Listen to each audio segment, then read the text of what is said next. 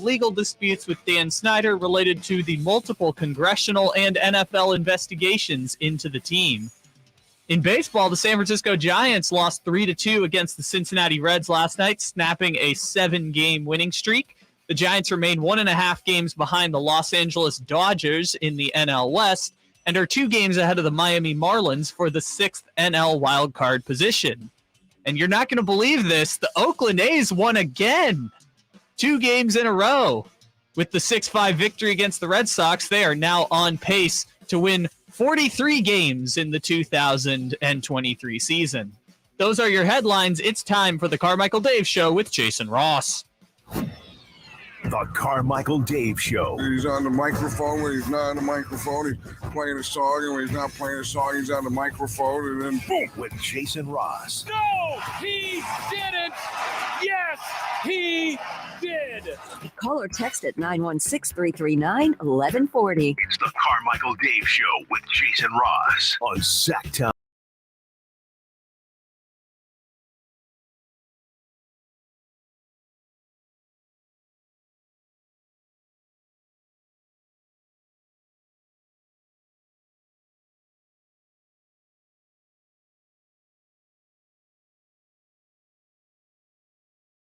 Oh, good morning. Already off to a good start.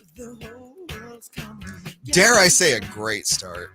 Show hasn't even started yet, and we're off to a great start. Good morning. It is Thursday. One more day. Then you get 2 days off. If you're a typical Monday through Friday person, I always feel bad because there's somebody out there that's like, Kyle. What? He works those. Yeah. He works the weekends. Happy Monday, everybody. Yeah, exactly. I mean, but that's okay. I just had my weekend. Yeah, because he's gonna have weekends that we don't. But also, you know, there's people that work 6-7 days a week, and then you know, shouts to them as well. I'm Dave. That's Jay. JayMarrZZ, as he calls himself. Sometimes. Uh-huh. I never call myself that outside of work. I feel like that's weird, right? Yes. Dude, I was like, I think I'd gotten on, one of my first shifts after ever doing an on-air shift. And my mom was like, hey, JayMarrZZ. I'm like, oh, don't. No, don't do that. Don't do that. No, that's like if somebody were to, the whole. Could you imagine your dad? Hey, Carmichael Dave. My dad referred to me as CD once, talking to somebody else on Facebook. And I like literally called him and was like, don't ever again. No, it'd be like a family member. Actually, it's worse than that. Your dad is like a family member, correct? No, it would be like a family member calling me Dave. Oh, that's right. All your family calls you David, right? Yes. It's just, and but yet if somebody else called me David, that also is a little bit weird, but not as weird as if a family member called me Dave. That just doesn't happen. Isn't it weird though when people just call you Carmichael Dave? Yeah. Does that bother you? It does. It really does. It actually, honest to God, does. Not in like I get mad at them. It just makes me feel incredibly uncomfortable. It's cringeworthy, right? Yeah, a little bit. Or like it's like if a guest or somebody calls me Carmichael. Like they think that's my first name.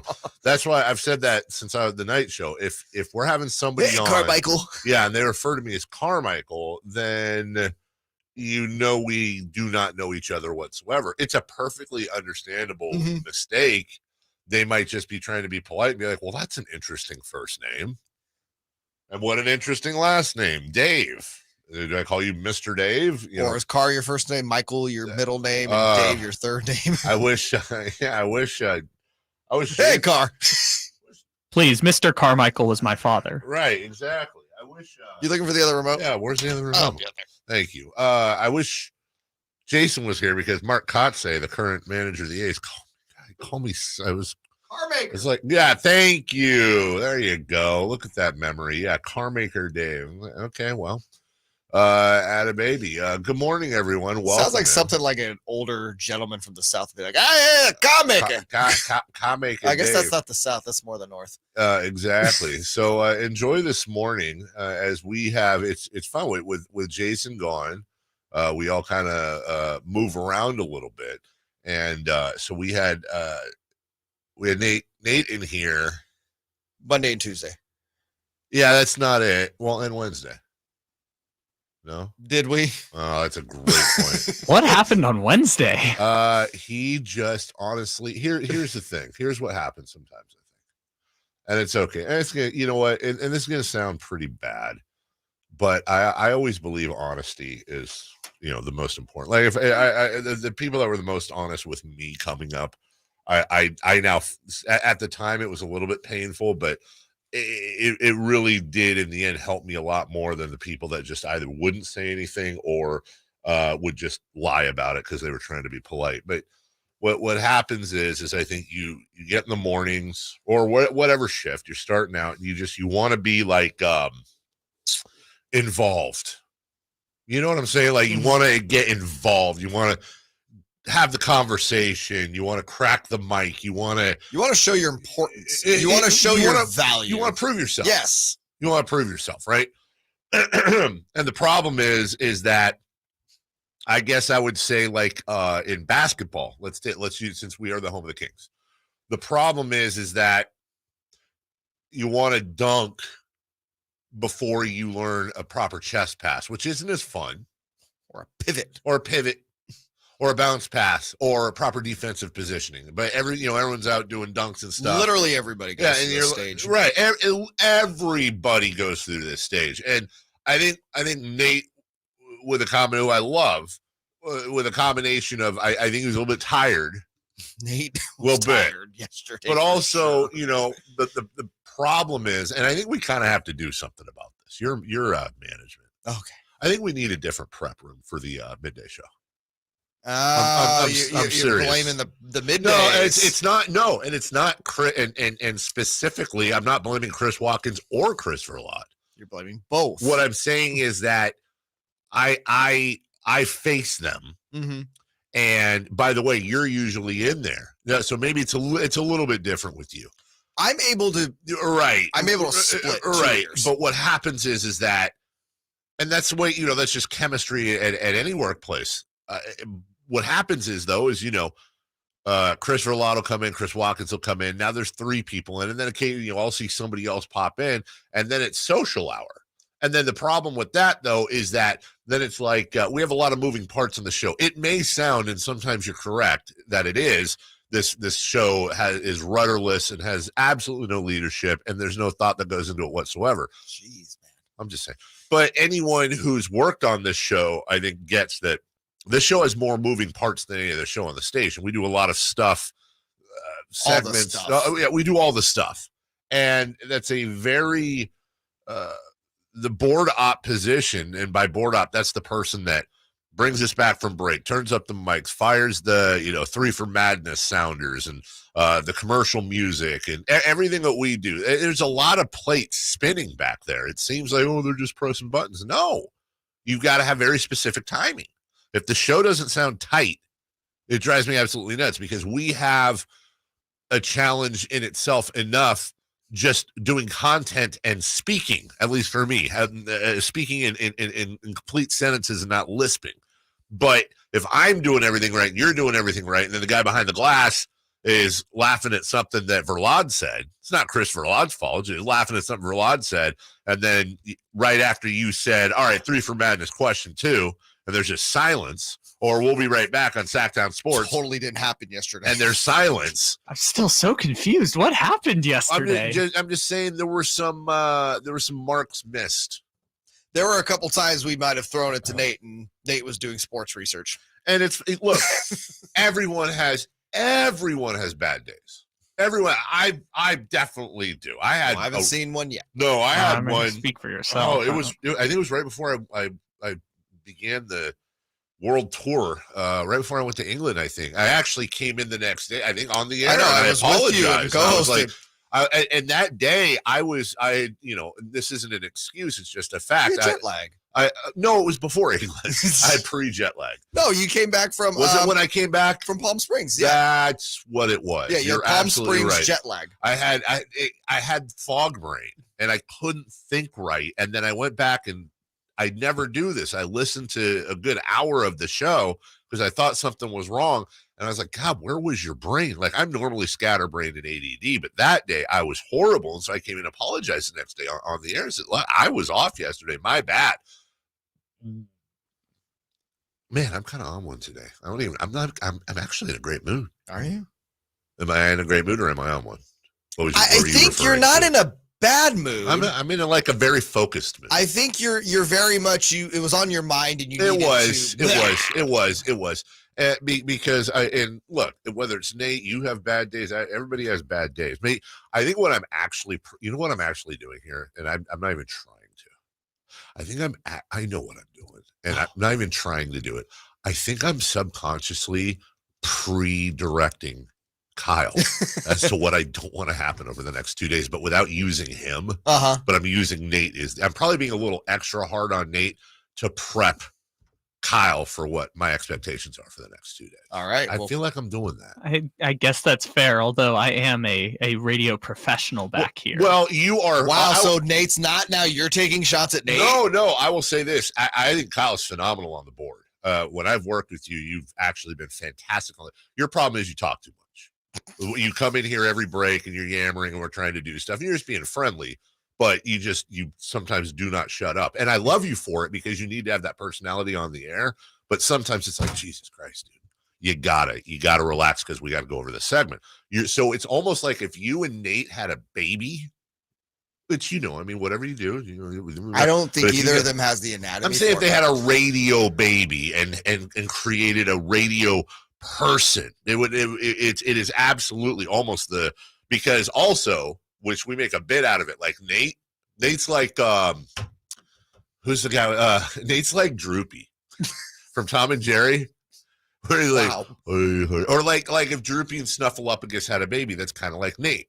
And I love Nate to death, but Nate, let's be honest, that's why I call him the animal, because he is the opposite of that. Mm-hmm. He's very kind of chill.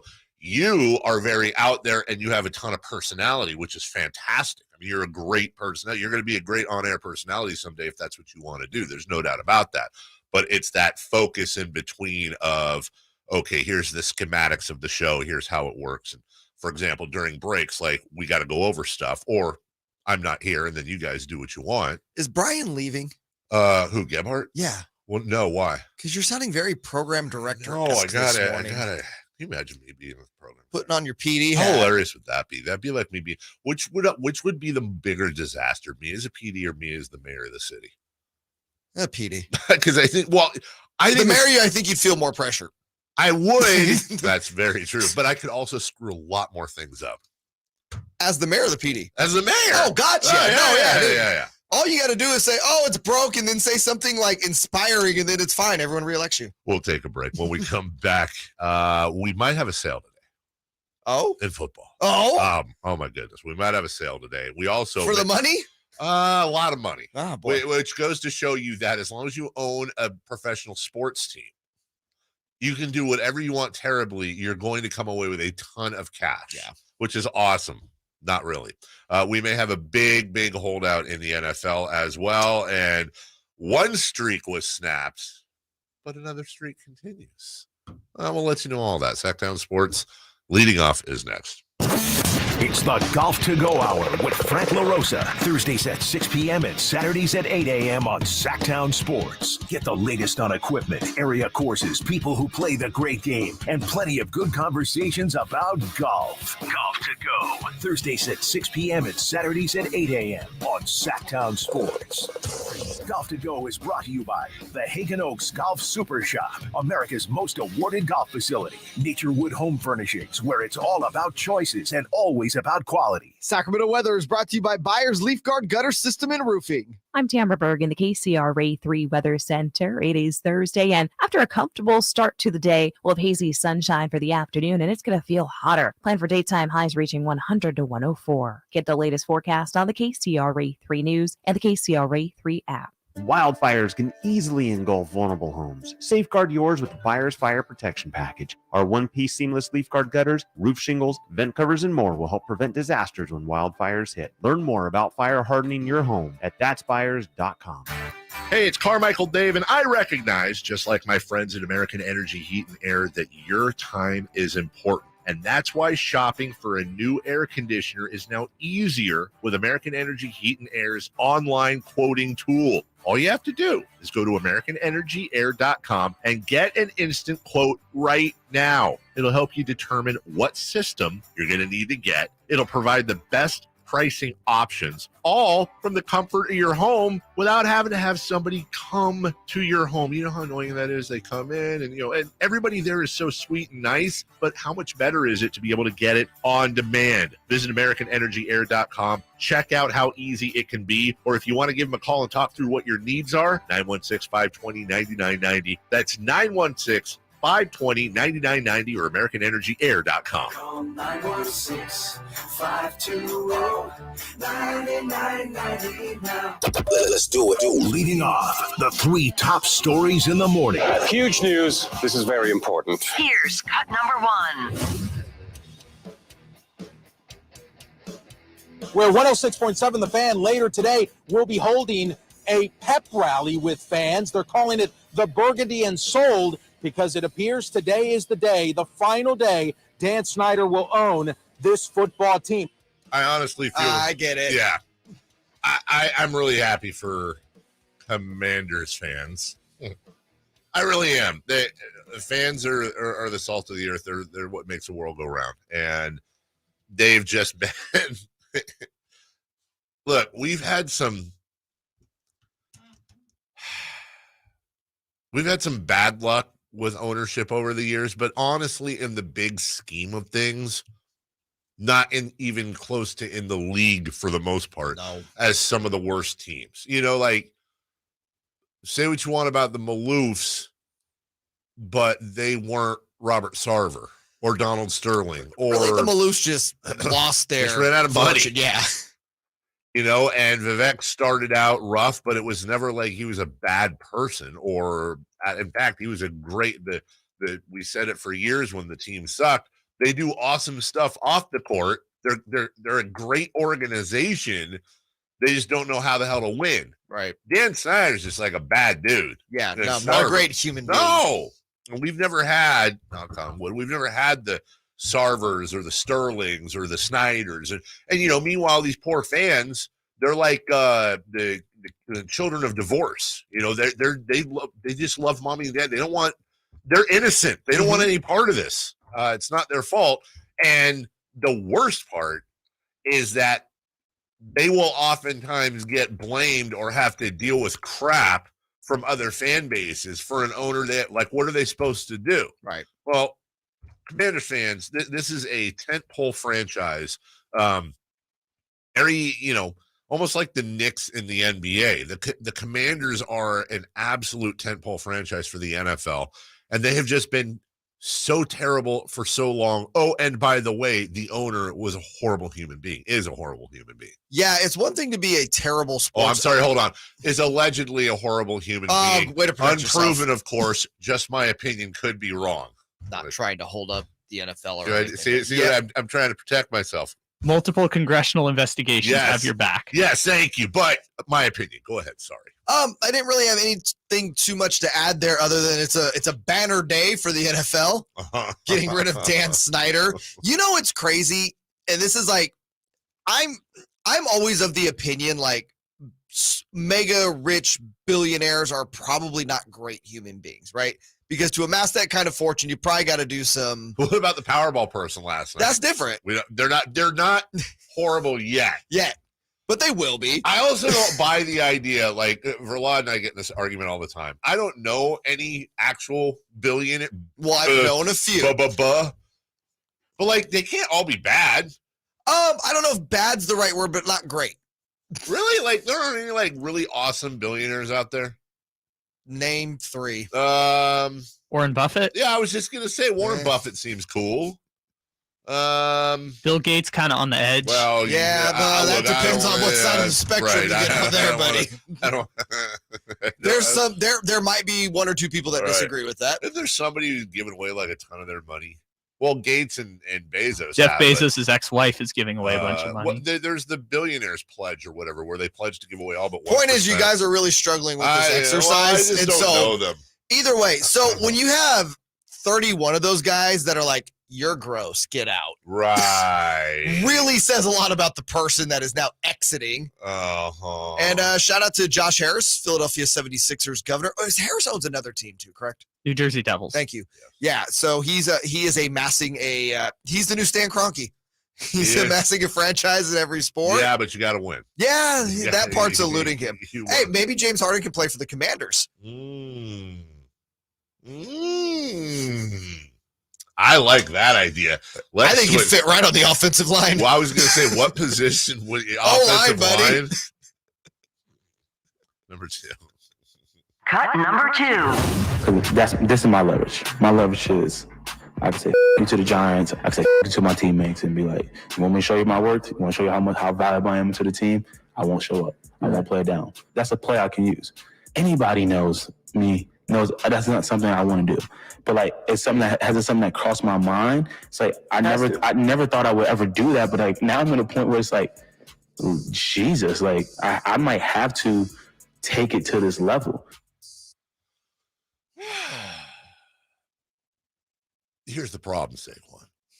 Is it Saquon or Saquon? I've always wanted. Saquon. Okay. If you sit out and whoever your backup is comes in and has just a fine year and the Giants have as good or better of a record as last year, you just screwed the whole running back market. Yeah. You really did. Like, you better be sure of what you're doing. Or even if that running back is half of what you're doing, but the Giants get the same amount of wins. That's what I'm saying, man. Like, you better hope that they can't do anything on the line, and you better hope the team's losing a lot of games. Because if you're sitting out and they're winning, you just proved everyone's point about running backs. Well, and again, we have a case of this with Le'Veon Bell, right? There's already precedent for this. There is 100%. Both in sitting out a season and how it'll affect your marketplace, but also letting a backup running back come in and be really productive, which is what happened in that case too. I think it's even worse now because I think when Le'Veon did it, well, I know when Le'Veon sat out, there wasn't this like this is the topic in the NFL right now, and it just zoomed in out of nowhere. Like it not that it hadn't been building, not that it wasn't a situation, but all of a sudden, it's always, it's like when society turns the eye of Sauron on something that they decide to be outraged about, and now it's like, well, this has been around for 30 years or whatever. Well, now we're outraged. It's kind of this. This is not new, but now the right amount of things have hit, and now everyone's focused on this. It's even worse than when Le'Veon Bell did it. And if Saquon sits out and the Giants behind Matt Breida and Eric Gray and Gary Brightwell are able to put together a good backfield, well, oops. And I was talking about the precedent of this. I was trying to remember for the life of me. I'm like, who was Le'Veon's backup that became the starter? It was James Conner. Yeah. So James Conner, that very year that he got thrust into the starting role, made the Pro Bowl. So yeah, just be careful. Number 3. Cut number 3. Where you at? Play. Swinging a weak ground ball off the glove of Diaz. He deflects it, picks it up, flips to first in time for the out, and that's it.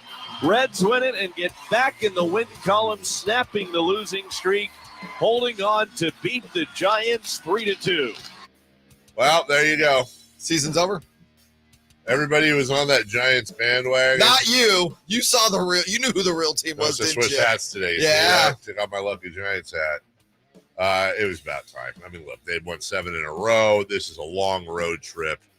It's and the Reds are not as bad as they've been over the last 6 games. Honestly, the Giants played well yesterday. Just one bad pitch by Stripling. Yeah. And remember I told you yesterday he likes to give up the danger? Well, he certainly did. But you know what? Now you just start another. Who was it? Somebody told me yesterday when we were the day before when we were talking about Joe DiMaggio's 56-game hitting streak, and I didn't check this to be true, but I imagine it is. I think after the streak ended, the very next game, I think he started like a 16-game streak or a 15-game streak. That's insane. It really is insane. Well, that's what they're going to have to do. The Giants just started another 7-game streak, and here's my prediction: if the Giants win 7 in a row starting today, by the end of that streak, they'll be in first place.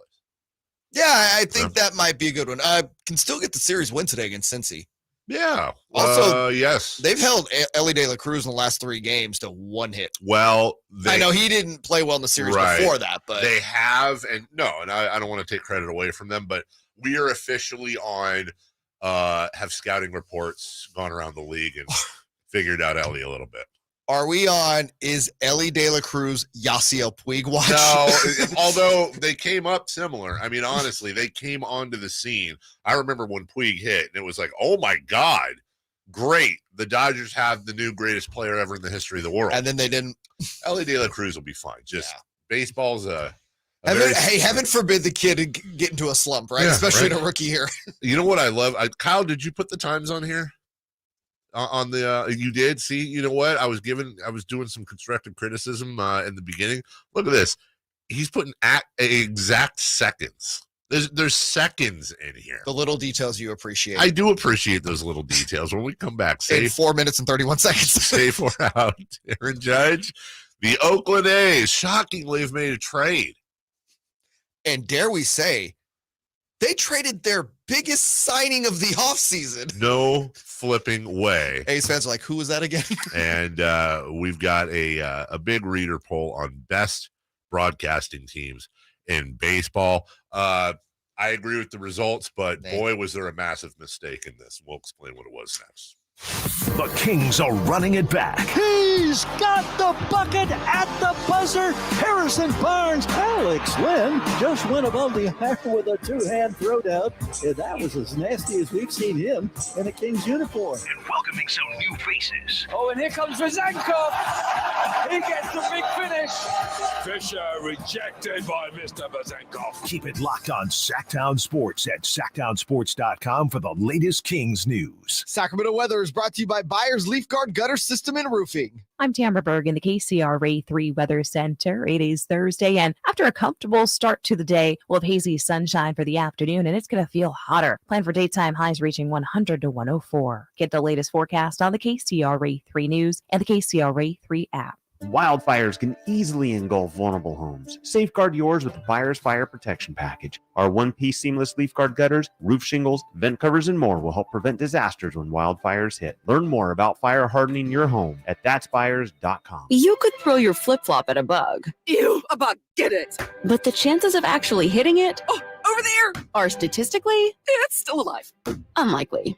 Good thing nature's got your back.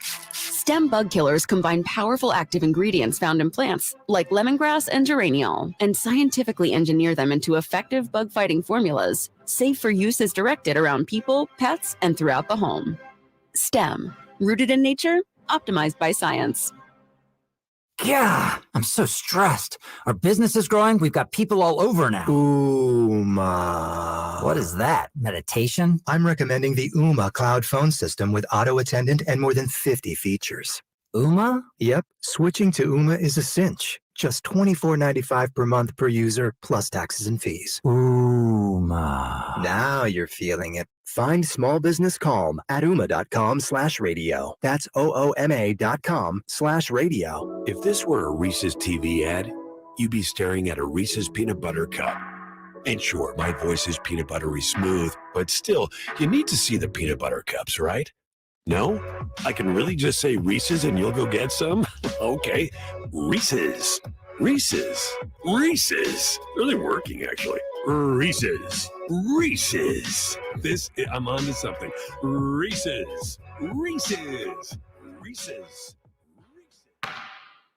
Hello, Sacramento. Doug Christie here, and I have something to share. Recently, I asked myself to determine the one most indispensable thing I use to do my job, the one I couldn't do without. The winner, forget the phone, which I live on, and the video editor, which makes my life understandable. The winner was the Good Feet 3-step arch support system. Yes, the one I tell you about each week keeps me going comfortably supported, pain relieved, and vital. So it strikes me that if Good Feet is the most important go-to tool to relieve pain or just keep me going, shouldn't you give it a try? I think so. Come to the Good Feet store today for a free, no obligation arch support fitting, then take them for a test walk. Experience the comfort, balance, and support of the Good Feet 3-step arch support system. Good Feet in Sacramento, Roseville, Stockton, Modesto, and now Vacaville. Online at goodfeet.com. Guys, did you know your testosterone affects everything in your system, including how you feel and perform every day? Right now, Revive Men's Health Sacramento will check your testosterone for free. Knowing your T levels is the first step in understanding if you have low T. Your testosterone level impacts your energy, libido, sleep, weight, hair loss, mood, and even ED. Maintaining an appropriate T level can change your whole life. Most men start to see changes in their hormone levels in their 30s. Experience and results matter. So what are you waiting for? Get your T levels checked today by local, experienced, and trusted men's health experts. They've helped thousands of men since 2011. They're so confident they can help you, they even guarantee it. Call Revive today and schedule your free testosterone test, free exam, and free consultation. Call Revive Men's Health at 916-277-8599. That's 916-277-8599. Or visit ReviveMen'sHealth.com. Sactown Sports. Good morning, Sacramento. My name is Kyle Ledbetter, and these are your Sactown Sports headlines. NFL owners are expected to approve the sale of the Washington football team today to Josh Harris for $6.05 billion after the league agreed to resolve legal disputes with Dan Snyder related to multiple congressional and NFL investigations. In baseball, the San Francisco Giants lost 3-2 against the Cincinnati Reds last night, snapping a 7-game win streak. And the Oakland Athletics, miraculously, have won 2 games in a row. And they are on pace now to go 43-119 on the MLB season. Those are your headlines. It's time for Safe or Out on the Carmichael Dave Show with Jason Ross. Safe or out? It's time to go around baseball. 3 pitches, 3 swings. It's Safe or Out on the Carmichael Dave Show with Jason Ross. Hey, today's Sam Amick Day. It is. Have him on at 8 a.m. He did a thing with Anthony Slater on the Kings. I think we should talk to him about it. Now, is this our last talk with Sam? What's the day? No, we have next week. Oh, okay, so we got one more. Mm-hmm. Okay, good. I get sad. You get sad, Amick? It's sad, Amick. Kyle Ledbetter behind the glass with a wonderful Light the Beam shirt. Safe or out? Question 1. Safe or out? Aaron Judge, not to be confused with Arson Judge, yes, said it would be exciting if Shohei Ohtani broke his AL home run record that was set last season.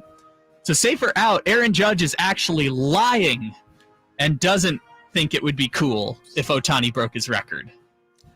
You know, we live in such a sarcastic, pessimistic, cynical world. Normally, I would really lean towards you're full of garbage. There's one thing, though. Aaron Judge is a Sacramento. It's true. Born right here in the capital city. And you know what?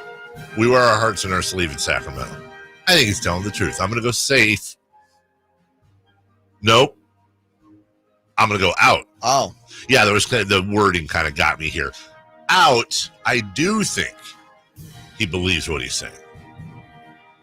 It says safer out. Judge actually doesn't think it would be exciting at all. So that would be out if I think he does think it, right? Yeah, we can get rid of the safer out part and just say you don't think he believes it. I don't think he. Well done, I do. I think he's serious. I don't. You just last season. Well, you're a Dodger. See, Dodger. Oh, it's a Dodger thing, it's a right? Dodger thing. Total. Where Dodger were you thing. born, Jay? Aaron Judge is a competitor. Well, of course he is. You don't want to see someone snap your home run streak one season later, dude. That's not what he said. He didn't say he wanted it. He said it would be exciting. I don't think it's exciting for him.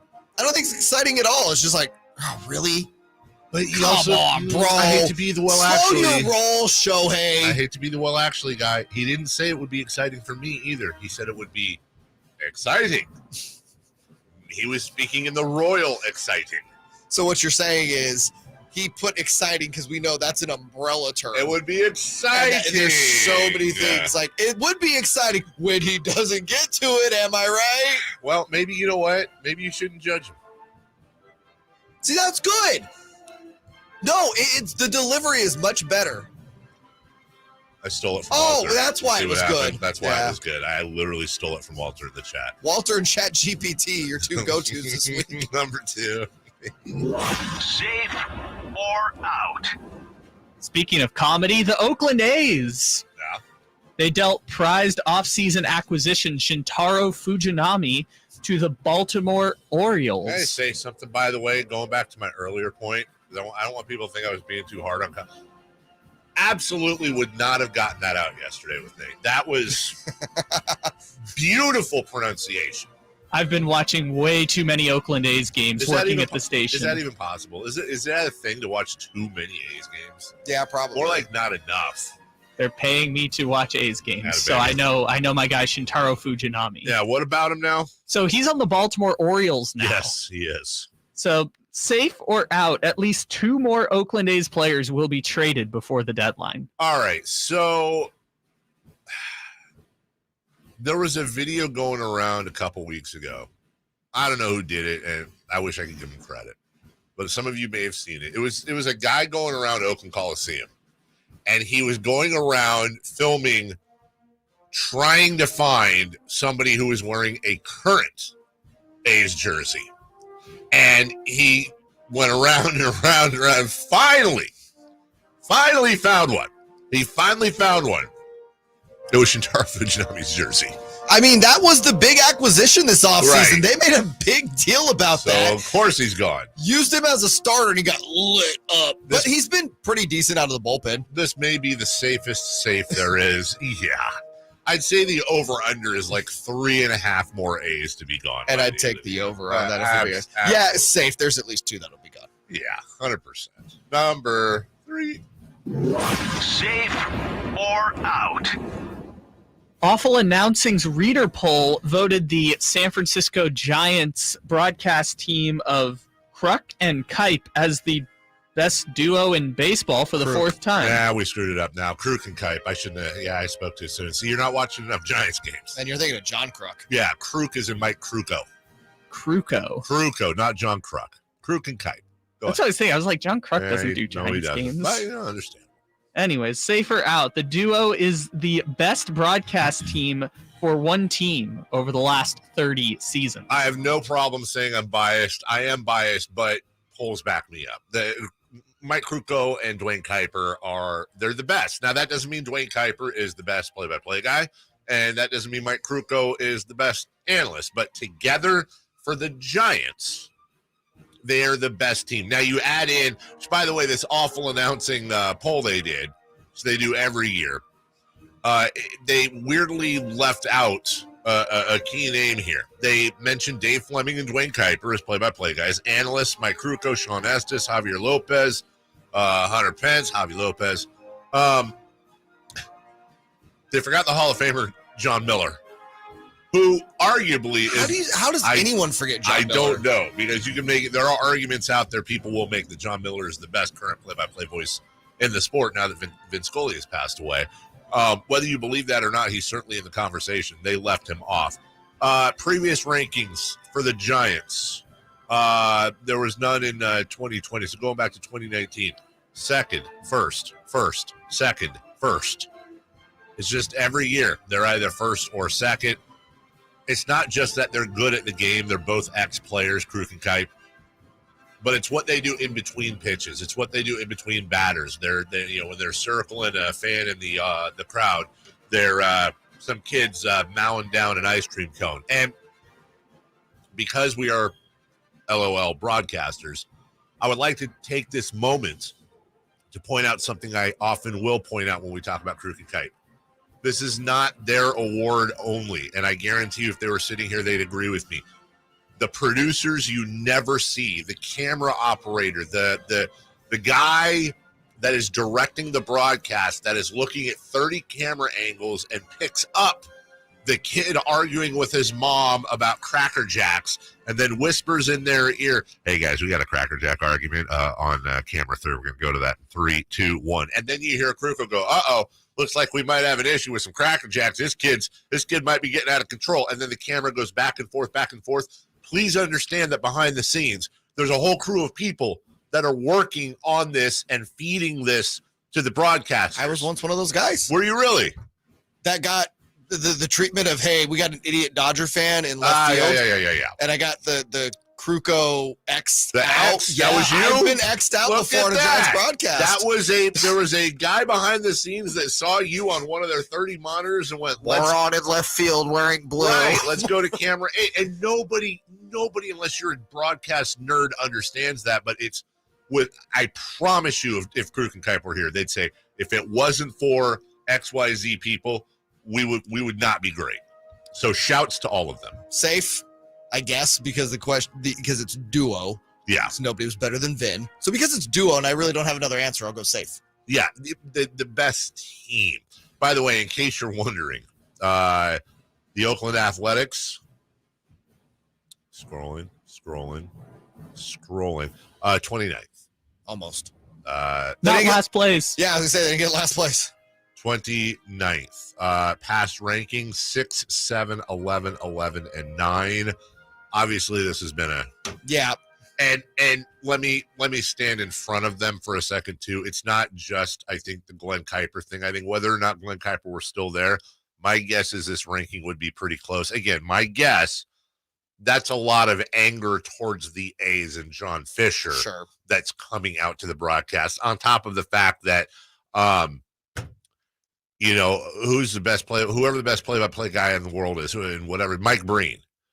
If you ask Mike Breen to call a turd floating in a pool for an hour, it's not going to be a very interesting broadcast after maybe the first 30 seconds. You think that? Hey, Mike Breen, call this. I want you to call this game of a dog sleeping. Bro, Mike Breen would had so many stats and stories on the turd. So many. Turd's origin. Now you got me thinking of Vince Scully. Player comps. You know, it's 1984. There you go. See? There was a turd in a pool. And it was mine. In Tiny Weed, California. We'll take a break. R.I.P. Vin. R.I.P. Vin. Best to ever do it. When we come back, Saquon Barkley says, I might have to skip the season.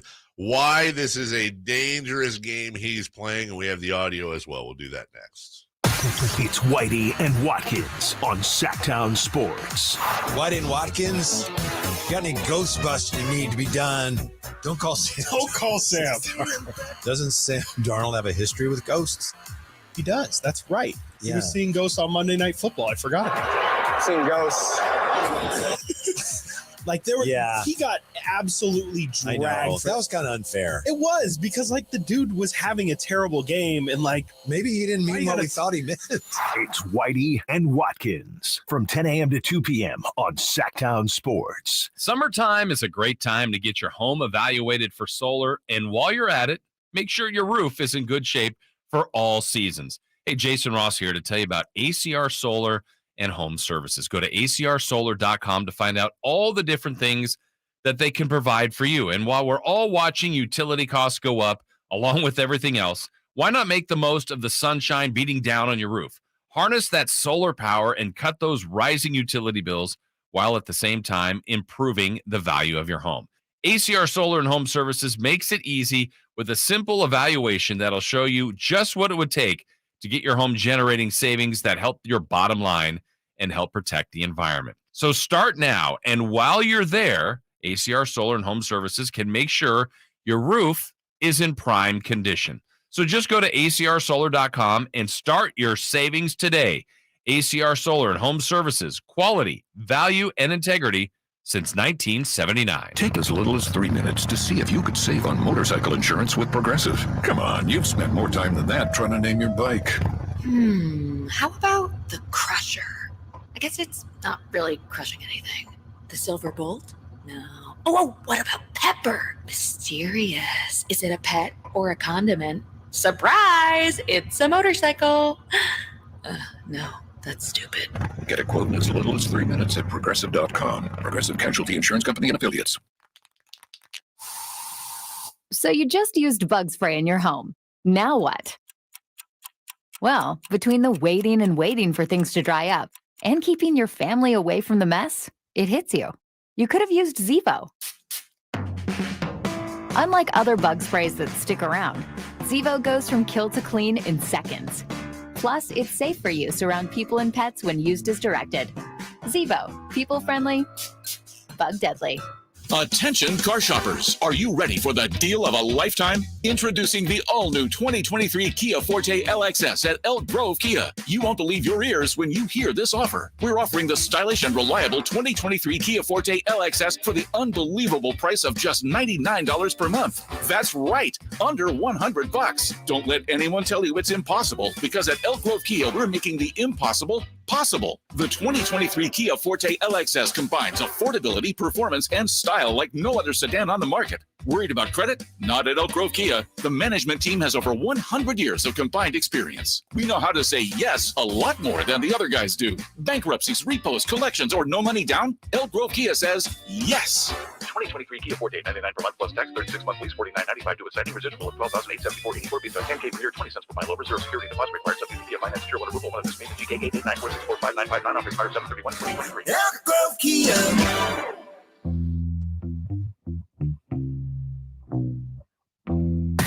Carmichael Dave. He has very good sources, and he just kind of tells it as it is and gets to the point. Jason Ross. He has a lot of pretty smart things to say. He's good at what he does. On Sactown Sports.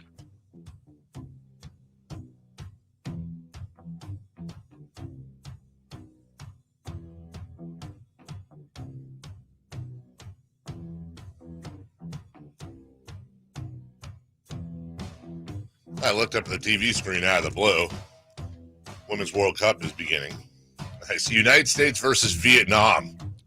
For my first thing, I was like, wait, what? Oh, okay. Only part of that. Good luck to the, can I say, I never know, man. Can I say good luck to the ladies? Yeah. I mean, I'm being serious. It's the women's team. The women, ladies, I think either is acceptable. Women's World Cup is, I think, incredibly entertaining. What about gals? No.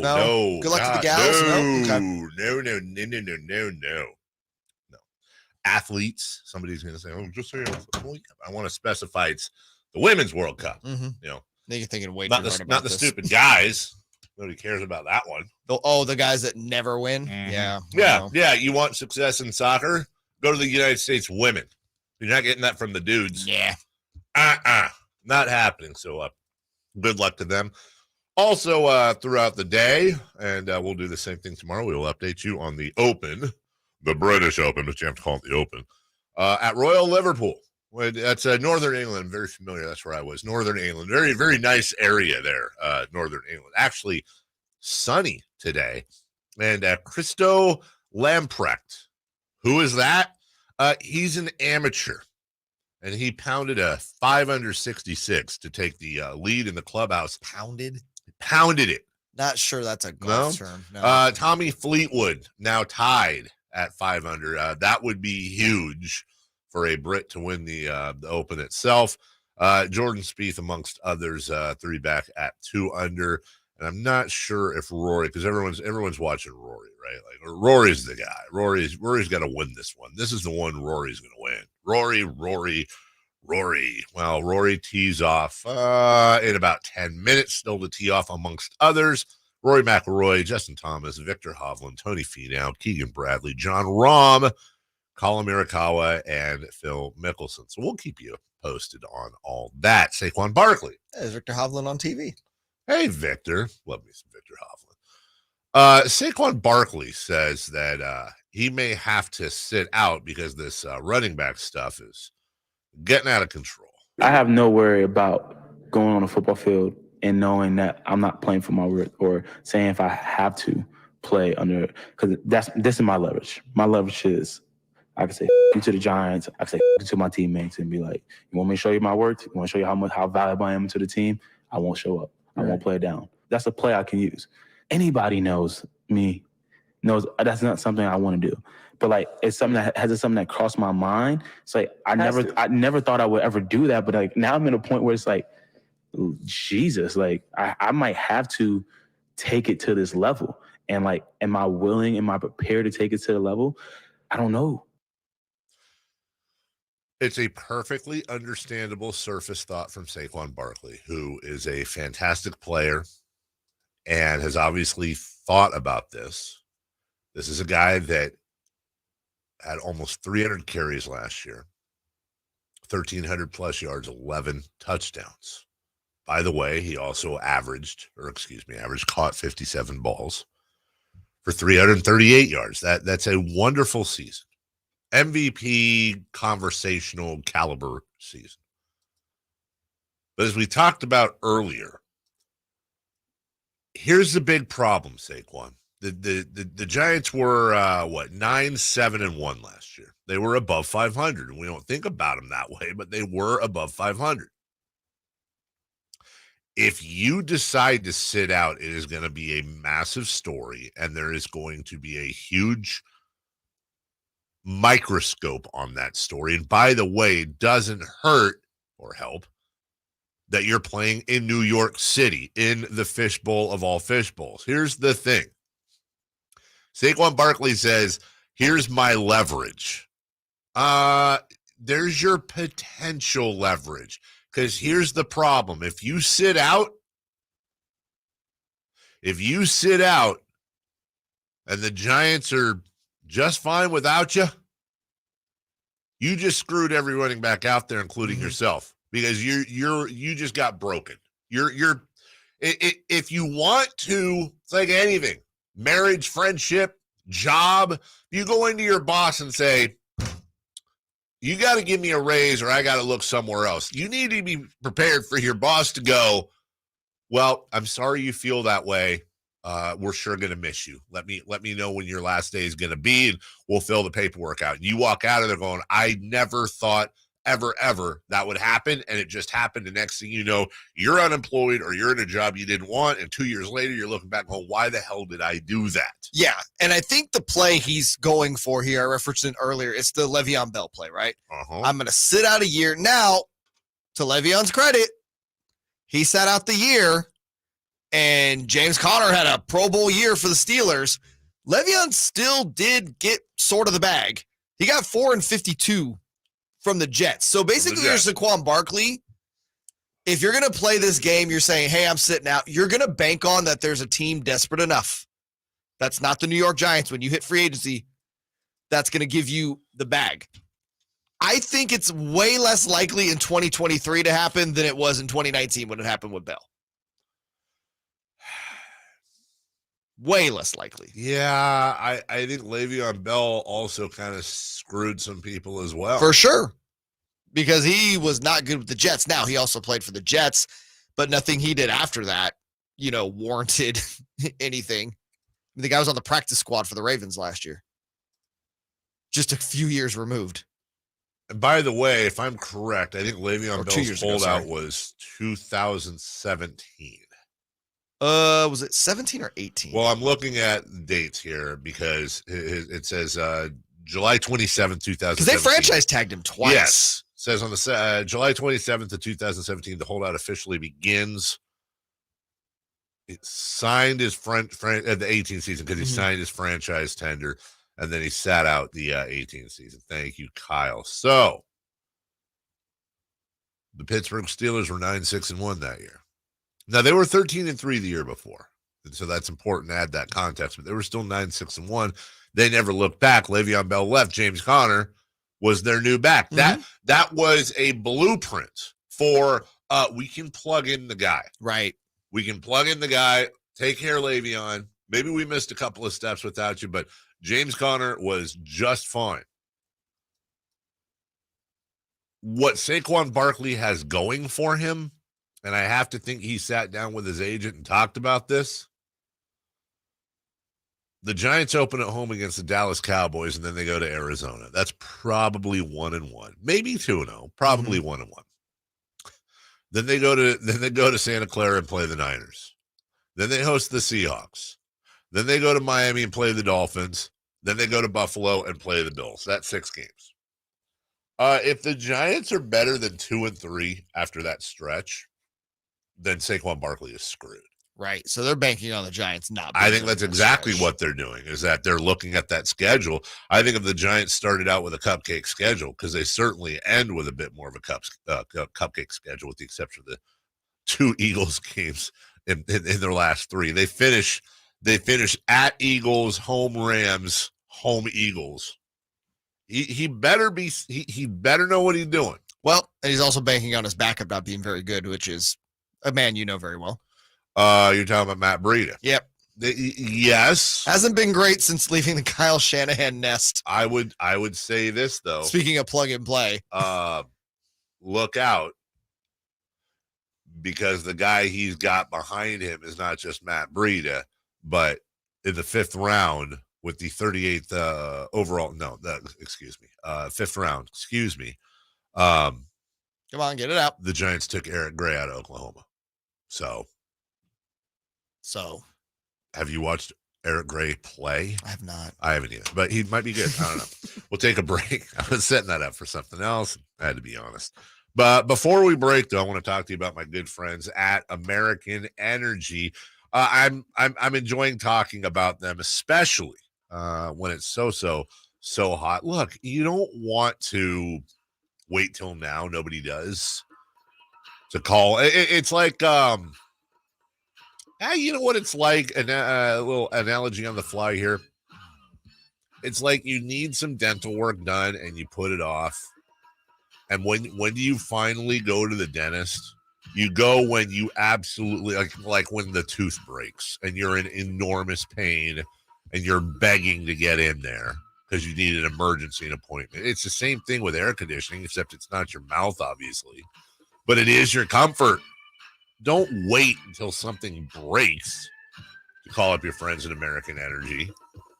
If you haven't had a tune-up in a while, now's a good time to do it, because they can see those problems and fix those problems before they happen. And if you are in the market for an air conditioner, if you're paying a crazy bill every month, and yet your house still isn't comfortable, or you are comfortable, but you're paying that crazy bill and you like to get it a little cheaper, American Energy Heat and Air has their new quoting tool. Now, that's not just some dummy standing up like riffing on movie lines. That would be a quoting tool. I'm talking about a tool you can use on the website to get an instant quote today to help determine what system you need and get the best pricing options, all from home, without somebody having to come to your home. A+, Better Business Bureau, doing that since 1981. It's who I use for my house. It's who my family uses for their house. Go to AmericanEnergyAir.com or call them at 916-520-9990. That's 916-520-9990. We will take a break. When we come back, Monty McNair spoke to Sam Amick and Anthony Slater of The Athletic. We'll have Sam on a little bit later. Let's look at the highlights. Plus, Monty did a Q&A publicly yesterday. We'll see if we could find something fun out of that. We'll do that next. The Carmichael Dave Show with Jason Ross on Sactown Sports. All new spring deals are here at Lowe's. Start planting your garden this weekend with Bonnie 11.8-ounce vegetables. Buy 4 for $10. Plus, liven up your patios and decks with fresh blooms. Select 1.5-gallon hanging baskets or 2 for $20. Lowe's knows spring. Lowe's knows home improvement. Offers valid through 5/17. In-store only. Actual plant size and selection varies by location. While supplies last, excludes Alaska and Hawaii. I'm Craig Ashton of the injury law firm of Ashton and Price. Whether you've been injured on a bicycle, as a pedestrian in a slip and fall, auto, Uber, Lyft, or big rig accident, you need Ashton and Price in your corner. When you call Ashton and Price, there's no chatbot telling you to hit 3 for accounting. You're greeted by a real live person who will immediately transfer you to an experienced attorney. The consultation's free, and there's never a fee until you win. Remember, for the best advice, don't think twice. Call Ashton and Price. Attention home services contractors who want to grow their business with more leads while leveraging their marketing costs to receive over 10 times the value in advertising. Subcontractors United is offering 40 home services contractors from architects to landscapers to participate in our advertising co-op. For less than $2,100 per month, you'll share in over $83,000 a month in advertising. That's $1 million a year in advertising for under $2,100 a month. And because there's only 3 subcontractors per category, not 3,000, your lead potential is unlimited. Generate more leads than you ever thought possible. Be one of only 3 subcontractors in a category and receive $1 million a year in advertising by leveraging the power of a united group.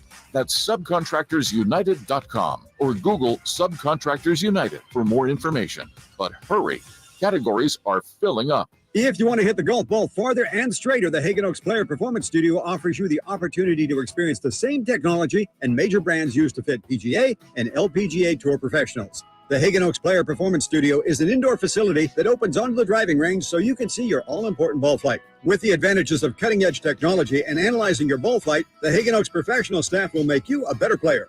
Hagen Oaks Player Performance Studio, Fulton Avenue at Cap City Freeway, or call 916-808-2531. That's 808-2531 for longer, straighter drives. Hello, Sacramento. Doug Christie here, and I have something to share. Recently, I asked myself to determine the one most indispensable thing I use to do my job, the one I couldn't do without. The winner, forget the phone, which I live on, and the video editor, which makes my life understandable. The winner was the Good Feet 3-step arch support system. Yes, the one I tell you about each week keeps me going comfortably supported, pain relieved, and vital. So it strikes me that if Good Feet is the most important go-to tool to relieve pain or just keep me going, shouldn't you give it a try? I think so. Come to the Good Feet store today for a free, no obligation arch support fitting, then take them for a test walk. Experience the comfort, balance, and support of the Good Feet 3-step arch support system. Good Feet in Sacramento, Roseville, Stockton, Modesto, and now Vacaville. Online at goodfeet.com. KHTKAM Sacramento, KYMX HD2 Sacramento. From the Power Business Technology Toshiba Studios, your flagship station for the Beam Team. Should we light the beam? Light the beam, baby. Sactown Sports. Sactown Sports. Headlines. Good morning, Sacramento. My name is Kyle Ledbetter, and these are your Sactown Sports headlines. The NFL owners are expected to approve the sale of the Washington football team to Josh Harris for $6.05 billion today, after the league agreed to resolve legal disputes with Dan Snyder related to multiple congressional and NFL investigations. The San Francisco Giants lost 3-2 against the Cincinnati Reds last night, snapping a 7-game winning streak. And the Oakland A's have won 2 games in a row. How about that? Those are your headlines. It's time for hour number 2 of the Carmichael Dave Show with Jason Ross. The Carmichael Dave Show. He's on the microphone when he's not on the microphone. He's playing a song, and when he's not playing a song, he's on the microphone, and then boom. With Jason Ross. No, he didn't. Yes, he did.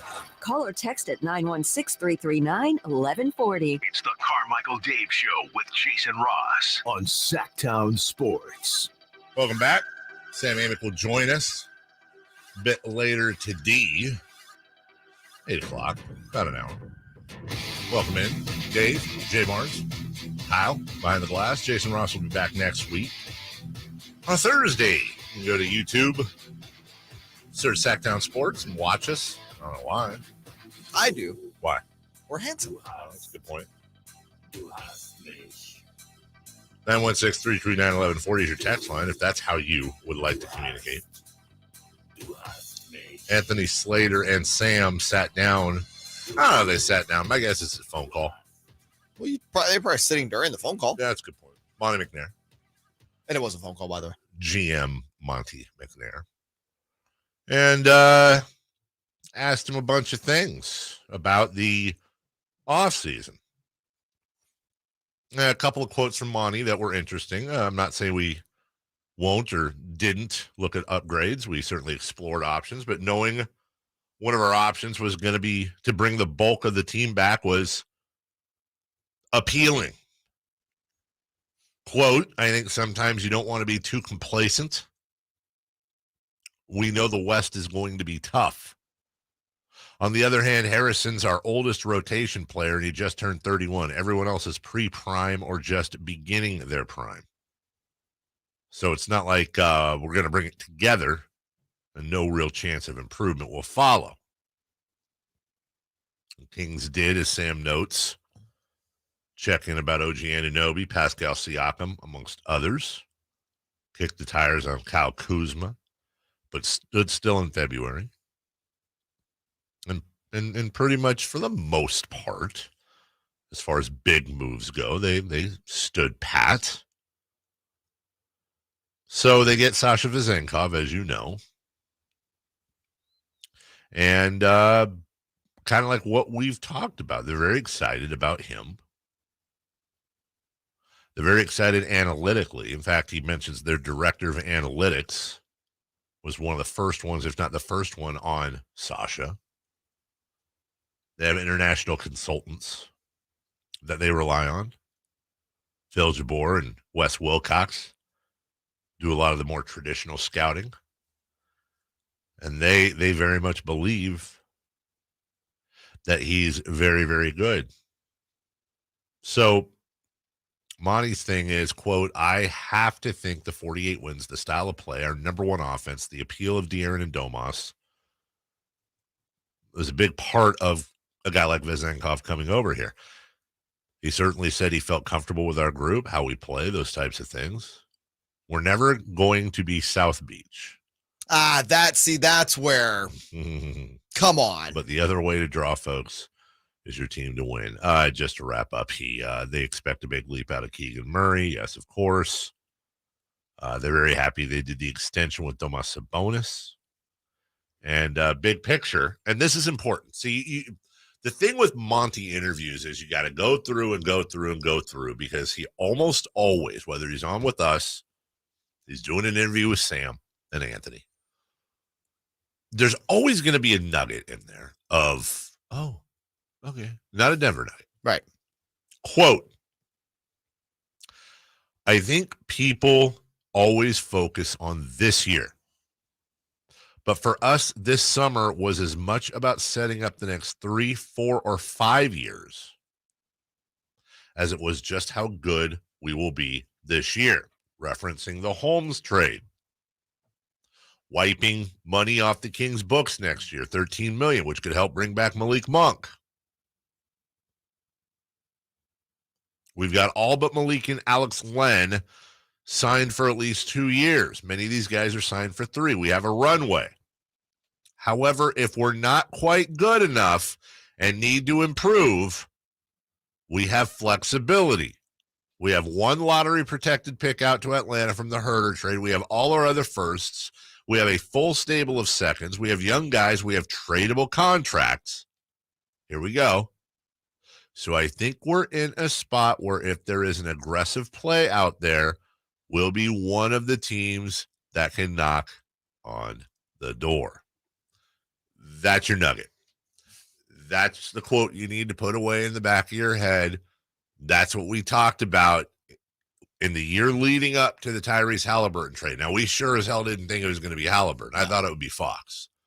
But we knew that there was going to come a time when again, we say it over and over again, a distressed asset will come available, and Monty McNair and Wes Wilcox always want to make sure that their storefront is open and their hands are not tied for when that asset, because oftentimes it's as important to hit the timing correctly almost as it is to have the right personnel to send back in a trade. You have to be able to send them something.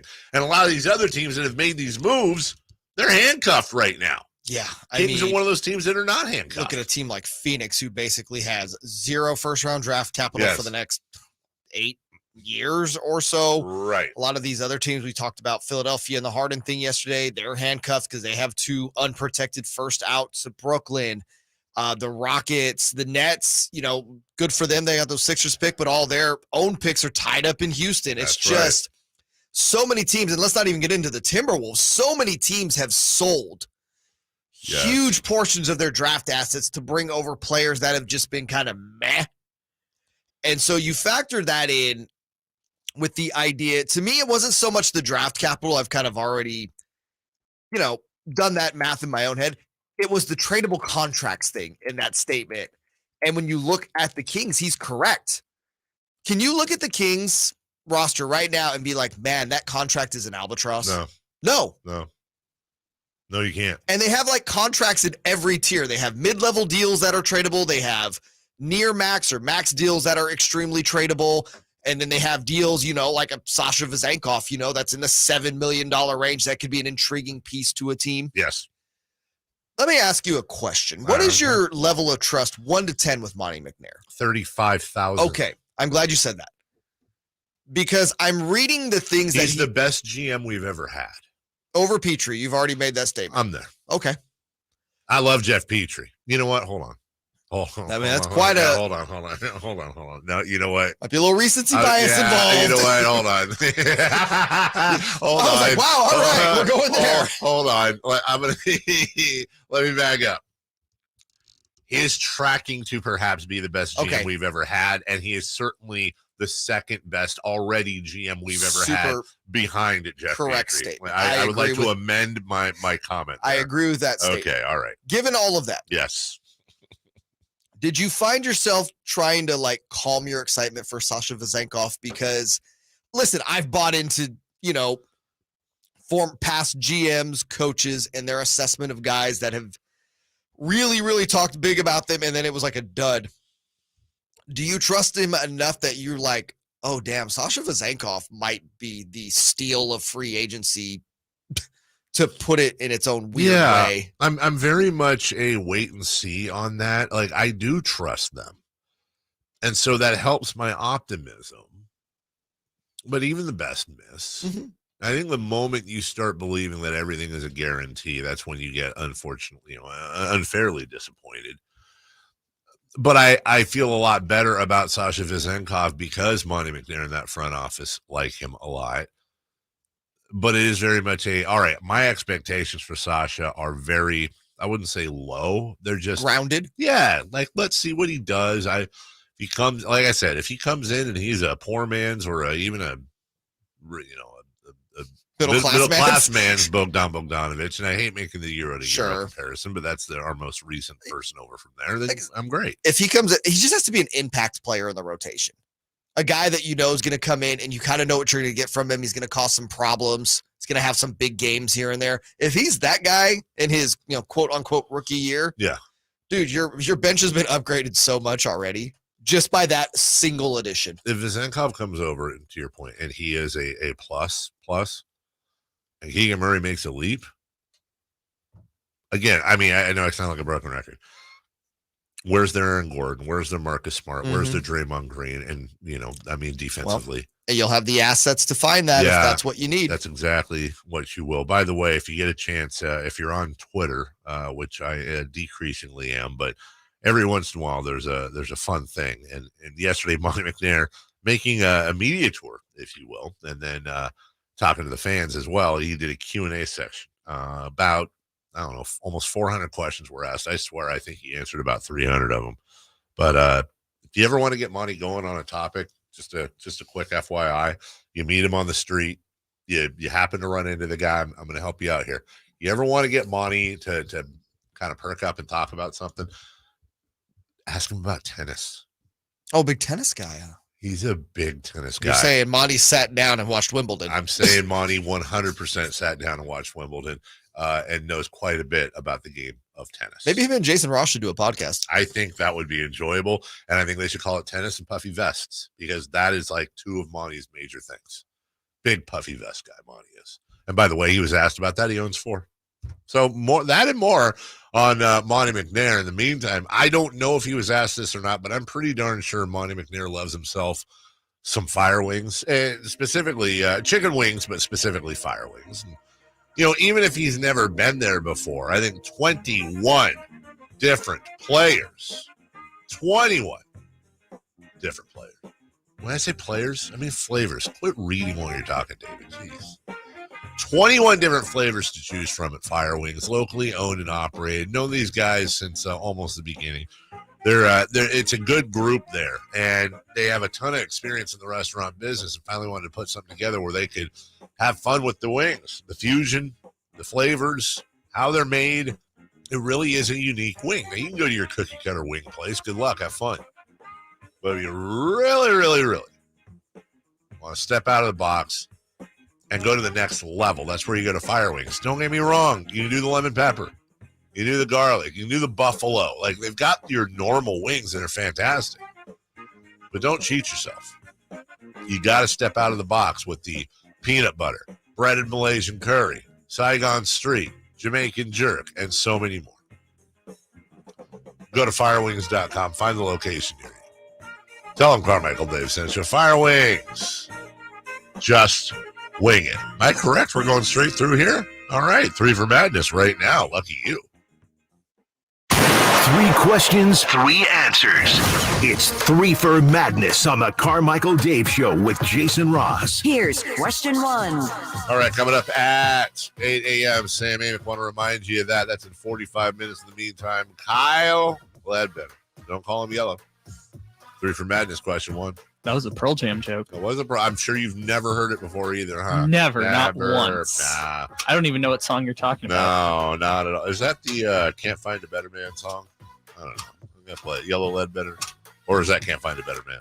Not a huge Pearl Jam guy. No, I know the song. Why don't we come back from the next break with Yellow Ledbetter? We have it somewhere in the system. It pops up every now and again, every time. I try and skip it whenever it comes up. Wow. Question 1.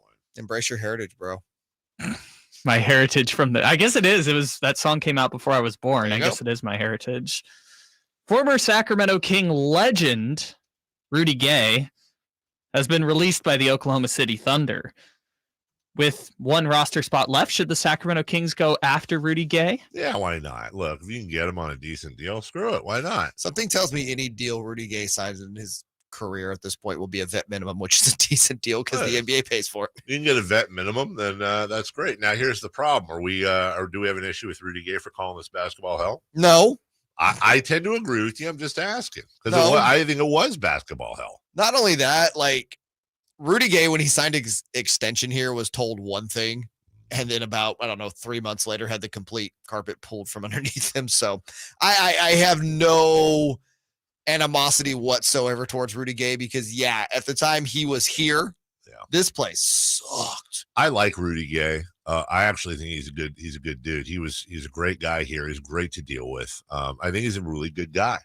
But I think people need to get over the nostalgia. I say this with all respect. All respect and love for Rudy Gay.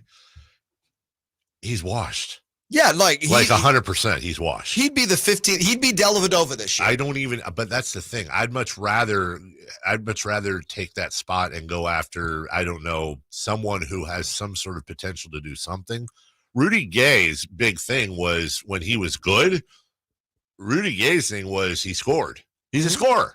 That's what he is. He's a scorer. Are you saying his 5 points a game on 25% shooting from 3 on the Jazz wasn't good last year? Well, it was slightly worse than his 8 points a game on, where the hell is it here? On 34% shooting the year before, both in 55, 56 games.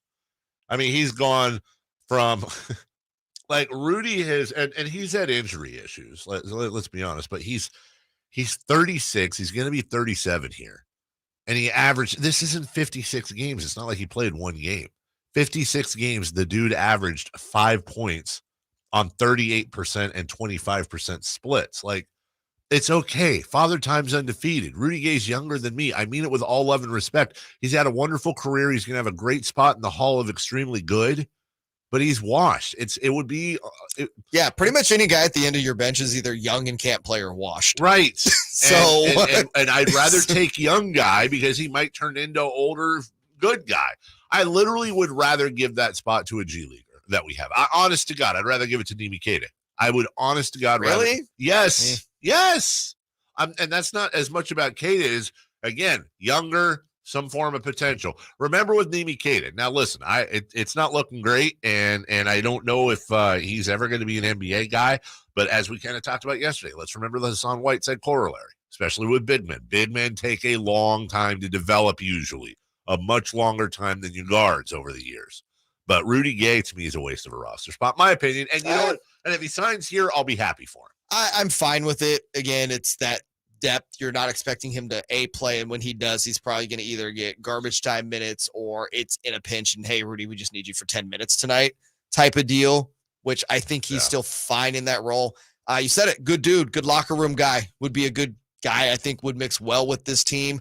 I don't really have any nostalgia towards Rudy Gay, so it's not really there. It's just like, yeah, this is a fine veteran, again, that you're not expecting to play much or if at all. Why not? Number 2. Question 2. Major League Baseball Commissioner and good friend of JayMarrZZ, Rob Manfred, is expected to be re-elected for the 3rd time next week. What's the worst thing that Manfred has either said or done during his tenure? Well, him mocking the A's fan reverse boycott was pretty damn bad. And I'll go with recency bias. I mean, I'll say that. Because unless I'm missing something, Manfred hasn't completely ever put his entire foot in his mouth. He's just meh. He's just... No, you can't say he's meh. He's awful. I mean, but I can't say he's awful because he's on the Roger Goodell track. Say what you want about baseball, but the revenue increases year on year have been fantastic for the game. And I understand the thought of, well, but you could put me in there and that would happen. Here's where I think we as fans get a little bit lost. The voters are the ones the owners are the ones who vote as to whether or not Rob Manfred will return. Same thing with Roger Goodell. Manfred's expected to get voted in with either near or complete unanimity. Whatever that is. And all he needs is a majority. Oh, something tells me it'll be unanimous. I agree with you. The owners are the businessmen. Now, say what you want about the owners. We can say a ton, but they obviously, at least for the most part, know what they're doing when it comes to business and know how to run a business. If Rob Manfred's not doing almost all of them. If Rob Manfred's not doing his job from a business point of view, these owners are going to they will talk amongst each other. They will have problems. They will have issues. So we can say what we want from a fan point of view about Rob Manfred, but he is pleasing his bosses, much like Roger Goodell does. We can kill them all we want. The only commissioners that ever really truly get a pass historically, generally NBA commissioners. David Stern, Adam Silver. I would say Pete Rozelle, for the most part, got a pass. Paul Tagliabue was pretty well liked. You're naming a lot of commissioners. I named like 3. I'm just saying. Who was it before C League and Major League Baseball? Wasn't it Faye Vincent? It might because they didn't go Bart Giamatti, and then he had a heart attack, and then Faye Vincent came in, and then I think from Vincent went Bud Selig. I gotta look it up, but that was that's why Bud Selig became a thing, is because you had a commissioner that wasn't like, yeah, I'm not just bending over for the owners. It's not for the good of the game. They're like, yes, you will bend us over. We have someone who will bend over. There's Bud Selig. And Bud Selig, really the godfather of doing what's best for the owners and not for the game. Which we've had this conversation recently. The whole point of the commissioner originally was hiring Judge Kennesaw Mountain Landis after the White Sox scandal, and baseball was in danger of folding completely, had lost all public trust. And one of the ways they got back public trust is they hired not only very well respected, but a separate entity to come in to oversee baseball, who had the authority to overrun and override owners. And it was Faye Vincent, you're correct. It was, So, and then that tradition continued. I think Peter Uberoth's in there somewhere as well. That continued until they decided, oh, you know what? Why don't we just hire an owner? Yeah. Which completely went, and it's bad, but it is. I was going to say, stupidest thing I remember him saying, I thought the A's fans comment was the most callous thing he ever said, but the dumbest thing he ever said, I think, was when he tried to make the argument that minor league baseball players were making a what's the term? I'm sorry, living wage. Yeah. That was just like, bro, they make like $8,000 a year. That was just really, I mean, that's the thing. Bad. They're just so out of touch, man. Yeah. But $25 million a year. for Rob Mans. Yeah, not a bad gig. Underrated funny one is when he said baseball would work in Miami and South Florida because he owned a home in Florida. Number 3. Yeah, that's terrible. Question 3. Giannis Antetokounmpo on this day in 2021 dropped 50 points to lead the Milwaukee Bucks to their first title in 50 years. That was in Game 6, by the way. Is this the greatest performance ever in an NBA title-clinching game? Man, a title-clinching game? Probably. Well, hold on. Hold on a second. Wasn't Magic's stint at center, was that in a title-clinching game? Yeah, that would be. That, to me, is the greatest. But Giannis is in the conversation. It's Giannis or Magic. Yeah. But I think I'm going to, and I don't know, maybe it's because I'm old. I'm going to go with Magic Johnson. Yeah. Because not only what his stat line was that night, just out of this world, Kareem's not playing. Right. Oh, and by the way, he's 20. Yeah. He's a rookie. He's a rookie. He's 20. He's your point guard. And he's going to play center, and he's going to do quite well. Giannis probably number 2, though.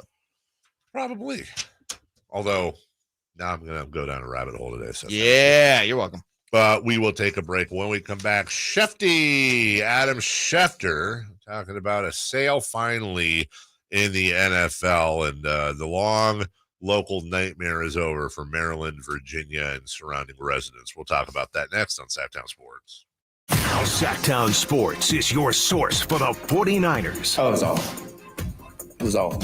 Did that leave a bitter taste in your mouth? Oh, yeah, for sure. Me and Cal had a long meeting the other day. We watched tape.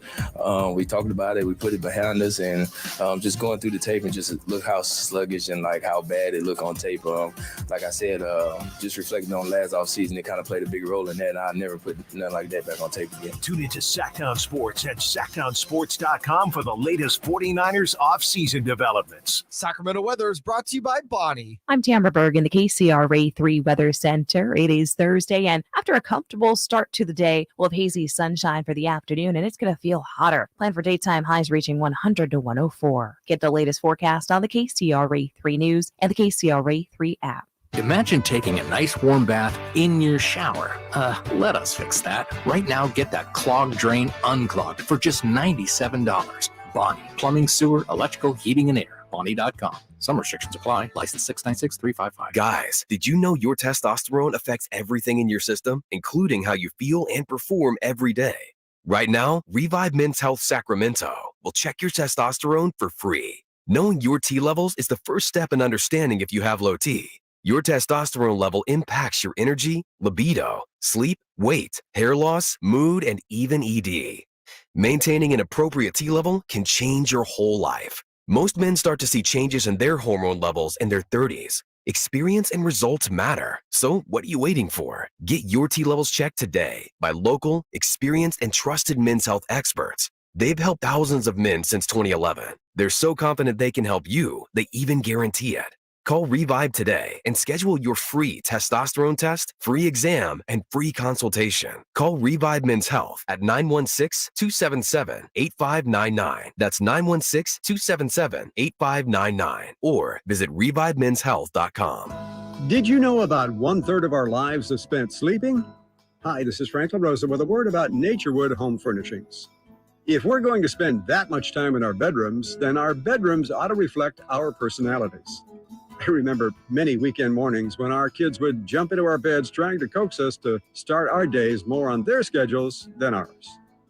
Naturewood Home Furnishings' huge bedroom sale is here, and there's no better time to find the perfect accent piece for your bedroom, or even better, to start fresh by designing your bedroom to fit your lifestyle. From a new mattress and foundation to dressers to nightstands to lamps and more. Naturewood Home Furnishings will help you create a space from simple to luxurious and anything in between. Just drop by and let Naturewood's team help you envision a bedroom fit for 1/3 of your life. Visit Naturewood Home Furnishings right now for this remarkable bedroom sale. Off Highway 50 at Hazel, look for the water reel. Hey, you want to be around people having a great time? You need to come check out Capital Casino, offering the most varieties of table games in the region in the friendliest environment. Come for the food, which is awesome, of course, and stay and play. Conveniently located in downtown Sacramento at 411 North 16th Street right there in downtown Sacramento for over 20 years.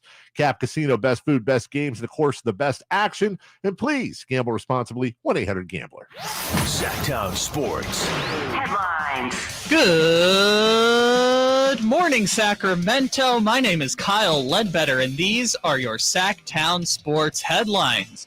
NFL owners are expected to approve the sale of the Washington football team to Josh Harris for $6.05 billion today, after the league agreed to resolve legal disputes with Dan Snyder related to multiple congressional and NFL investigations. In baseball, the San Francisco Giants lost 3-2 against the Cincinnati Reds last night, snapping a 7-game winning streak. The Giants remain 1.5 games behind the Los Angeles Dodgers in the NL West and are 2 games ahead of the Miami Marlins for the 6th NL wildcard position. If you missed any of today's show, head to SactownSports.com, where you can listen to all 4 hours on our podcast and YouTube feeds. Those are your headlines. Let's roll along with the Carmichael Dave Show with Jason Ross.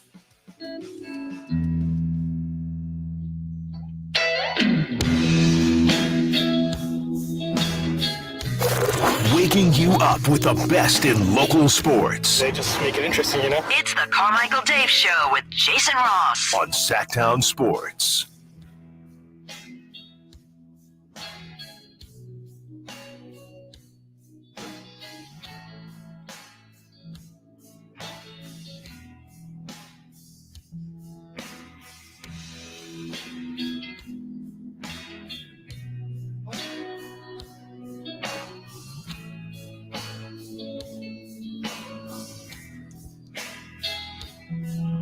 Oh, this is Yellow Ledbetter. Yes, this is the song. Now everyone knows it. We can move on. I should have remembered this particular song because probably one of the funniest song parodies I've ever seen is on YouTube to this song. Are you familiar with it? I am not. Yeah, if you just YouTube, I think you can just go to YouTube and hit just search for Potato Wave, and it comes up. It's one of those misheard lyric parodies. Don't watch it now. We'll watch it during the break. And if you get a chance later today, just bookmark it, because a lot of Eddie Vedder's lyrics are a little mishearable. It's called I am aware, yes. Potato Wave, trust me. I found it. You want me to wait until the break to watch yeah, it? wait until the break. I'll run through it with you, pal. You want to see my live reaction? Parental guidance is suggested. I'll go through it with you. I want to be there if you have any questions, Kyle. Adam Schefter says the NFL is expected to approve the sale of the Commanders today, going from Dan Snyder to a group led by Sixers Governor Josh Harris. All right. You know, I'm sorry. I'm having an internal dialogue here. Oh, well. Because it's one of those, like, do you really want to get into this? Yeah. The answer is no, I do not. Anyone else think maybe Dan Snyder at the last minute was going to be like, I don't know. Oh, 100%. He dragged this out. I don't know. There were probably 10 false starts and finishes on this deal. I want $6.1 billion. No, he did that this week. I know earlier he was messing around, and obviously the owners got through and were like, guy, chill. Go make money and shut up, right? But Dan Snyder is one of the most litigious people in the entire world. And I got to imagine he's probably waking up this morning and turns to his wife, Tanya, and goes, today's the last day I'm going to have any relevancy. I don't know. By the way, I'm guessing a very loveless marriage. And just the vibe. Yeah. Well, those are your words, those are your words, not mine. As far as I know, could be great. No comments on Dan Snyder from me without alleged before it. You really think it's like out at, like, would it really shock you if, like, 2 weeks from now, you heard that like Dan Snyder filed a defamation lawsuit against some radio show in some regular market like ours. Fine. Yeah, I want to be careful. Come at me, Dan. Come on, Dan. What are you gonna? I got an N64 stack of records for you, pal. Yeah. Just don't touch my Wu-Tang record. You're good. Don't touch my Wu-Tang. This is great for football. And that's not me saying Josh Harris is going to be a great owner. It's me saying you would be a better owner than Dan Snyder. I was just going to say, like, the bar is so low. Maybe the lowest. I don't know if it's the lowest ever. I got to do some research there as far as, past ownership groups in different sports, but it's down there. Well, since you bring it up, it's down there. Real quick, just before we get there. Like, Josh Harris could walk out to the 50-yard line, soil the logo, and fans would be going nuts. Yes. Yes, he could. All right. Let's do this then, since it's summertime, and I love these so much. And you're trying not to put your foot in your mouth this segment? Mount Rushmore. Mount Rushmore of worst owners in sports history. Now, I want to asterisk this. Okay. Now you could have owned before then, but let's go 90s because recent owners. I don't want to somebody be like, well, because I was thinking of like Comiskey, right? Chicago was an old Cincinnati Reds owner that was forced to sell. Marge Schott, I think actually might count because I think she get it was a lady. I think she got into. She got into the 90s. Yeah. But yeah, I don't need like. So she would actually fit this conversation. Droopy faced McGillicuddy of the St. Louis Browns in 1884 was used to kill puppies. Hey, I'm gonna go ahead and imagine that most of those guys sucked. By the way, I think Marge Schott. I am not trying to dismiss anything. She was just an awful human being. Oh no! But there were all I'm saying is there were more people that were probably more awful than her that just got away with it because she was a woman. They're like, yeah. Again, Marge Schott, awful human being, deserved every bad thing and is probably rotting somewhere that's not heaven. Well, just if you just for fun, here's some Marge Schott quotes. Oh no! Can you read these? Some of them. It's only money, honey. Okay. From a rich person. Charlie and I were never blessed with children. Why is that a bad quote?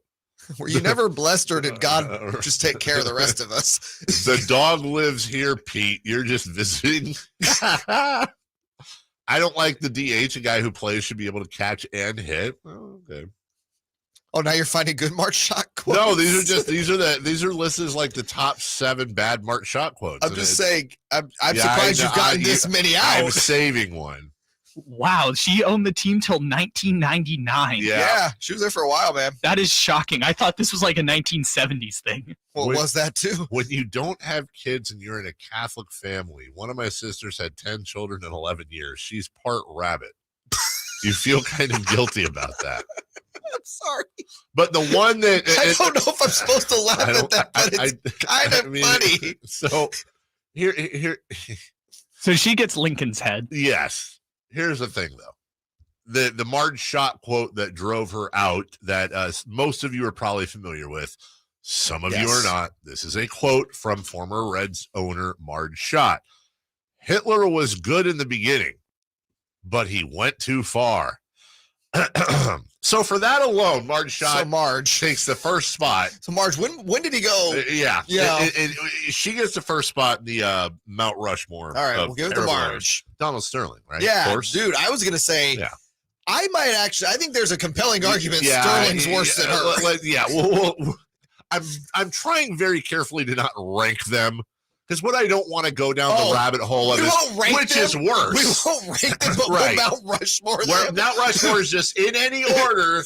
These are the 4 worst because inevitably Schott, Sterling, Snyder, yes, and then we have one shot left. So first name would be Robert Sarver. That'd be good, but again, that's recency bias. Sarver's up there. I mean, Fisher obviously is in that same conversation. Personal hatred for Dean Spanos, right? But here we almost have to make 2 Mount Rushmores.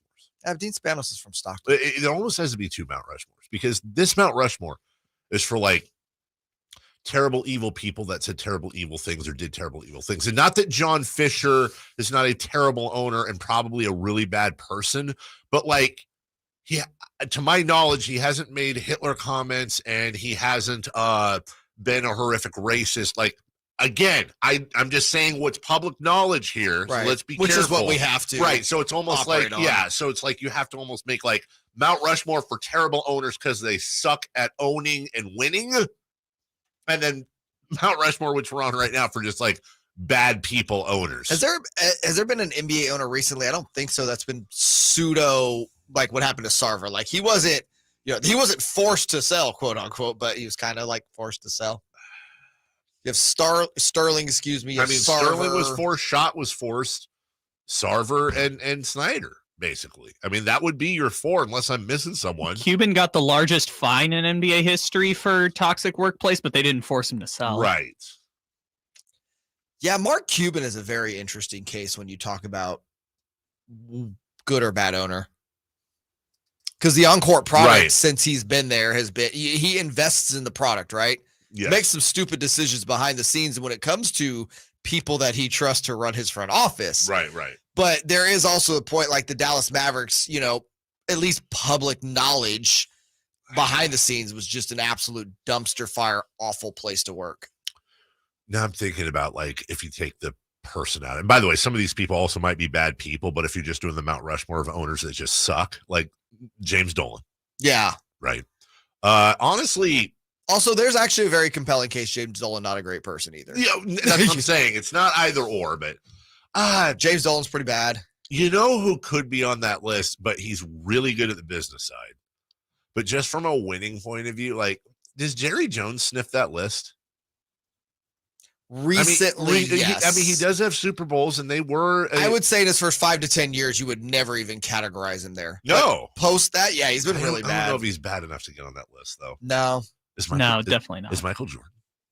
As far as like ownership tenure, we're talking about winning and losing. Michael Jordan, you could make an argument might be top 5. Someone, the couple people want me to mention the lady from Major League.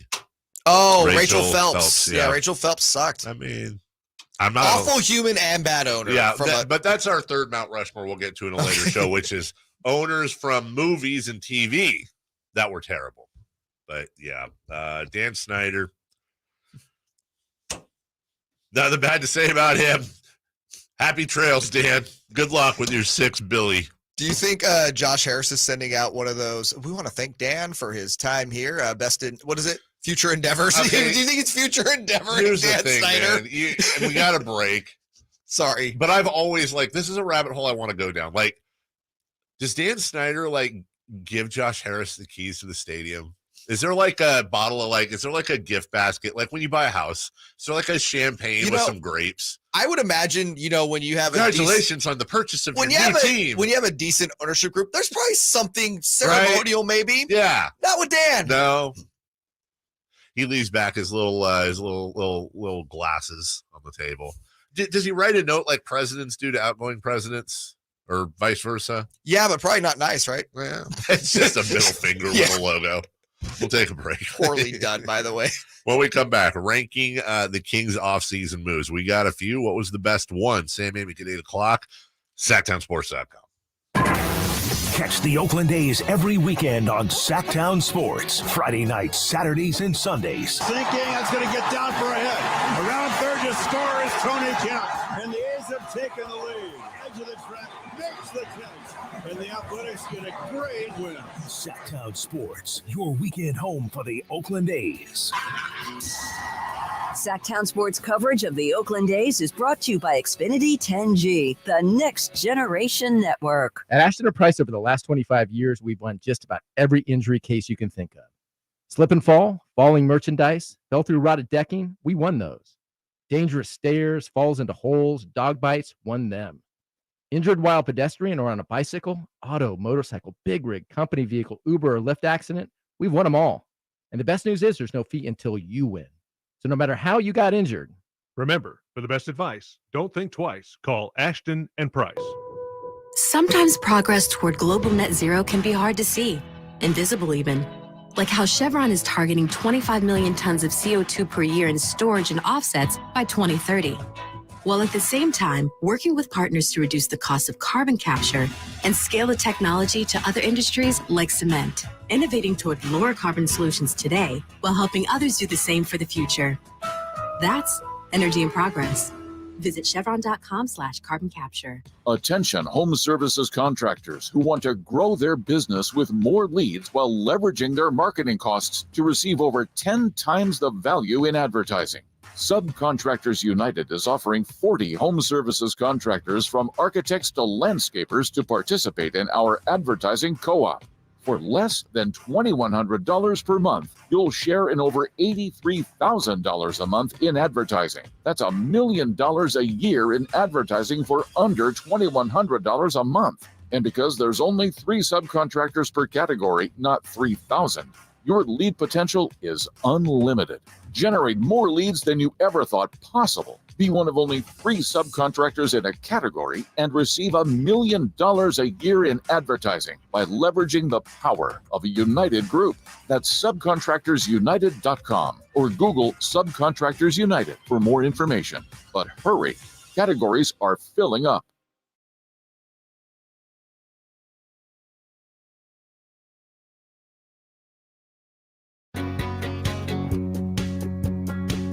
The only place in the morning to get your sports fix. Live and local. The Carmichael Dave Show with Jason Ross.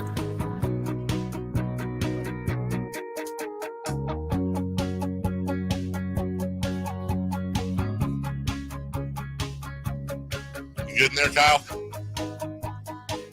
Yeah?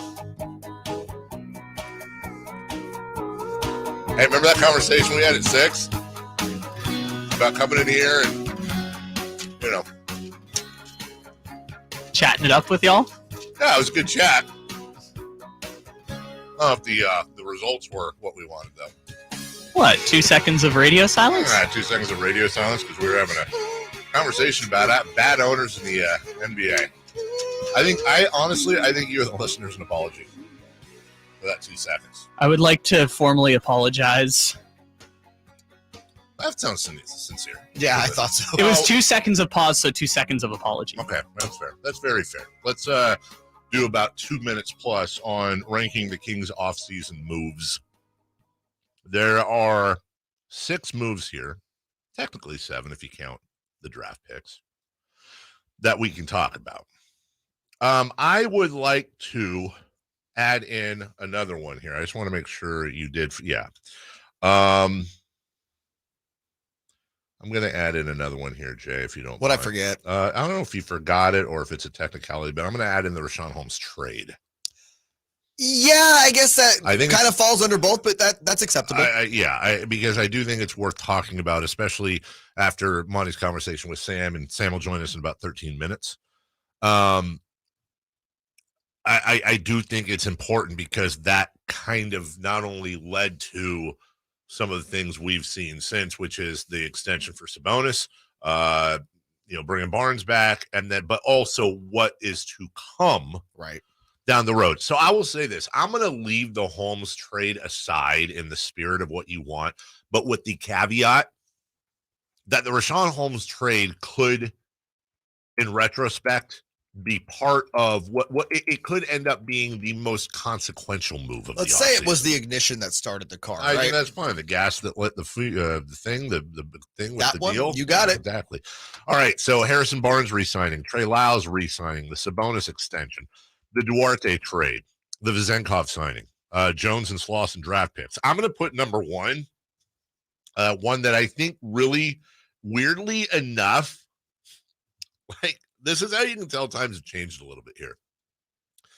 There is one move that was made in the offseason on this list that is number one, and it's not close, and it's not debatable in my opinion, and it's not talked about enough because this is what happens. We get expectations, and those expectations, when they become realities, because optimism is the devil, because when you're optimistic, when the good things happen, well, you expected it.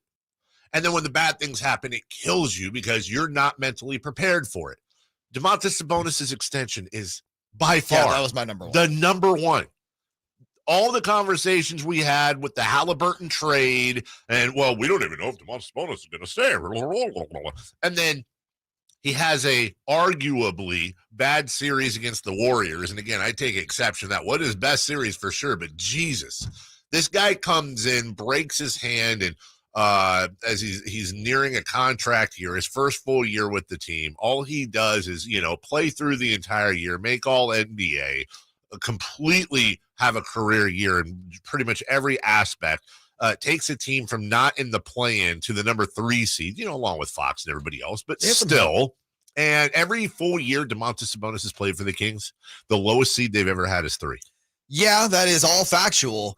I look at Domantas. I've made this argument before. I think De'Aaron Fox is the best player on the team. I think Domantas Sabonis is the most important player on the team. I think that's a fair statement. I thought it was interesting reading a lot of different thoughts and analysis on that deal. Like John Hollinger was super skeptical of the idea that there wouldn't be a market for Sabonis that would command that type of money in the offseason, which I was like, and the argument was like, well, Sabonis's game is only fit for a certain style X, Y, and Z, which I took kind of exception to the idea that if Domantas Sabonis wasn't on the open market, there wouldn't be teams that wanted him. Yeah, that's dumb.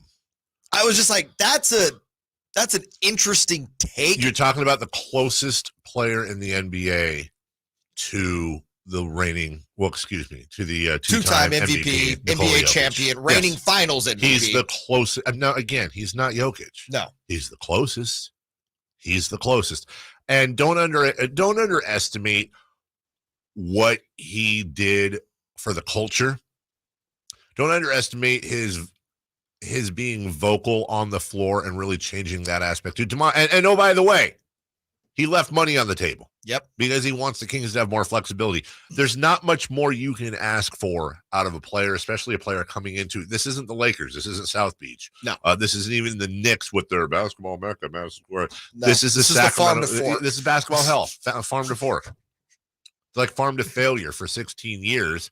And he comes in and changes it, and, lights the beam, blah, blah, blah. So that's failure to fork, right? Failure to fork. There you go. That sounds like a movie. Sounds like a band. Yeah, it does.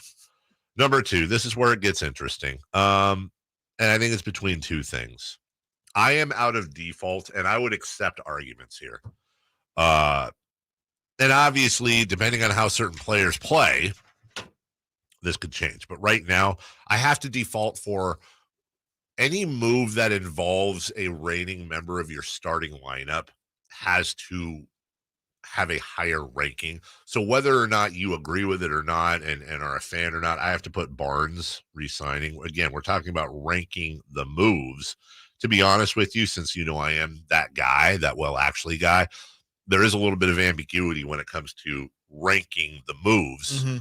Because how are we ranking? In your mind, when you wrote that, are we ranking the importance? Yes. Okay. Importance. So for me, when we're dealing with two members of the starting lineup, those take precedence. So I'm going to put Barnes second. Yeah, I had Barnes second as well. And a lot of it was more, not so much the re-signing, it was the value in the re-signing. Yeah. I think everyone saw that 3-year, $54 million price tag at first, and there was like some sticker shock. Yeah. And then you see the deals that like Kyle Kuzma signed, and you're like, oh, that Barnes contract, not so bad. Yep. It's an extremely, and it was referenced in the McNair interview with Sam and Anthony Slater. Sam coming up next at 8, of just tradable contracts, right? That is a super tradable contract. Absolutely. Dare I say, I would honestly be surprised if he finishes that contract in Sacramento. Vezenkov? No, Barnes. Oh, Barnes. I'm sorry. Excuse me. But yeah, I had Barnes at 2 as well. All right, we're running out of time, so let's finish this up. These could be alternated quite a bit. To me, the 3 through 6 is where you're going to find it is, and 3 and 4 I think could be flip flopped, but I'm pretty confident in 3 and 4. I'm going to put Trey Lyles 3 because he was on the team last year and he is a proven commodity, and I know what he is, right? And he was an important cog. I'm going to put Sasha Vezenkov number 4. I had those flip-flopped, as you said. I had Vezenkov 3, Trey 4. And we could be talking again in 6 months, and you're 100% right. You could be massively right. I just don't know Vezenkov like I know Trey Lyles. So I'm taking the proven commodity, but it's a coin flip. Kind of a similar thing with 5 and 6 for me. I put Chris Duarte signing at number 5. Same today. Because I've seen Chris Duarte have success in the NBA. I don't know what Kobe Jones and Jalen Slauson are. They may end up being amazing. The thing is, and again, I rank them the same. So we pretty much rank this the same. We flip-flop 3 and 4. Yes. I'm not saying this is going to happen. I'm saying like by mid-season, if we were to re-rank these things, if anyone were to move up on that list, I think Duarte has a chance. I think Duarte has a chance. I also think Vezenkov has a chance. I don't think 1 and 2. Oh, Vezenkov could go 2 at some point. Again, and I don't want to put pie in the sky and get people's hopes up. Yeah. But Duarte and Vezenkov, to me, to your point, have the most chance to like move up in that list if we were again to re-rank this midseason. What I love is that we're talking about the offseason and we have 6 different things. And if you count home, 7 things that you can go over. And that's a lot of variety in there. Yeah, and none of that's like an Aaron Aflalo signing. No, it's not. And 7 is great, but it's just 1/3 of 21, which is the amount of choices you have in Fire Wings. Might be your best transition Thank since you. Nom. Yeah, thank you. Since when? Nom? I gotta go pee. 21 different flavors to choose from. It was England, by the way. 21 different flavors to choose from over at Fire Wings. My guys and girls, locally owned, locally operated. Support local business. But also, golly gee, eat some yummy, yummy, yummy wings. Soaked in buttermilk all night long, friends. Soaked in buttermilk. Why? That special tang, but also that tenderness. And doesn't everybody want a little bit of tenderness these days? Don't they? Yeah, exactly. Whether it's red and Malaysian curry, my personal favorite, buffalo, lemon pepper, garlic, Saigon Street, Korean kick. Go online to firewings.com. Look at all the flavors. By the way, you can get their award-winning ramen. I forgot peanut butter wing. Ugh, so good. Seasoned fries, Nashville hot fire chicken sandwiches where you can turn up the heat from 1 to 5. Look, unless your tongue is numb, don't do 5. Trust me. Find the location nearest you at firewings.com. Tell them Carmichael Dave sent you. Fire Wings. Just wing it. Samuel Amick of The Athletic joins us in just 3 minutes on SactownSports.com. The Kings are running it back. Hammers it off the dribble against Gobert, and he was fouled. Oh, my, what a take that time by Domantas Sabonis. It leads Gobert. Great strong. 2-hand flush off the dribble, thrown down by Trey Lyles. And welcoming some new faces. Yes. Toby Jones with 2 more. Now they go to Duarte in the corner for 3, and he rains it down. Keep it locked on Sactown Sports at SactownSports.com for the latest Kings news. All new spring deals are here at Lowe's. Start planting your garden this weekend with Bonnie 11.8-ounce vegetables. Buy 4 for $10. Plus, liven up your patios and decks with fresh blooms. Select 1.5-gallon hanging baskets or 2 for $20. Lowe's knows spring. Lowe's knows home improvement. Offers valid through 5/17. In-store only. Actual plant size and selection varies by location. While supplies last, excludes Alaska and Hawaii. Sacramento weather is brought to you by Folsom Lake Kia. I'm Tamara Berg in the KCRA 3 Weather Center. It is Thursday, and after a comfortable start to the day, we'll have hazy sunshine for the afternoon, and it's going to feel hotter. Plan for daytime highs reaching 100 to 104. Get the latest forecast on the KCRA 3 News and the KCRA 3 app. Shop Folsom Lake Kia for all your favorite models at low prices and payments, plus low finance rates and 0 down deals with approved credit. Go see my friends at Folsom Lake Kia right here in Sacramento for over 20 years. At Wells Fargo, if you accidentally overdraw your account, we give you an extra day grace period to avoid the overdraft fee. What if everything came with an extra day? Sunday night and I have the Sunday scaries. Honey, don't be scared. Every weekend comes with an extra day now. All right. TGI Sunday. It helps to have an extra day. When it comes to overdrafts, you can with Wells Fargo. Visit wellsfargo.com/getextra to learn more. Terms and conditions apply. Subject to timing requirements and the bank's funds availability policy. Wells Fargo Bank N.A. member FDIC. Hold up. You're using Swiffer Power Mop? What would Mom say? Oh, she'd be like, a mopping bucket is the only way to deep clean your floors. And I'd be like, Mom, this is the new Swiffer Power Mop. The all-in-one that gets you a mop and bucket clean in half the time. She'd never believe you. I'd say, look, the solution's built right in, so no heavy bucket. And the pad has hundreds of scrubbing strips to get into grout lines. That's why you're the smart one.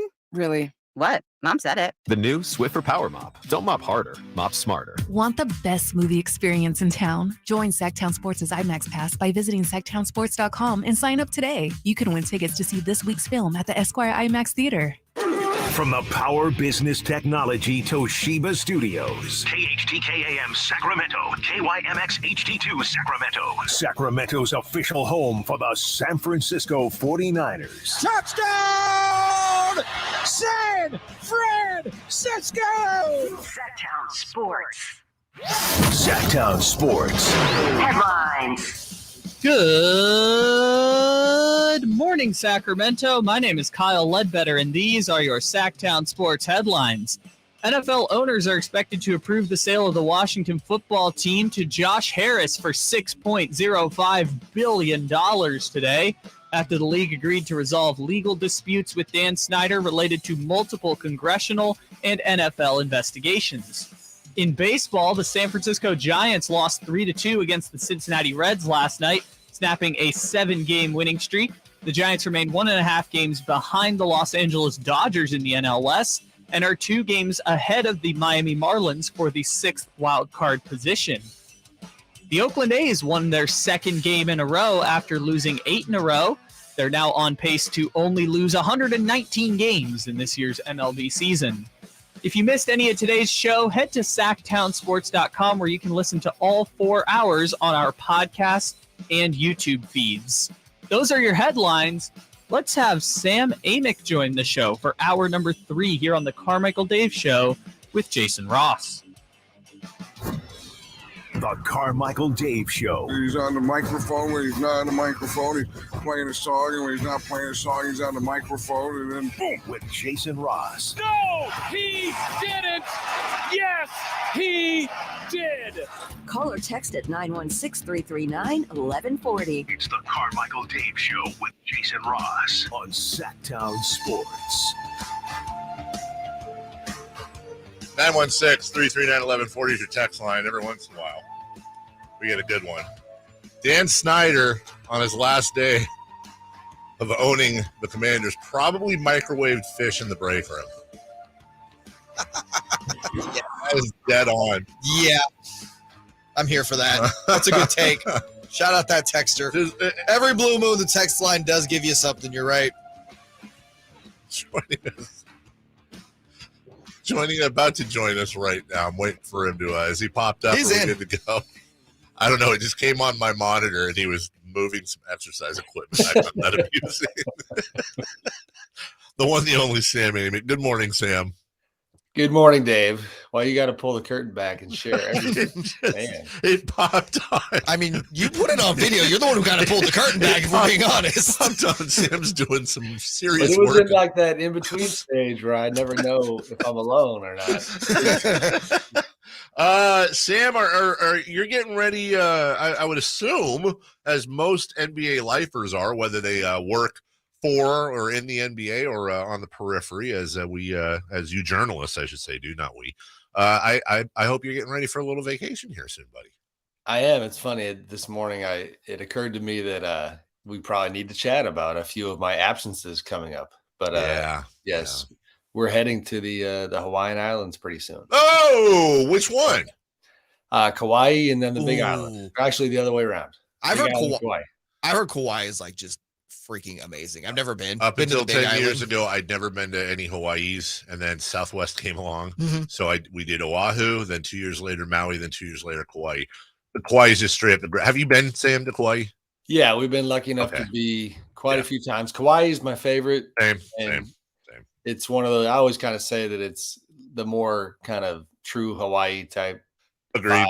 It's got, if you go back to the old Jurassic Park movie, like a lot of that was shot in Kauai, which kind of tells you all you need to know. Just very green, very gorgeous, and not a lot of NBA activity. Which Now, these are champagne problems, and we'll move on here for the listeners. They're like, okay, rich people, but do you get the same feeling I do in Kauai, though, that of the 3 islands I mentioned, Kauai was the one that stuck out the most for me, is the one where the locals are just like, go away.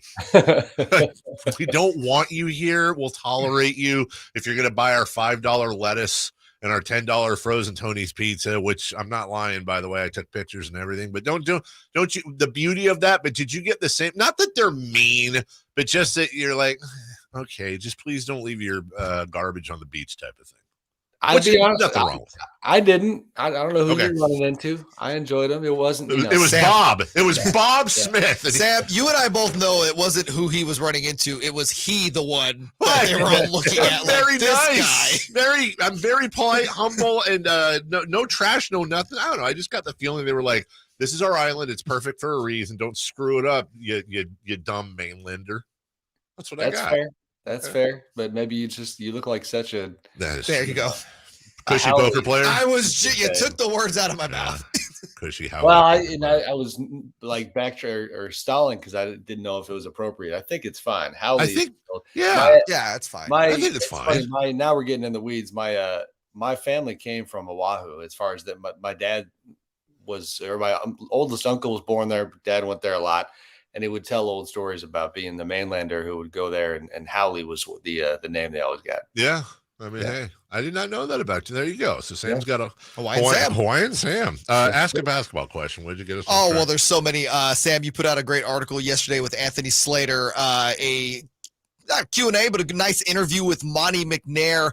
The one that really stuck out to me, though, was the coverage and Monty's kind of openness with Sasha Vezenkov, because Monty keeps a lot of stuff. You know, he sets expectations. I think he kind of levels himself. Were you surprised how candid he was about the expectations for Sasha? Probably not surprised, just because I talked to them a lot privately about Sasha, and you know, at Summer League in Vegas, Wes Wilcox was out there a lot, connected with Wes about the Sasha excitement. But yeah, like to take that jump and say things publicly, I thought he actually. It's funny. Full disclosure, Monty in media circles is kind of known as a guy who's a very good guy. And then interview-wise, like it's tough to get him to be candid, right? He says a lot without saying a lot. Yeah. And Anthony Slater and I both, who, just to give you the way it went down, is we did a 3-way call with Monty and you know, talked to him together.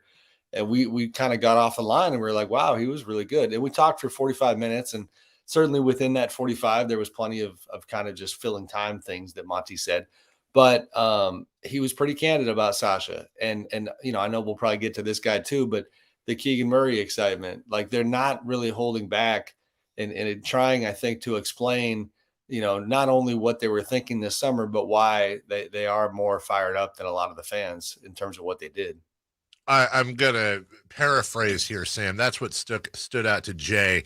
What stood out to me, and we had a segment on this earlier when we talked about your article, is that Monty is if you can find the nuggets in between his sentences and paragraphs sometimes, and the part where he said, look, if something, and again, I'm paraphrasing, if it's not working out or if we run into issues or whatever it is, you know, with the exception of the Herder pick, we have all our picks. We all have our second-round picks. We have very tradable contracts, attractive players.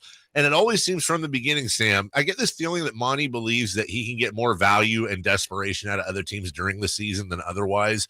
And it does seem not that there's an imminent move happening. I don't want to say that, but that they believe they're a move away from a Larry O'Brien type of conversation, and that they're still open for business on that once there's a distressed asset out there. That's what I got from that quote. No, I think that's fair. Within that, it's the idea that I think the media and a lot of the fans, in their opinion, were missing the perspective on the long view and the flexibility and the optionality. But I think the point you're making, Dave, is that some of the names, for example, that we threw in there as possible options, the OG Anunobys. Now, listen, if you can get OG and not lose everything, that guy takes you to the next level. Yep. You know, but the Jeremy Grants and Kyle Kuzmas, what they wanted to avoid was falling into that, I think, that small market trap of, you know, trying to rush the process because you are too thirsty, for lack of a better way of putting it, and filling that cap room with a new face because you felt like that's what the people wanted. And they went a different way, but it does leave a lot of pathways open, you know, specifically for next summer. And this part was in the piece, but it was pretty late, is the idea that Malik Monk is going to be a free agent, and Malik is a very important part of this group. And so I think they're really excited that it looks pretty promising that they can hold on to Malik next summer. Again, the idea of expected improvement is a big part of what they're looking at. And even Mike Brown, I don't think we use this quote.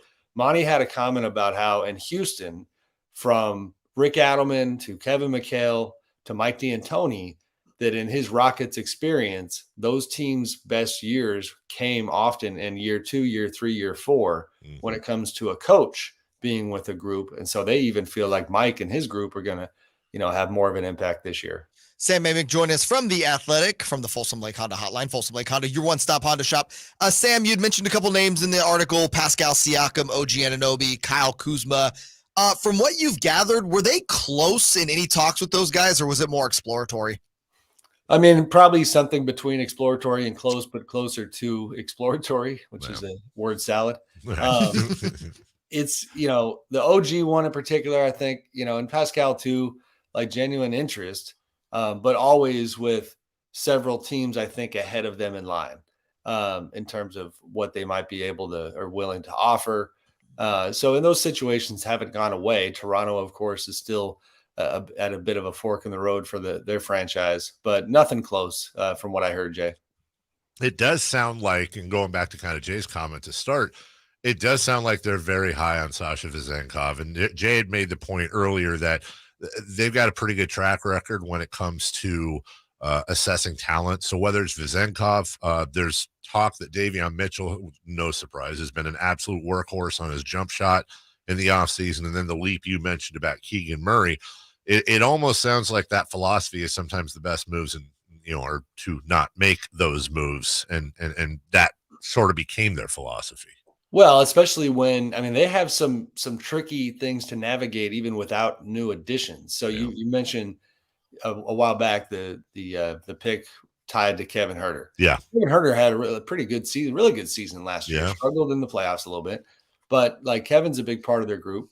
Well, Keegan, ascending through guys like Kevin, I don't know how else to put it, like that stuff's going to have to get worked out as far as pecking order in terms of how they function. Sure. And Kevin is a young dude who's going to be competitive and not want to lose, his place in the room either. So yeah, I think like they were looking at, the idea that all these guys get better. And I listen, you know me well enough, Dave, especially I'm not ever going to carry anybody's water media wise and just pump out their propaganda. Yeah. So the tone of the piece with Slater was very deliberate from the standpoint of like, no, it does make a lot of sense. We have no problem painting that picture because I do think there was a lot that people were missing here. When you talk about the whole idea of Sabonis and Fox and everybody down the line, except for Harrison Barnes being, in their prime, yep, that's a big deal. And then specifically Sabonis and Fox, that 2-man game that it took them a couple months to like really find their groove, because you remember the season before they didn't really find that groove. They were fine,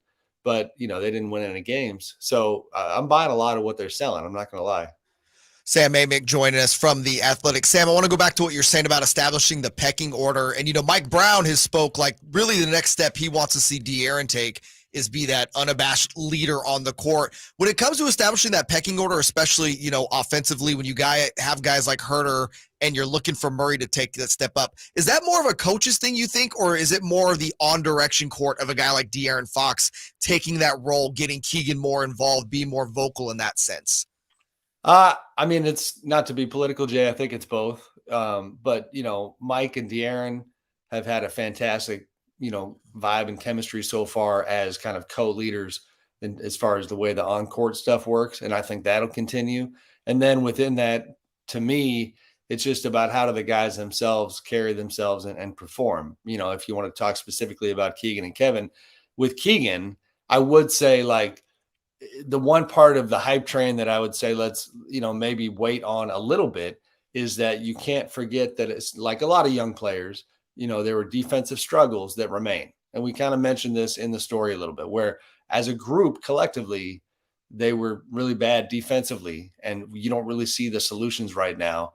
And so Keegan specifically is going to have to continue to improve on that end and be a dog, for lack of a better way of putting it. Or Mike Brown is not going to care that there's a hype train around Keegan Murray. He's going to pull him. That's what he does. So I think that to me is the kind of stuff they got to get through. Does it seem like Keegan's going to need as much of a push from his teammates? And I know we're going off the rails a little bit here, but you get the sense that he's going to need as much of a push from his teammates as he is his coaches, as far as taking that extra shot, passing up that pass, or taking that opportunity from somebody else because he has a better one, both offensively and defensively. It seems like it's going to need to be both coaches and players that get in his ear. I think it will, but I mean, just from the early sense that we've gotten at Summer League and even the conversations around them, you know, the California Classic, I don't know, man. He seems like a dude who's ready to step forward. You know what I mean? Like, even the way you hear coaches talk about him, Luke Laux, the Kings assistant who was running the Summer League team, I thought had a pretty fantastic quote about Keegan when he went off for those 2 games in Sacramento, played extremely well and also kind of flashed a different offensive game than we'd seen. He talked about going to Baskin Robbins and, you know, you had vanilla last year and that was fine because it tastes good and it's ice cream. But now he's got all this extra wiggle and all these new kind of spicy moves in his game. And now he's coming at you with some chocolate, you know, and now there's more to what he's doing. And that, I think, is born out of not only what we saw in the games, it's the guy that they're seeing in practice.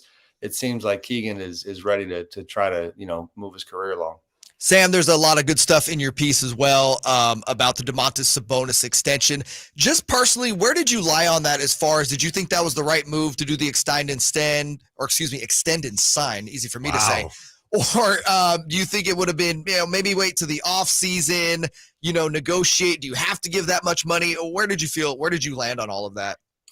So on the money side, and this is not a kind of a black and white belief, but I have kind of come to the belief mostly that some of these massive contracts, with the way the cap continues to increase, you know, we have this this initial reaction with these monster contracts. And then a couple of years down the line, they end up looking okay. De'Aaron Fox's extension is very similar. It now looks, you know, very good, team friendly, really, all things considered. So I didn't have the sticker shock that others had. And more specifically, Jay, I thought it was a great move for them because I have vivid memories, and we've talked about this on the show, of last summer, just as a reporter, this is what we do. We flesh out rumors and we try to figure out what's happening.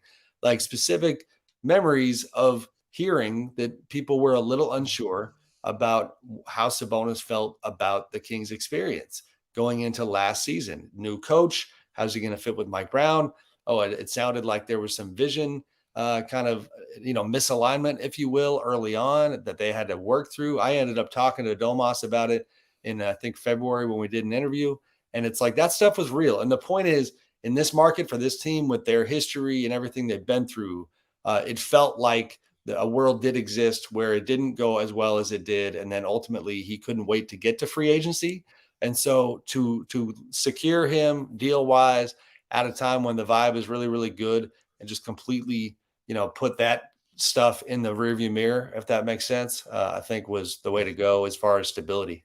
Sam Amick of The Athletic joining us. It's funny. I know you weren't listening earlier, but we had almost this exact conversation, Sam, that it almost seems like the Sabonis extension was under-talked about and underappreciated in some circles, but yet goes so much against the history of this team, not in losing players like that. Chris Webber re-signed here. DeMarcus Cousins re-signed here, but the Tyrese Halliburton trade, the big problem here was, yeah, but what about in 2 years? Will he come back? Well, he did come back. He's committed long-term, as you just said. And I got to ask, I'm putting you on the spot, and I don't expect you to know everything off the top of your head, Sam, but when you look at that Halliburton-Sabonis trade, is that in the conversation so far as maybe the biggest win-win trade we've seen in a long time?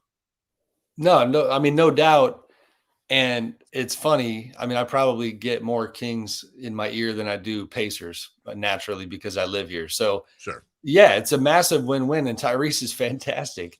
And, yes. But when these deals went down this summer, you know, and I'm hesitating again because it's like I'm not trying to be waving the damn Kings flag here, but there were some folks. Well, it's just the idea that Tyrese is great, and yes. somebody made a snark, not a Kings person, someone at Summer League, an NBA media person, made a snarky comment about how, man, Tyrese $260 million. That's a lot of money for a guy who's never been in a playoff game. Right. You know, like the win-win component. I really like what the Pacers are building, they are, at least right now, a little farther back in their journey than the Kings are. It is a massive step to not only break the playoff drought, but to compete with the Warriors the way they did, get to that game 7. But yeah, trade wise, it's a win-win, and Tyrese deserves that bag that he got. And on the sack side, Sabonis is the guy for the next era, and they had to make sure he was here.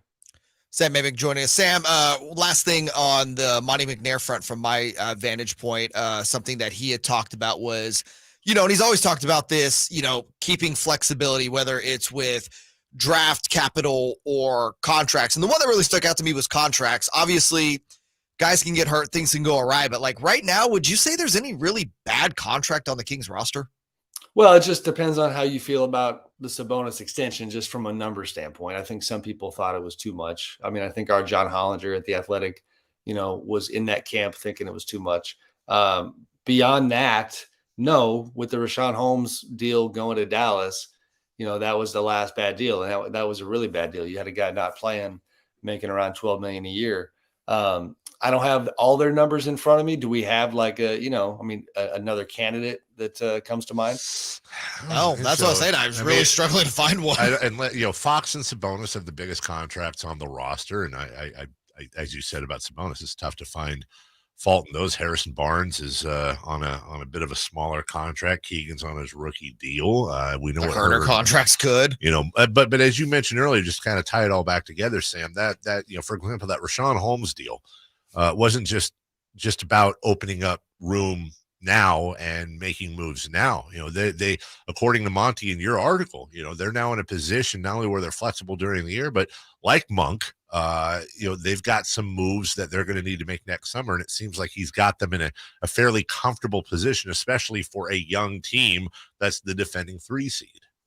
I agree. And the Monk one, I still think is being overlooked a bit as far as how important they see him to be in their program. Like there's specific excitement about how we are well positioned to get something done with Malik next summer. Now with Malik, you have not only the fact that, let's not forget, in the playoffs, there were multiple games when he was carrying their offense. Yeah. And then more kind of granular is that relationship with De'Aaron Fox and that culture that he was a big part of in terms of just the happiness level of this group and the degree to which they enjoyed their jobs, which matters a lot. And Malik and his Band-Aid stuff and his vibe and the style of game that he plays, kind of hot and cold though it might be at times, that was a big part of their planning too. Go ahead. Sorry, Sam. We got to run here pretty quickly. Just real quick on the James Harden front. Obviously, there's a lot going on there, and you had a nice piece about that as well. It seems like there's not much of a market there because the Clippers don't really want to move off any, key pieces to acquire him. If you just had to ballpark it right now, do you think he starts the year in Philly? I will probably say no, because I deep down in my bones, I know that Daryl Morey, obviously running the Sixers, obviously all those years with Harden in Houston, he literally knows better than anybody in the NBA how bad the optics will be, how messy it might be if James Harden hits training camp. And we saw it, in Houston before, and he dragged his feet on the way out of Brooklyn. And, this is safe enough to share. I mean, it shouldn't surprise anybody. I've talked to Daryl in the past about like the way that James handled his previous exits. So it's a little surreal for me to have had those conversations with Daryl and to know his perspective on that reality from the past. And then now know that, that it behooves him to almost pretend as if that's not part of his calculus. I just don't necessarily buy it. If that, if you understand, he's going to have to, I think, succumb to the human component of this dynamic here and get a deal done at some point before camp. And we are out of time, but this is following up on something we talked about yesterday, Sam. So I just want to get your quick thoughts. And I'm a fan of Daryl Morey. You know that. And I think he's incredibly intelligent, a great GM. And we talked about this when the deal happened, Sam. I'm being fair here. I thought the James Harden deal was going to be a colossal failure for him. It has been a failure if you want to consider how it's ending. And who knows what he'll get for James. My question is this.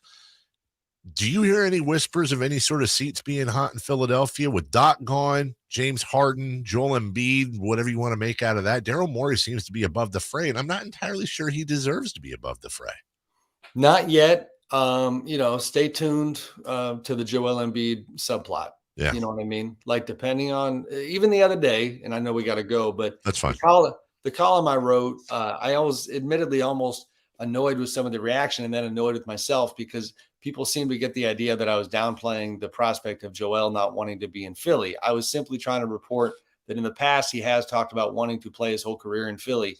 But in the present, there is a great understanding from the Sixers that if they don't do well enough on the James Harden trade, that Joel very well might have a change of heart. And the next piece to fall is going to be him asking out. Yeah. I think that could happen down the road, and they are well aware of that reality. So if that's something like that started to evolve, then that would definitely reflect poorly on Daryl again, and who knows what would happen at that point. That's Sam Amick of The Athletic. Check out that article today about Monty McNair. Nice extended view on how Monty thinks. So Sam, along with Anthony Slater at theathletic.com. Download the app, subscribe. It's cheap.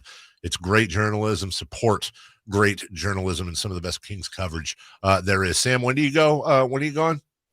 I love you, buddy. I don't feel like broadcasting all of the itinerary. Oh, excuse me. I just wanted to see if we were gonna see you next week. Sorry. No, all good. No, next week I'll be out.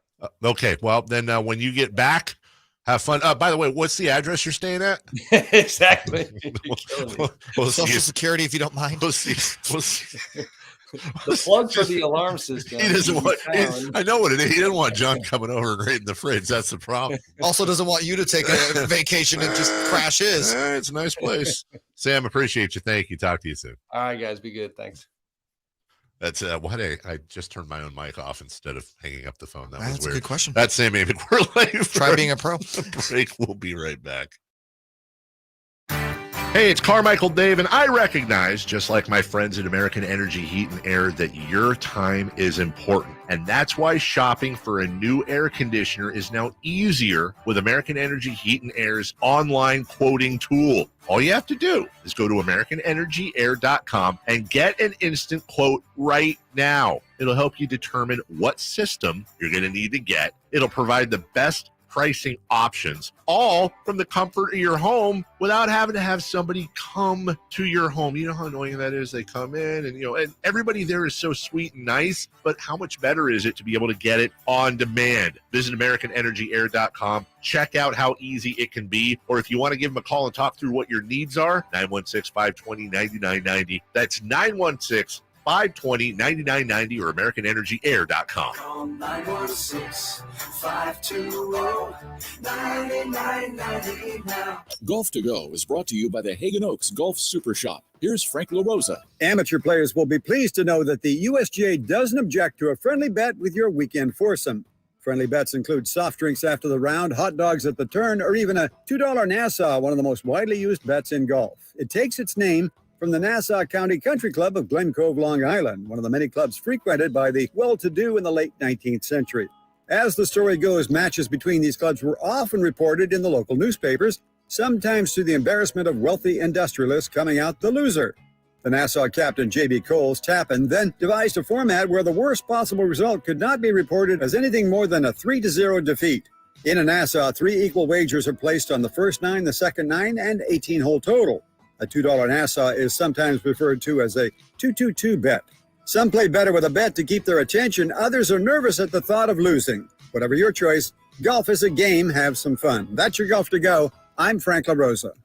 Y'all ready to do it again, Sacramento? Country in the Park 2 is coming to Heart Health Park at Cal Expo Saturday, September 9th with Cole Swindell, Chris Jansen, Dylan Scott, and more. Plus, a mechanical pool, line dancing saloon, and all the food. Tickets start at $40 or grab your Coors Light Y'all Access passes for $125. For more info, visit SactownSports.com. Country in the Park 2, brought to you by Hoblet Dodge, E2 Family Winery, and Hyatt Vacation Club. So I'm a public school teacher and I'm on my feet all day long. That would be on concrete. The pain would like shoot up my heels and just increased. from the bottom of my feet up. Then my back started hurting. So my husband and I were driving, and I went, oh, look, there's a Good Feet store.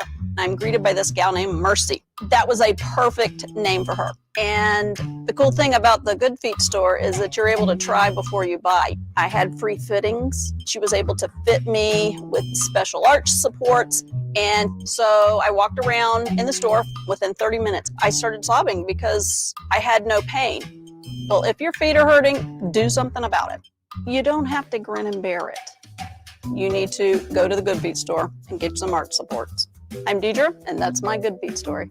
See how they work for you with a free fitting and test walk at the Good Feet store. The Good Feet store in Sacramento, Roseville, Stockton, Modesto, and Vacaville. Online at goodfeet.com. Guys, did you know your testosterone affects everything in your system, including how you feel and perform every day?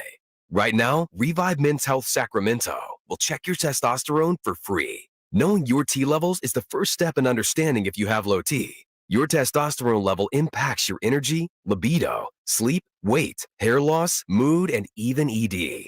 Maintaining an appropriate T level can change your whole life. Most men start to see changes in their hormone levels in their 30s. Experience and results matter. So what are you waiting for? Get your T levels checked today by local, experienced, and trusted men's health experts. They've helped thousands of men since 2011. They're so confident they can help you, they even guarantee it. Call Revive today and schedule your free testosterone test, free exam, and free consultation. Call Revive Men's Health at 916-277-8599. That's 916-277-8599. Or visit ReviveMen'sHealth.com. Sactown Sports. Headlines.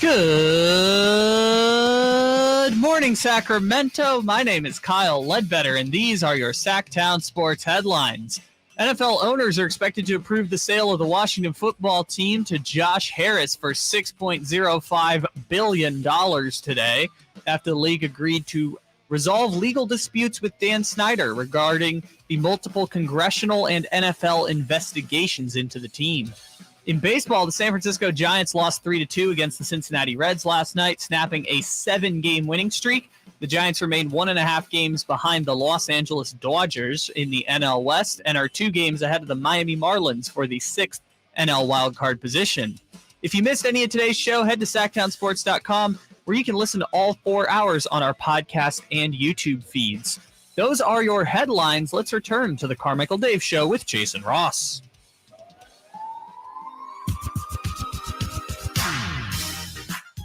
The Carmichael Dave Show with Jason Ross. Call or text at 916-339-1140. On Sactown Sports.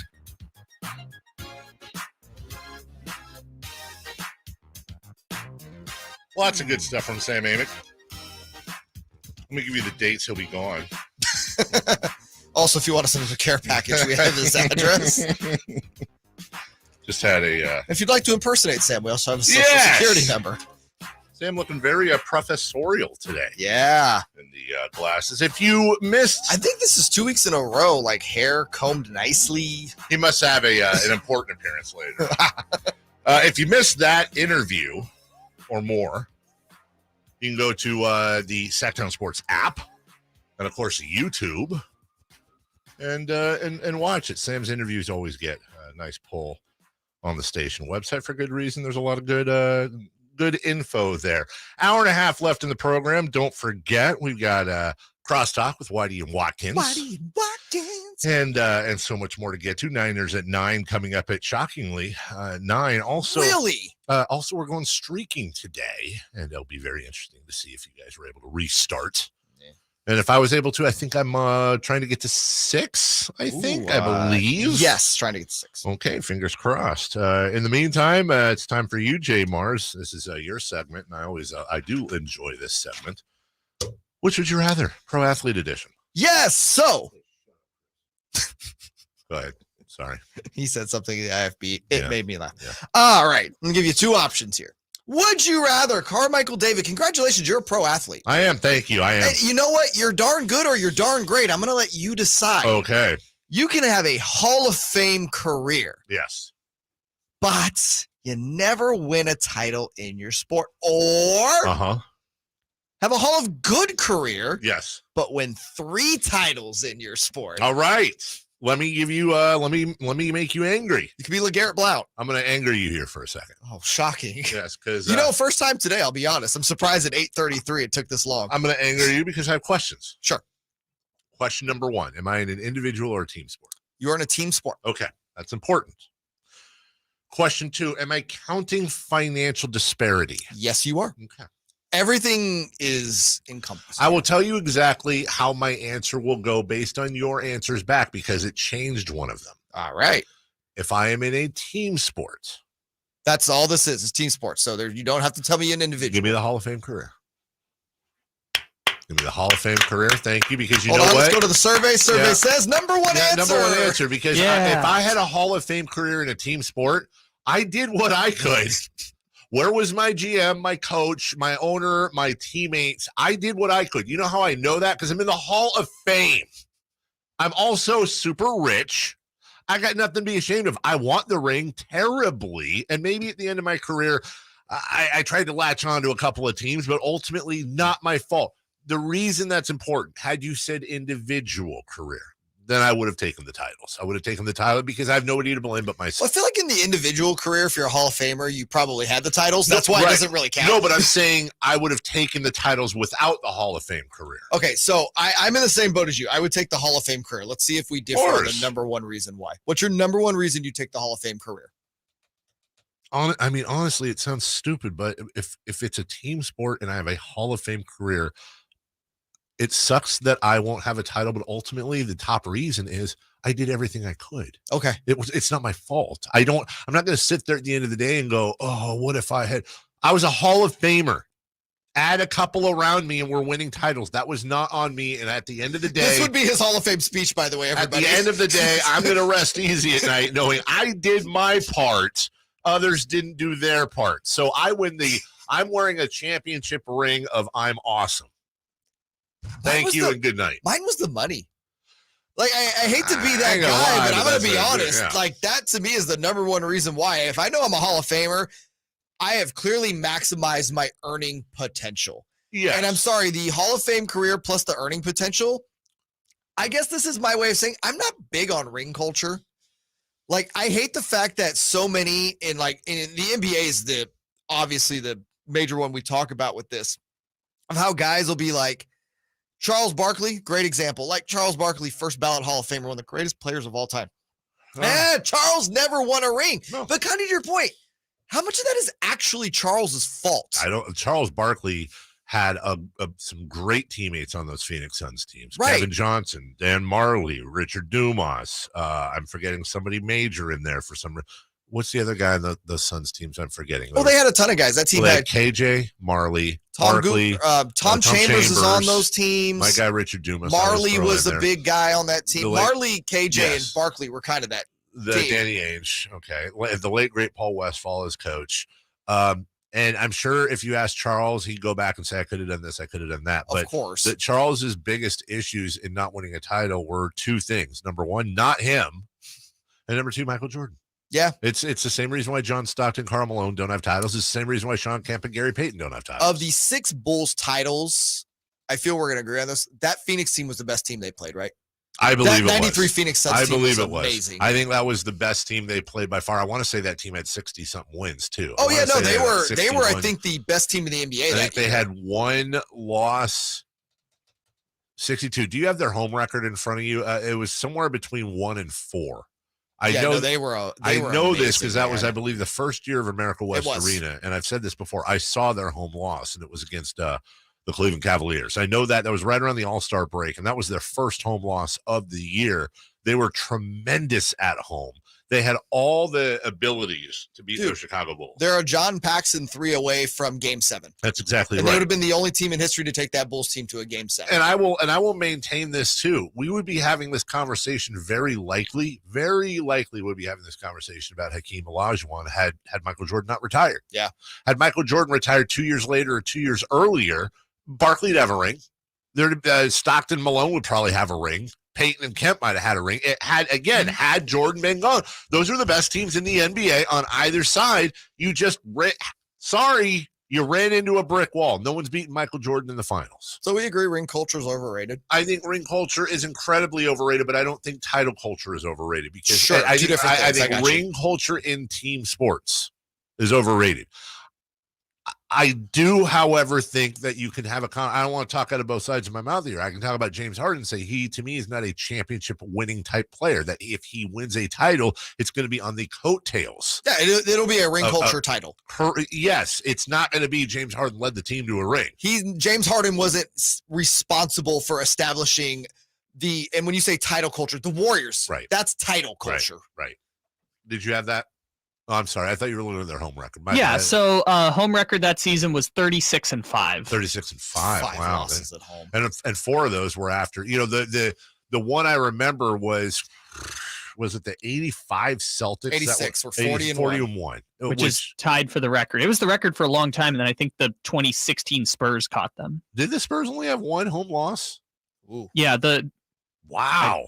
I did a book. The 2016 Spurs were 40-1, but the problem is they lost in the second round of the playoffs. Shout out on the I did a book flex. Very well timed, Kyle. Did a book is my favorite.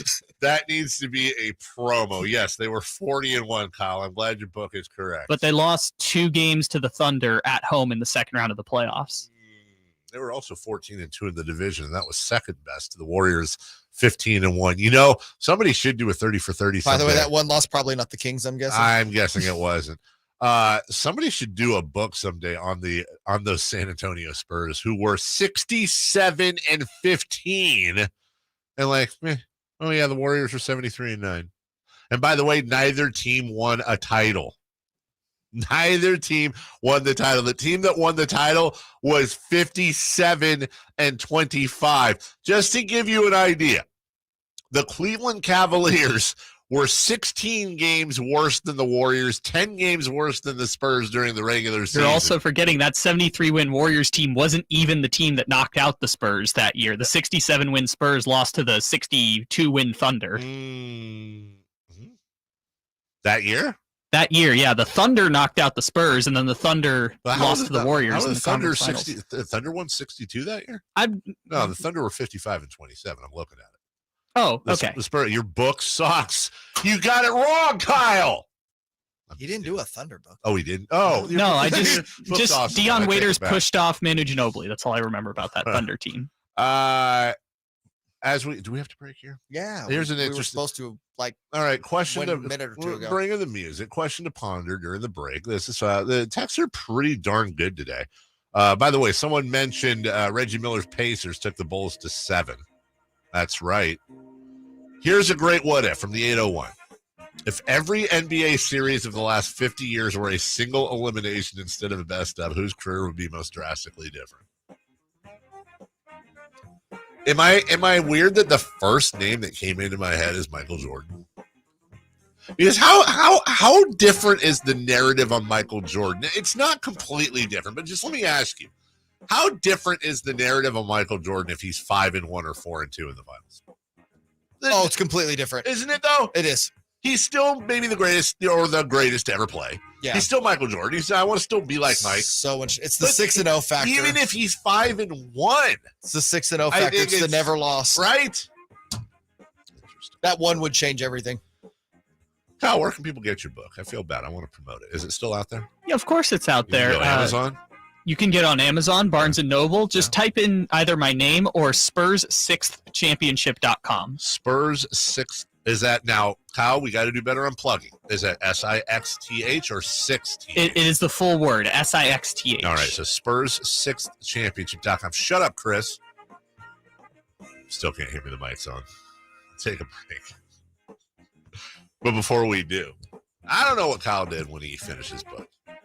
But I like to think that he typed the last punctuation mark, closed his typewriter, and lit himself up a nice, tasty fire wing. Maybe he had all 21 flavors, which is what we call the gauntlet, by the way. You run the gauntlet of wings. You don't get an award, but you kind of do. It's an unspoken award. You went the gauntlet. You tried them all. And congratulations. Yeah, 21 flavors. There's a flavor for everyone. And I really invite people to mix it up. There's a flavor out there that you think, I don't know if I'm going to like that much. Trust me. I will say this. I've tried every flavor of Fire Wings. I haven't had a bad one. Go to firewings.com, find the location nearest you. Tell them Carmichael Dave sent you. Fire Wings, just wing it. When we return, who's hot, who's not? We got it for you next.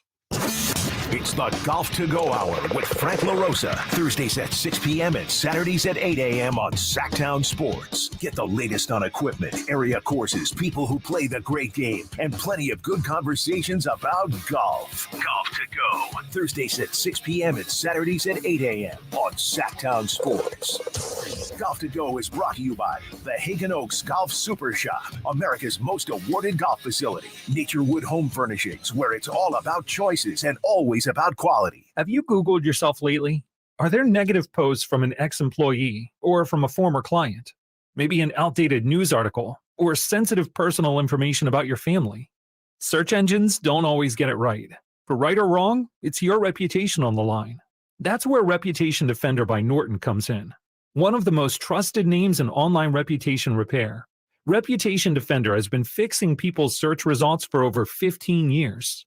Their cutting-edge approaches help you to wipe away unwanted information in your search results. They also promote the good stuff so that it rises to the top, helping you put your best foot forward. Your good name is too valuable to leave to the whims of a Google algorithm. Take control with Reputation Defender.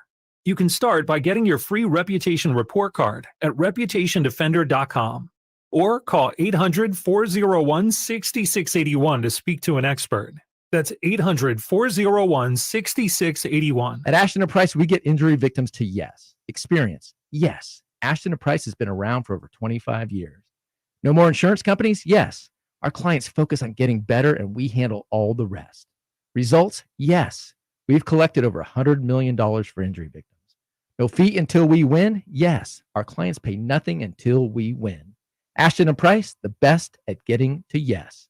Remember, for the best advice, don't think twice. Call Ashton & Price. Do you have heart failure and often hear, "Those stomach issues ruined your birthday"? "You're too tired to play catch, Grandpa." Sweetie, you haven't touched your tools since the carpal tunnel syndrome diagnosis. If these seemingly unrelated symptoms sound familiar, talk to your cardiologist. Ask about transthyretin amyloid cardiomyopathy, or ATTR-CM, a rare and underdiagnosed disease that gets worse over time. Learn more at connecttoyourheart.com. That's connecttoyourheart.com. Sponsored by Pfizer. Whitey here reminding you that not all grills are created equal. Enjoy the prime grilling season today with a new lifetime warranty Napoleon Prestige line of outdoor cookers. My personal Napoleon P500 series gas grill has turned me into a grilling pro. Napoleon Prestige grills, versatile grilling for every occasion. Form, function, and luxury can come in the same package. Just go to your local Green Acres Nursery and Supply for the best selection today, or visit Napoleon.com for a dealer near you. What's hot and what's not? Brought to you by American Energy Heat and Air, making the uncomfortable comfortable. Head to AmericanEnergyAir.com to find out more. What's hot? Yeah, hot. Real hot. And what's not? It's not good. Brought to you by American Energy Heating and Air, Sacramento's complete heating and cooling company, and second opinion partner.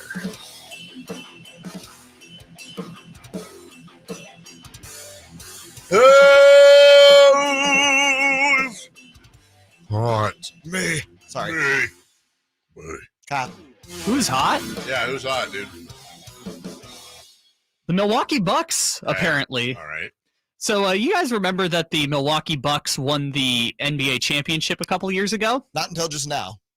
Well, you wouldn't be the only person, JayMarrZZ, because there was this incredible story that was going around NBA Reddit from a guy named Craig. So, well, this the guy named Craig. You know it's true. You and Craig are in the same camp here, JayMarrZZ. Let me read this for you here, and this will be incredible.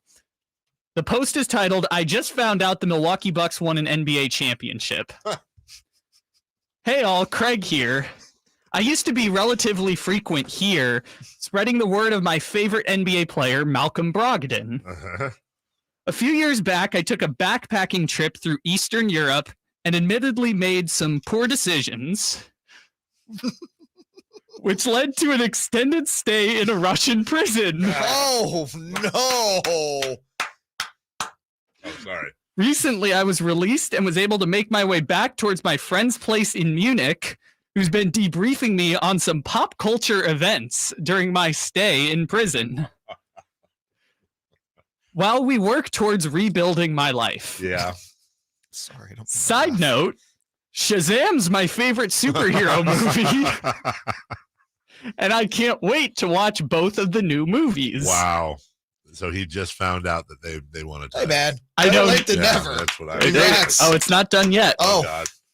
I know nothing about the current state of the NBA, just that my Bucks won a title. How's the league looking? Any up-and-comers? New strong teams? Exciting storylines? Again, this is from Craig. I feel like we need to take Craig to a bar and just catch him up on a few I feel like things. Craig maybe needs to stay away from bars. You're probably right. He's made a couple rough decisions. You gotta love social media. Wait, is that who's hot or who's not? Because I feel like Craig's lightweight who's not. I think he's hot. That's like who's warm. No, again, the Milwaukee Bucks are hot because apparently they just won a championship. Did you happen to see the beef between Draymond Green and Kevin Garnett yesterday? Yes. Kevin Garnett called out Draymond Green saying, quote, Draymond punching Jordan Poole is like a senior punching a freshman who's half his size and then walks around talking himself up as if he's like that. Come try me, Dre. To which Draymond responded, I tried you when I was a rookie, KG, and you started talking to yourself like I wasn't talking to you. What's that like? The freshman picking on a senior citizen that's double his size, and then he ats him. Now, I want to pause this for a second, and I want an honest answer from both of you. On a scale of 1 to 10, 10 being absolutely and 1 being nah, what number are you at where you are worried that I didn't catch the other part of the story? No, I know you well enough. I'm at a 1. Okay. Yeah, I'm at a 1 too. I was just curious. I know you well enough. Thought I was going You wouldn't down have the road. brought this up if you hadn't. And this came out of the verified account NBA Central. Except it's the verified account NBA Central. It's a fake tweet. It's a fake tweet that got Draymond Green to respond, to which KG, I think, tweeted out. What did he tweet? Something like, it's a fake account or something like that. Thank you, Elon Musk, for the entertainment and also for allowing anyone to verify themselves and then do a parody account. And then, by the way, that account has now been suspended. Also, by the way, you know what made it before it was the whole fake account thing? Yeah. Wasn't Kevin Garnett like kind of considered by a lot of guys like the fakest tough guy in the NBA for a long time? I've heard that. I've heard that go around several times. Like KG talked a lot, but if like you went at KG and you were like about it, like KG wasn't trying to KG wasn't trying to throw hands with it. I have heard the same thing. Now listen, that doesn't mean I'm looking to challenge KG into a fight. Same. I'm not saying that. I'm talking about other men that could be similar in stature. Kyle, who's not? Yeah, who's not? Who's not? I guess Draymond Green or whoever runs the NBA Well, Central page. It wasn't a good day for Draymond Green because also Anthony Poole, Jordan Poole's father, went on Twitter and said, I'm going to stand on this, that's some BS. Jordan Poole was his guy, speaking of Draymond, and he avoided me all last year. He is a soft A-word, B-word. Rhymes with switch, just in case we're wondering. Twitch. Yeah. And I'm standing on this, and he didn't apologize to me and my wife. So he's lame, and me and him can meet anytime he wants. Oh, Papa Poole? Now, that wasn't a fake tweet. That was a real tweet. And Draymond Green actually responded saying, quote, that's so cute. It's impossible to avoid you in an arena for a year, champ. I got to get my family from that family room every game and stop using those words. They usually don't go over well amongst men. Okay, low key is the worst way you can insult another grown man is calling him champ. Like, there's a lot of clear insults like I couldn't say on the air, but someone calling you sport or champ, I feel like is just such a direct. I think everybody has their own triggers for sure, and I know those are two of them. I'll tell you the one that always gets me. Like if we were in an argument, like an actual argument, and I was like, all right, sport. Yeah, well, yeah, if you say derisively, it's like, oh, now it's on. Right. When somebody this used to get me, when somebody older than me would call me son, it triggered me. Like, you're not my dad. They're patting you on the head. Yeah, right, exactly. It's the figurative pat on the head. I think that's what it was. Kyle, who's not? Who's not? Sorry, I know what it's like to have Dave hijack your segment. Well, he said Draymond Green, so I just I just hopped on I just wanted to keep the conversation flowing. I thought, honest to God, I thought maybe you didn't have a knot. And so I just I always have a knot. Well, who's not? Oh, can I guess? You can guess, JayMarrZZ. The Oakland A's? For the 7th day in a row I've been here, it is the Oakland A's. Yay. The Oakland A's are not. So the Oakland A's have actually won 2 games in a row, but prior to that, they had an 8-game losing streak, which means that this season the Oakland A's have now had losing streaks of 1 game, 2 games, 3, 4, 5, 6, 7, 8, and 11. All right. Wow. They have 3 of the 7 longest losing streaks in baseball this year and 4 of the longest 10. So they don't have a 9 or 10 game losing streak, but they have an 11? That is correct. How does that work? They also have multiple. Wait, Kyle, don't you have to lose 9 to get to 11? Technically so, but these are each individual streaks. Okay, I got you. Because I was really confused about that. I'm like, how do you have a 9-gamer but don't have an 11-gamer? And I want to add a who's not, kind of on the top of what you're saying about the A's. Nick Cattles. Well, I'll explain. Wow, taking shots out. No, Nick not here to I'm defend just saying. Nick's a Boston Red Sox fan. He is. The Boston Red Sox have won 9 of 10 since Nick's last day on the air. The Red Sox have lost 3 of 5, including 2 to the A's and 1 to the Cubs. So you're saying Nick is responsible for the Red Sox demise this season? If I'm not saying that per se. I'm saying yes. Wow. I am not. Guess what? Not me. Those are statistics, champ. Red Sox are in last place. Are they really? Yeah, but everyone in that division is above 500. Yeah, that's a good point. We talked about that yesterday, as a matter of fact. Go Orioles. Big fans of the Orioles and Rays this year. We'll take a break. When we come back, how about some Niners at 9, if you will? Let's talk about this. Who the heck is the best receiver on the 49ers? That counts tight ends, by the way. Yeah, if you want to check out some more of that, go to SactownSports.com. We'll talk about that as well. What's Steve Young going to be doing here in the future? And we still have Crosstalk Celebrity Birthday, streaking, and so much more. It's a final hour packed with content right here on Sacktown Sports. Get all the latest 49ers news heading into the 2023 season on Sacktown Sports. I think Brock was smart, and we kind of facilitated that he met with a bunch of different surgeons. The hope is he's ready for the regular season. We'll take it as it comes, as we're doing. He's working incredibly hard, and the early returns are really good. Sacktown Sports, Sacramento's official home for 49ers football.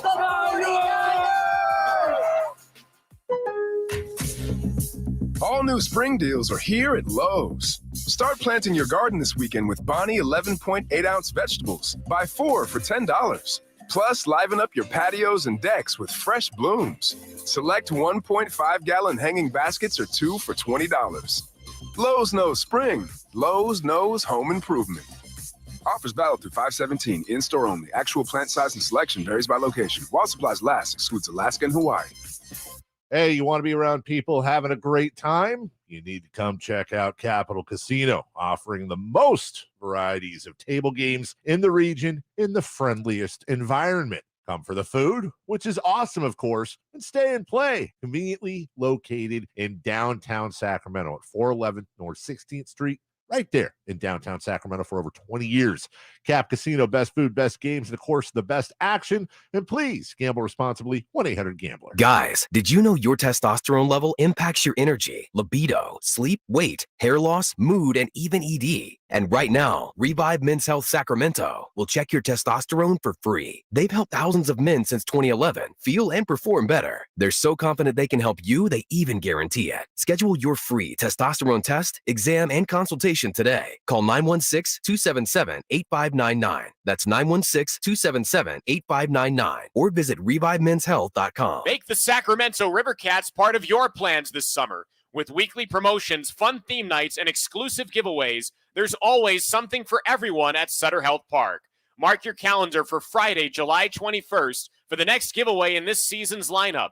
The first 2,500 fans receive a Dinger Hits Dingers bobblehead featuring Sactown's favorite cat, our beloved mascot Dinger. Stick around postgame on Fridays and Saturdays for the brightest fireworks show in town. For tickets, visit rivercats.com. KHTKAM Sacramento, KYMX HD2 Sacramento. From the Power Business Technology Toshiba Studios, your home for the Oakland A's every weekend. And it's swung a line to left center, base hit, and the A's have won it on a walk-off line drive, base hit to left center. Sactown Sports. Sactown Sports. Headlines. Good morning, Sacramento. My name is Kyle Ledbetter, and these are your Sactown Sports headlines.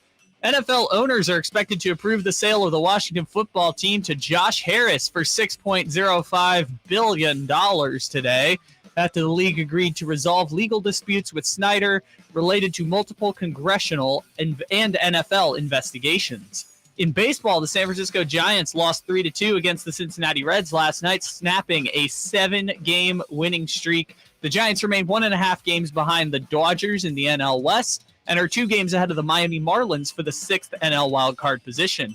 If you missed any of today's show, head to SactownSports.com where you can listen to all 4 hours on our podcast and YouTube feeds. It's time for the 4th and final hour of the Carmichael Dave Show with Jason Roth. The Carmichael Dave Show. He's on the microphone when he's not on the microphone. He's playing a song, and when he's not playing a song, he's on the microphone, and then boom. With Jason Ross. No, he didn't. Yes, he did. Call or text at 916-339-1140. It's the Carmichael Dave Show with Jason Ross on Sactown Sports. All right, I'm writing this down because I know people are waiting on Niners. But I want you all to think about this. What if they altered the NBA All-Star game and made it USA versus the world? Like, who's winning? They kind of do. They still do it or not? Didn't they do that for the rookie soft game for a while there? Yeah, they did for a few years. And not we anymore. were talking. Chris and I were talking during the break. I know they do it for hockey. I don't know if they still do or not because hockey. But also from Sean Sharania, and again, thank you to Chris, junior producer, for bringing this to our attention. Wow. Wait. Well, hold on. What? Did you call Chris a junior producer? Well, no, he's not our producer. That wasn't wasn't trying to be derogatory. That's kind of derogatory in this business, friend. He doesn't produce our show at all, so he's like a junior producer of the show by bringing us content. But he is a senior producer here. Yes, but not to this show. This show, Chief. Oklahoma City's Chet Holmgren and Jalen Williams, along with Cade Cunningham, Jalen Green, and Keegan Murica. That's actually well done. Are amongst a group of rising American stars who will join Team USA for FIBA World Cup training camp next month, according to sources. So, hey, that's what got us thinking about, like, the whole international. I think for the first time we got ourselves a real game there. I'll take it a step further, and I know they can't do this because it counts for regular season, but I thought if they would have brought over some like really good Euro teams for the NBA Cup, that would have made it way more interesting. I think it would have made it way more interesting. I think the NBA teams would have absolutely destroyed them. Slaughtered them. Well, it depends on which NBA teams. True, but I'm saying like middle of the road NBA team, middle of the road any team out of Europe. I don't care. No, take your best European team against like the Pistons. Okay, all right. Okay, no, you have some that I get. I'm saying, but if you took like the Nuggets or the Warriors or the Suns versus I don't care who, like over under, like The line on there is like whoever the NBA team is, like minus 26. Yeah, like, probably. It's going to be bad. The Niners. Yeah, but patriotic, right? To whoop there, Yeah. Hell yeah, baby. America. Who's the best receiver on the Niners? Interesting question. Because I have a question about that. Oh, okay. When you say receiver, does it have to be a wide receiver? No. So it could be any old. It could be Christian McCaffrey. It could be George Kittle. Thank you for pointing that out. I forgot to put Christian McCaffrey on my list. Yes, you did. This is, I think, a more difficult conversation than anticipated. As it stands right now, I think it's Deebo Samuel. I mean, it's like picking between like amazing flavors of ice cream. First off, let me put it this way. I think the conversation for number one is Samuel, Kittle, McCaffrey. So you're not, I'm probably asking this question unfairly of you, so apologies. You're not buying into the Brandon Ayuk hype? I am Brian. I am actually buying a little bit into the Brandon Ayuk hype, but that's why I was very careful to say right now in the beginning, because Brandon Ayuk could very well be that guy by the end of the season. He is poised, I say. And by the way, the guy damn near had 80 catches and broke 1,000 yards last year. Let's not act like he sucks. No, but they're saying this year he's supposed to be like, I mean, you heard all the hype from his teammates, from media. Right. And he just turned 25 in March. This kid is just entering his prime. Hey, quite the story, by the way, from Kyle Shanahan's doghouse to where we're at now. I 100% could tell you that he could be in that conversation. And honestly, I'm going to amend. I believe Deebo Samuel is still one of the best all-around weapons in the game. Not that McCaffrey isn't, but also McCaffrey's a running back who's very good at catching the ball. Mm-hmm. I don't necessarily know that Christian McCaffrey is an elite receiver. Okay. Christian McCaffrey is very good as a running back at catching the ball and running with it, and will run his little routes because they're going to be but we're not seeing that counts as that's like receiving. But we're not seeing McCaffrey running deep outs, hooks, all kinds of not yet. It may be, but he's not lining up as like a true receiver and catching the ball generally 15 yards downfield. Generally. I kind of look at last year with Deebo as an anomaly. I mean, you've heard him say it. He came into camp, yes. The contract stuff, he was out of shape, never really played himself back into playing shape. No, I think this year will look because of all of these guys we're talking about, I think the best pure receiver on the team is George Kittle. By the way, not saying Brock Purdy unlocked him, but Kittle was not getting the ball that much prior to Purdy. When Purdy got in there with him, dude, I don't know what his receptions and touchdown was pre-Purdy getting in there, but it skyrocketed last year. Sure. I just think Deebo, because let's face it, dude, Deebo's a linebacker that plays wide receiver. Yes. And the way he can get you yards after the catch, like seriously, is there another wide receiver that can do it in that sense where Deebo can catch the ball in the flat and then flatten 4 tacklers and get an extra 25 yards? No, you're 100% right. My only exception to what you're saying, though, is why are we not applying that to George Kittle? Because it's very similar. It is. I think Deebo's better at it. Again, I'm really, to me, it's almost a 1A, 1B with Kittle and Deebo. Yeah. But if you're asking me and you're, putting a squirt gun to my head and I don't like being shot with water, I'm going to go Deebo, but I don't feel good about it. Put it that way. Well, and you also said something there, too, that I think is quite interesting. You said I think your explanation about George Kittle, when you said best pure receiver. See, if it's best pure receiver, I might then go Ayuk. Okay. And let me explain. Like, Christian McCaffrey is like robo running back, 2 sides, catch the ball, run the ball, does his thing. Christian's almost an anomaly. He is, but Deebo Samuel is the wide receiver version of Christian McCaffrey because you can line him up in the backfield, and what Christian does as a receiver, Deebo Samuel can do as a running back. They're both these crazy, well-rounded plug-and-play dudes. It's almost unfair the way the 49ers have 2 of those guys. I thought it was unfair with just one of them, but when you have 2 of those guys. 2 of the best in the NFL. Now add in George Kittle, who is a fantastic receiver, but so much of it is like Debo, just catch it and then just maul fools for 20 yards. Yes, but also Kittle's route running is elite, especially for his size and at the position. There's no doubt about that.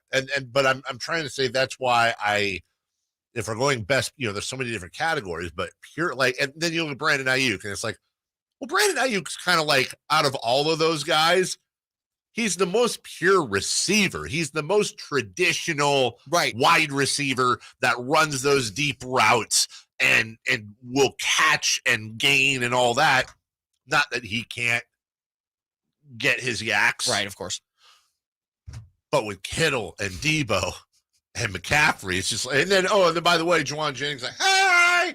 Third down Jennings. Yeah, third Juwan. It's crazy you have those 4 guys and on third downs you go to Juwan Jennings. I mean, it honestly makes you think sometimes. I do wonder if we could have a candid conversation with if we could have a candid conversation with Juwan Jennings. Does he ever have that thought of like, I don't have a lot of prime in this business, and I am being buried because I could be somebody's number 1 receiver. Or hey, you know what? I know I'm not. And I'm comfortable where I am right now. It's very interesting, and it kind of goes back to this is not apples to apples. I'm not saying Juwan Jennings is a Hall of Fame receiver, but it's kind of like, okay, do I maximize here? Or it's like, man, it's really good being it's almost like a weird comparison. It's almost like a closer, right? Right. You didn't pitch for 8 innings, but gosh, you're so important. Being able to be the guy on third downs on a Super Bowl contending team, that's nothing to laugh at as far as a role on the team. No. By the way, to the point here, I've got it right now. I'm looking up yards after the catch per reception. And I think that's important because, Christian McCaffrey's not going to compare to Debo when we have to take quantity into account. What's really interesting here, and in small sample sizes, 2 of the top 3 guys, yards after the catch per reception, 14.3, which is almost a full 6 yards ahead of second place, Ross Dwelley. Now, Ross Dwelley only had 105 yards, but my point is number 3 is Kyle Juszczyk, who had 200 yards and a 7.8 yards after the catch. He's the most underrated part of this. He 100% is. And I mentioned that only because it's too small of a sample size, but guys like Dwelley, guys like Juszczyk, to defenses, they're like, oh, God, is every guy you throw the ball to somebody's going to run me over? Kind of, yeah. The leader on the team when it comes to actual, a lot of catches here. Debo Samuel, 8.8. Christian, these are yards after the catch per reception, which, by the way. Where was Kittle at on Yak? So Debo is number 1, again, if we're taking the big guys here, at 8.8. McCaffrey, 7.7. Kittle, this surprised me, 6.4. It just surprised me that he's third of those 3 guys. I'm not surprised because usually, especially when Garoppolo was there, Kittle was the guy you quote unquote threw the long ball to, although there was no long balls with Jimmy Garoppolo, so that's not entirely shocking. And then dare I say this though, those 2 guys got Jimmy Garoppolo paid by the Raiders this year. Oh yes, they did. Brandon Ayuk, incidentally, 5.0. So look, there's just, can you imagine that? Debo Samuel averages almost 9 yards after the catch per reception. Yeah. That's just stupid. That's average, by the way. We've seen plenty of time where he goes over 9. We'll take a break. When we come back, we'll cover a couple of things, including Steve Young out from ESPN. Where is he going? Onward and upward for Steve. We'll tell you next. It's Whitey and Watkins on Sactown Sports. Whitey and Watkins, got any Ghostbusters need to be done? Don't call Sam. Don't call Sam. Doesn't Sam Darnold have a history with ghosts? He does. That's right. Yeah. He was seeing ghosts on Monday Night Football. I forgot about it. Seeing ghosts. Like there were, he got absolutely dragged. I know. That was kind of unfair. It was because like the dude was having a terrible game and like maybe he didn't mean what he thought he meant. It's Whitey and Watkins from 10 a.m. to 2 p.m. on Sactown Sports. For nearly 20 years since Bartley Kavanaugh Golf Course opened near the banks of the Sacramento River, it's been Sacramento's #1 course for fun. Perry Dye of the famous Dye family of golf course architects designed the course to be an easy walk, but motorized carts are available as well.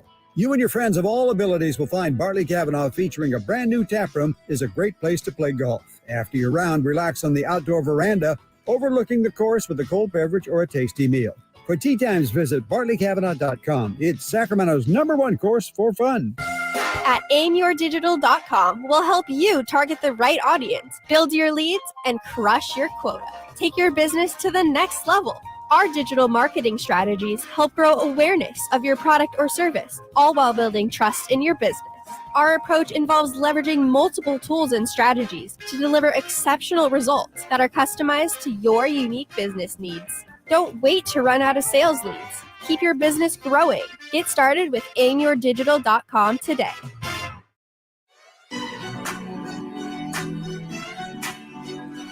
They bleed black and purple. It's the Carmichael Dave Show with Jason Ross on your local sports leader, Sactown Sports.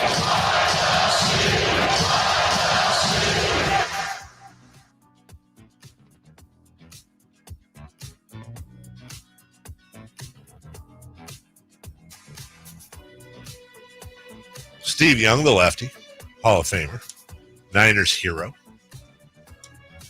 Mobile quarterback, Steve. Mobile quarterback. Also a friend of Sacramento, too. He's been here a few times. Greater Sacramento, Steve Young? I think that's fine. Where's Steve Young born? I thought Utah. I know he went to BYU. Yeah, I figured it was Utah, but where? He's like I think. Oh, he's Salt Lake City, so he's not a small town Utonian. No, Steve Young is like Mormon royalty, dude. Seriously, I think his grandfather was Brigham Young. I think it was great-grandfather. Was his great-grandfather? I have heard this before. Yeah. I don't know why. Even if Steve didn't play in the NFL, he'd have been fine financially. He would have been absolutely fine. But I mean, you're talking. By the way, I was this many days old when I learned this. Do you have Steve Young up right now? No. That sounded interesting. But No, just I do quick, actually. On what his stats? No, I have his wiki up. Oh, you do. I was today years old when I learned his first name was John. Shut up. It is Jon, by the way.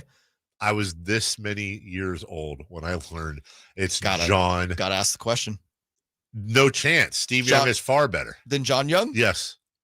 I don't know. Far better. It's because it's Jon. I know. If it was John, maybe we could have a conversation. Really? I'm more of a Jon guy than a John okay, guy. Successful Johns, Jon go. John Miller. Okay. There's your one out of billions of Johns. Oh, I could go down a list. I could find more. I will tell you this. John Jones. You come up with John Jones. So we've got John Miller and John Jones. Literally the elite of their professions. Maybe John Jay, the former baseball player. I see you earned it. Yeah, I mean, you'd have to. John Brockman. You got. Let me give you some. You got John Hamm. That's again. John Voight. Yeah.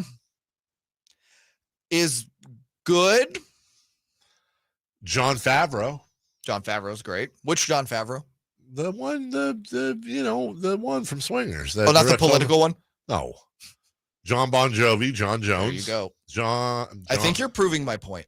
I'm not. I'm giving you all the best Johns, Jons. Again, all of these guys, or a majority of them, elite at what they do. So would we say the Mount Rushmore of Johns, Jon? By the way, are we counting John Young? You have to. It's his name. Okay, so Steve Young.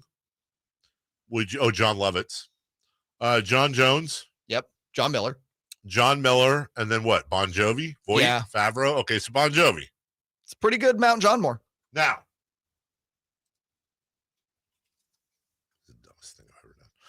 All right. You think this is the dumbest thing you've ever done? I got a couple for you.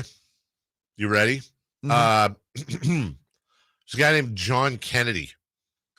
You might know him as John F. Couldn't even finish a presidential term. Next.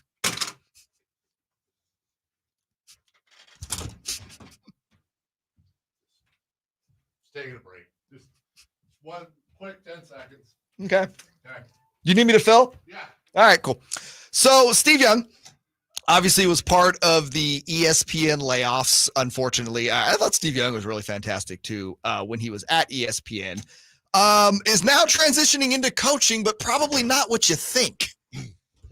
Steve Young, the new assistant coach for the Menlo High School girls flag football team. Oh, hey. That's a clap, right? Yeah, his girls play for the team. Good for him. Dude, how crazy is that? You play for the Menlo flag football high school girls team. Yeah. And you just get, what do you think? They probably get like a group text going, hey, by the way, Hall of Fame quarterback John Stephen Young is going to be our assistant coach. Girls, eyes and ears up. You may learn a thing or two. Well, here's who I feel bad for. What about the previous coach? Well, the previous coach or the head coach is a former 49er himself. I'm sorry, I forgot who it was. It wasn't a really well-known commodity. Well, the previous coach of this team was another. No, the current head coach. Current head coach is John Pay, who was his teammate with the 49ers. Oh, well, how is his team getting all these awesome? This is the most overqualified coaching tree in the history of the girls flag football at Menlo High School.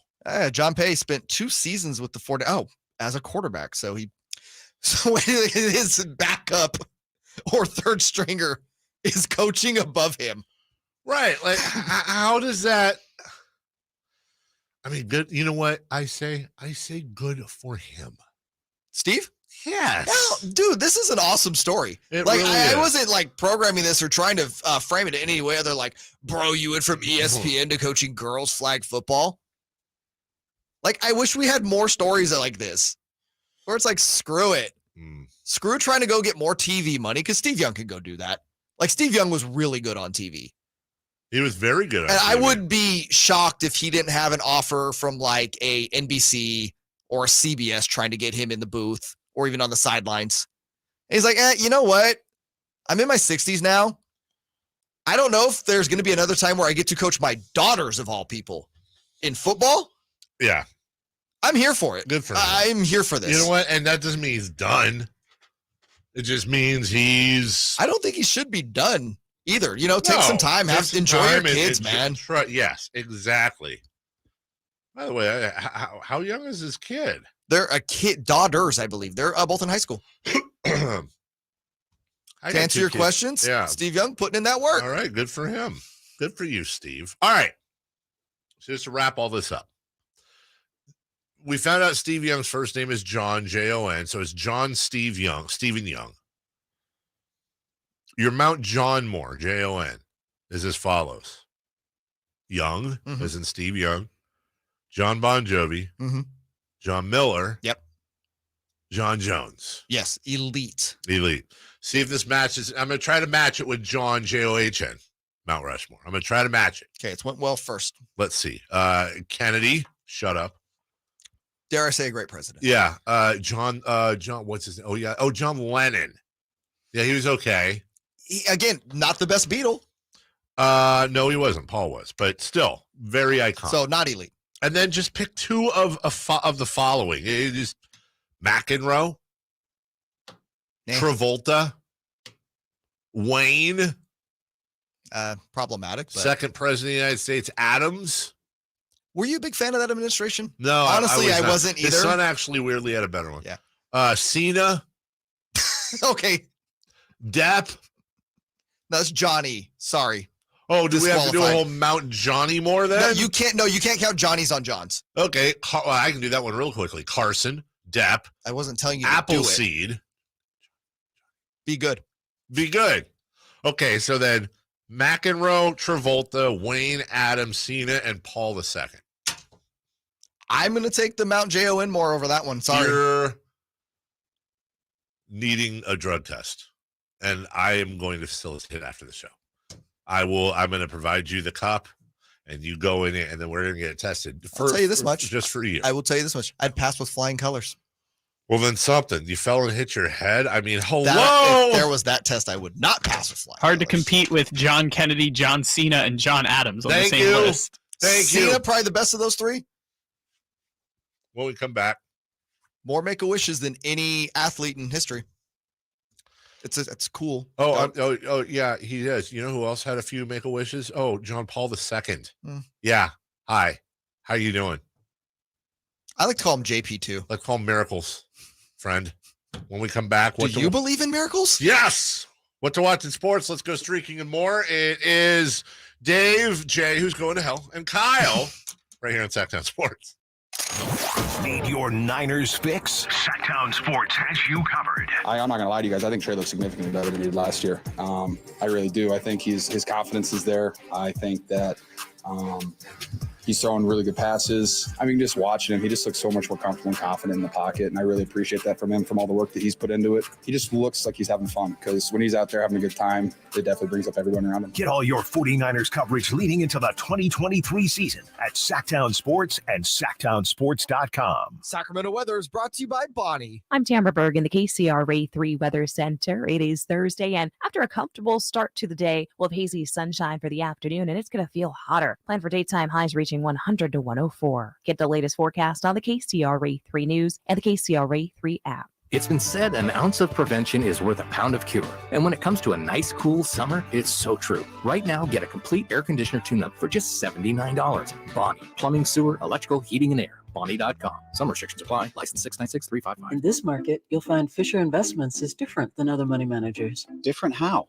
Aren't we all just looking for the hottest stocks? Nope. We use diversified strategies to position our clients' portfolios for their long-term goals. You don't just provide cookie-cutter portfolios? No. We tailor our clients' portfolios to their goals and needs. But you still sell investments that generate high commissions for you, right?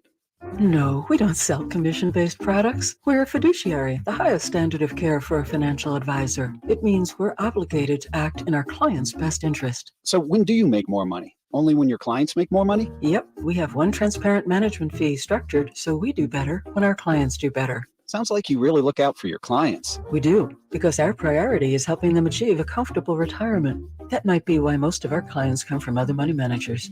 Visit FisherInvestments.com to find out why investors like you switch to us. Fisher Investments, clearly different money management. Investments in securities involve the risk of loss. There's a right way and a wrong way to fight off mosquitoes.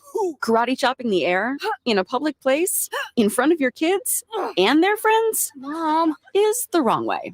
Using Stem mosquito repellent is the right way. Stem effectively repels mosquitoes by harnessing active ingredients found in plants like lemongrass and peppermint, making it safe for use as directed around people and pets.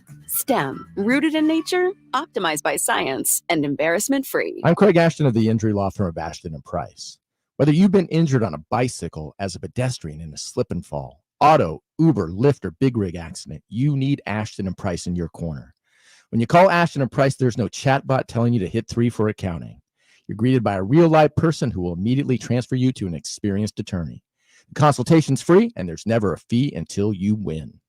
Remember, for the best advice, don't think twice. Call Ashton & Price. Attention home services contractors who want to grow their business with more leads while leveraging their marketing costs to receive over 10 times the value in advertising. Subcontractors United is offering 40 home services contractors from architects to landscapers to participate in our advertising co-op. For less than $2,100 per month, you'll share in over $83,000 a month in advertising. That's $1 million a year in advertising for under $2,100 a month. And because there's only 3 subcontractors per category, not 3,000, your lead potential is unlimited. Generate more leads than you ever thought possible. Be one of only 3 subcontractors in a category and receive $1 million a year in advertising by leveraging the power of a united group. That's subcontractorsunited.com or Google Subcontractors United for more information. But hurry, categories are filling up. Did you know about 1/3 of our lives is spent sleeping? Hi, this is Frank LaRosa with a word about Naturewood Home Furnishings. If we're going to spend that much time in our bedrooms, then our bedrooms ought to reflect our personalities. I remember many weekend mornings when our kids would jump into our beds trying to coax us to start our days more on their schedules than ours. Naturewood Home Furnishings' huge bedroom sale is here, and there's no better time to find the perfect accent piece for your bedroom, or even better, to start fresh by designing your bedroom to fit your lifestyle. From a new mattress and foundation to dressers to nightstands to lamps and more. Naturewood Home Furnishings will help you create a space from simple to luxurious and anything in between. Just drop by and let Naturewood's team help you envision a bedroom fit for 1/3 of your life. Visit Naturewood Home Furnishings right now for this remarkable bedroom sale. Off Highway 50 at Hazel, look for the water wheel. The story of the nurse and the foot pain that nearly brought him down. I feel like I'm giving people their lives back. Robert lived to take care of his patients, but he couldn't do it unless he took care of his foot pain. I have plantar fasciitis. It'll almost put you on your knees. That's how much it hurts. His own recovery started when he got fitted for arch supports at the Good Feet store. Now that I'm pain free, I can make these people feel better. Can't beat that. Stop by or schedule your free fitting at goodfeet.com. The universal truth of women's shoes. The cuter they are, the more they hurt. You have to put your best foot forward, and if your best foot is an ugly shoe, oh my goodness. Lise Ann thought she had to choose between looking good and feeling good until she got fitted for arch supports at the Good Feet store. Now I can wear the shoes that I've picked out because I like the way they look, not because they were comfortable. Good Feet relieved her pain and her fashion dilemma. Stop by or schedule your free fitting at goodfeet.com. The Good Feet store in Sacramento, Roseville, Stockton, Modesto, and Vacaville. Online at goodfeet.com. Sactown Sports. Headlines. Good morning, Sacramento. My name is Kyle Ledbetter, and these are your Sactown Sports headlines. NFL owners are expected to approve the sale of the Washington football team to Josh Harris for $6.05 billion today, after the league agreed to resolve legal disputes with Dan Snyder related to multiple congressional and NFL investigations. In baseball, the San Francisco Giants lost yesterday to the Cincinnati Reds, but they're playing this morning over in Cincinnati. The game is currently 0-0 in the top of the first. The Giants are 1.5 games behind the Los Angeles Dodgers in the National League West. If you missed any of today's show, head to SactownSports.com, where you can listen to all 4 hours on our podcast and YouTube feeds. Those are your headlines. It's time for the final half hour of the Carmichael Dave Show with Jason Ross.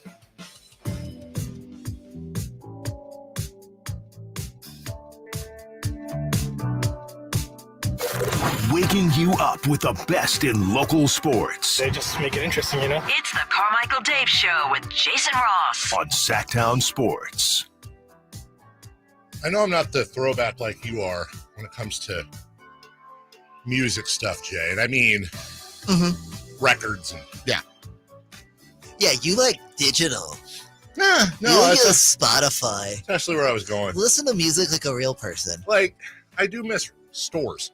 Uh-huh. I miss Tower Records. Yeah, same. I miss, what was the other one? There was Sam Goody. There was several. There was one here locally, Yellow Sign. Oh, Dimple. Miss Dimple. Something happened over the break you want to talk about? Oh, no, we're getting into a chat online. Who's we? Well, me and the listeners. Which ones? Oh, it was me and Ryan and Pike and Tim and Zeebs and the whole crew. Okay. And someone dropped the whole George was the best Beatle take, which I hate. I love George Harrison. I love every Beatle. Don't get me wrong.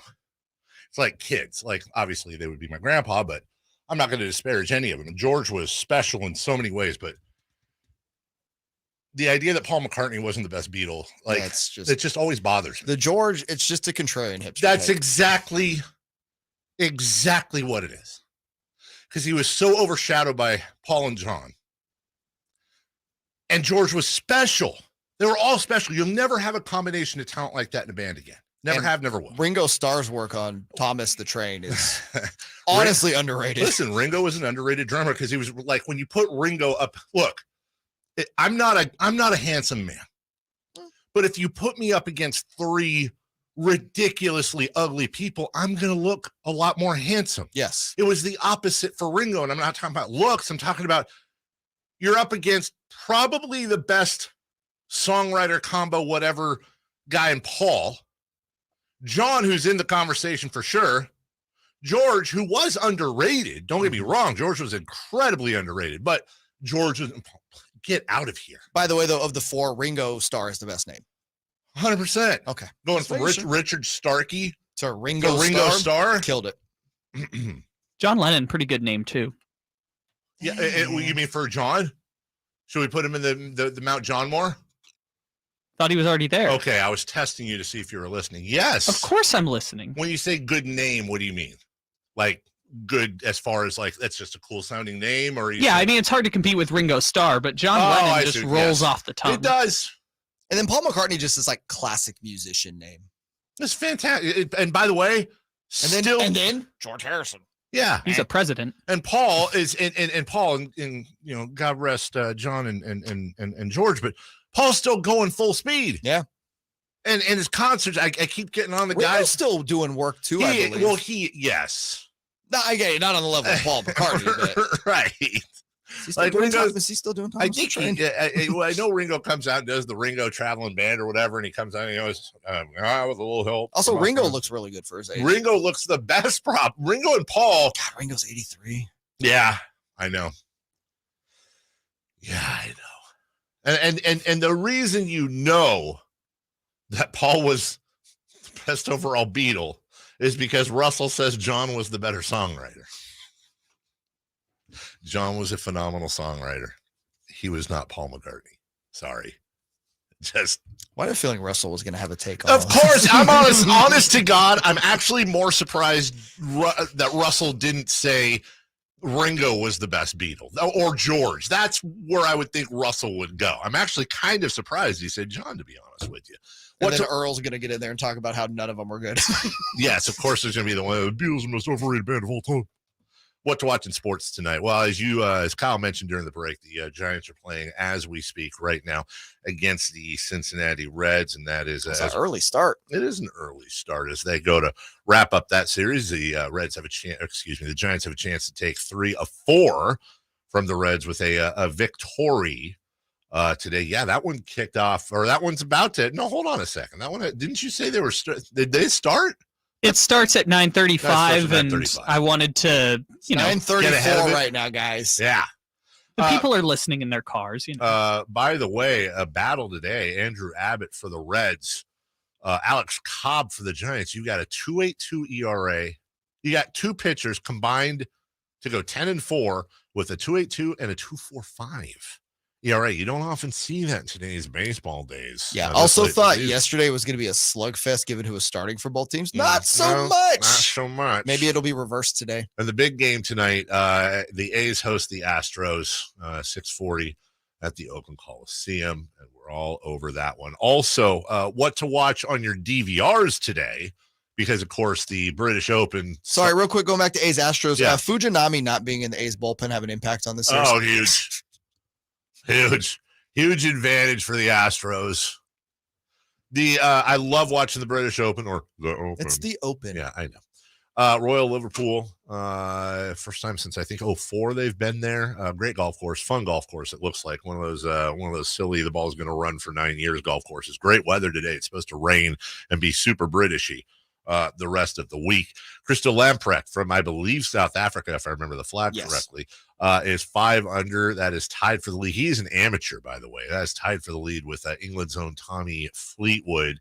Antoine Rosner behind that, -4, 67 in the clubhouse. And a few names, including defending U.S. Open champion Wyndham Clark in there at 3 under, Jordan Spieth at 2 under, and let's check here. Brooks Koepka, and Scotty Scheffler and Xander Schauffele. Brooks Koepka, the 5th Beatle. They're all at 1 under. And let's see, where is Ricky's +1? That's for the day.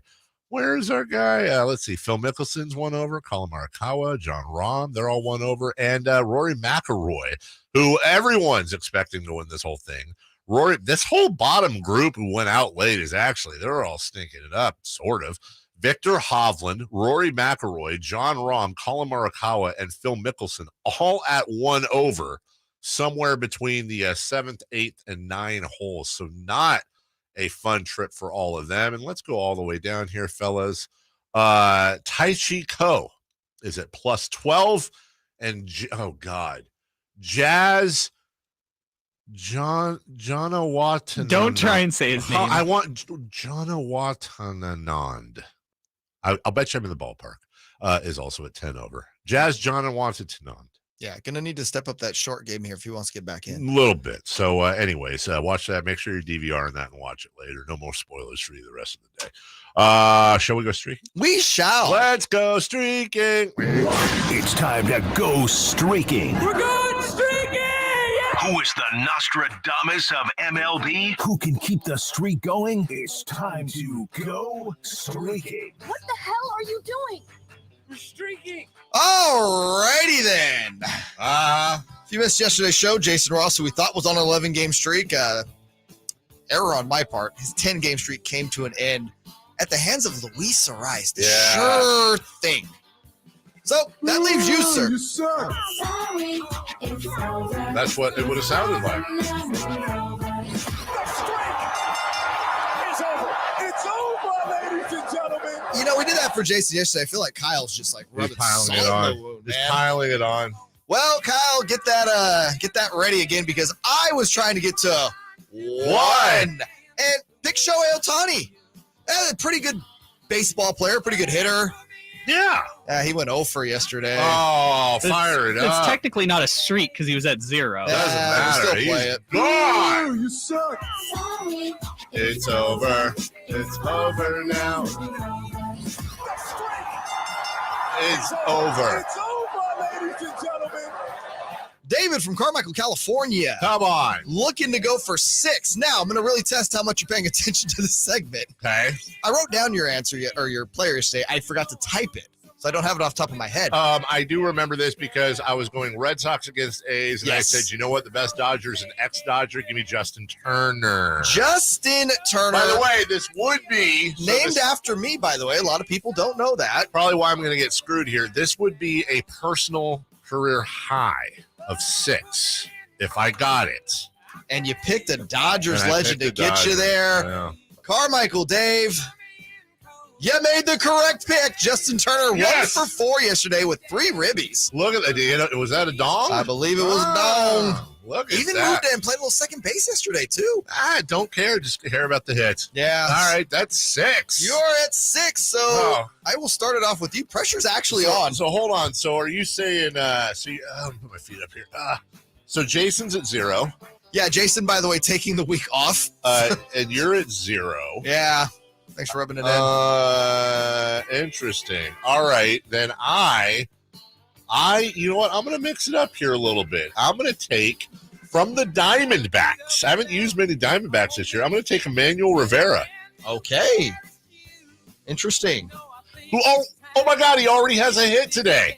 Cheater, you can't I do that. just want to see if he Gosh, I wouldn't. You shouldn't have said anything. No. I never, ever cheat. Me and at Dave anything. made eye contact because I we wink. both did the same thing.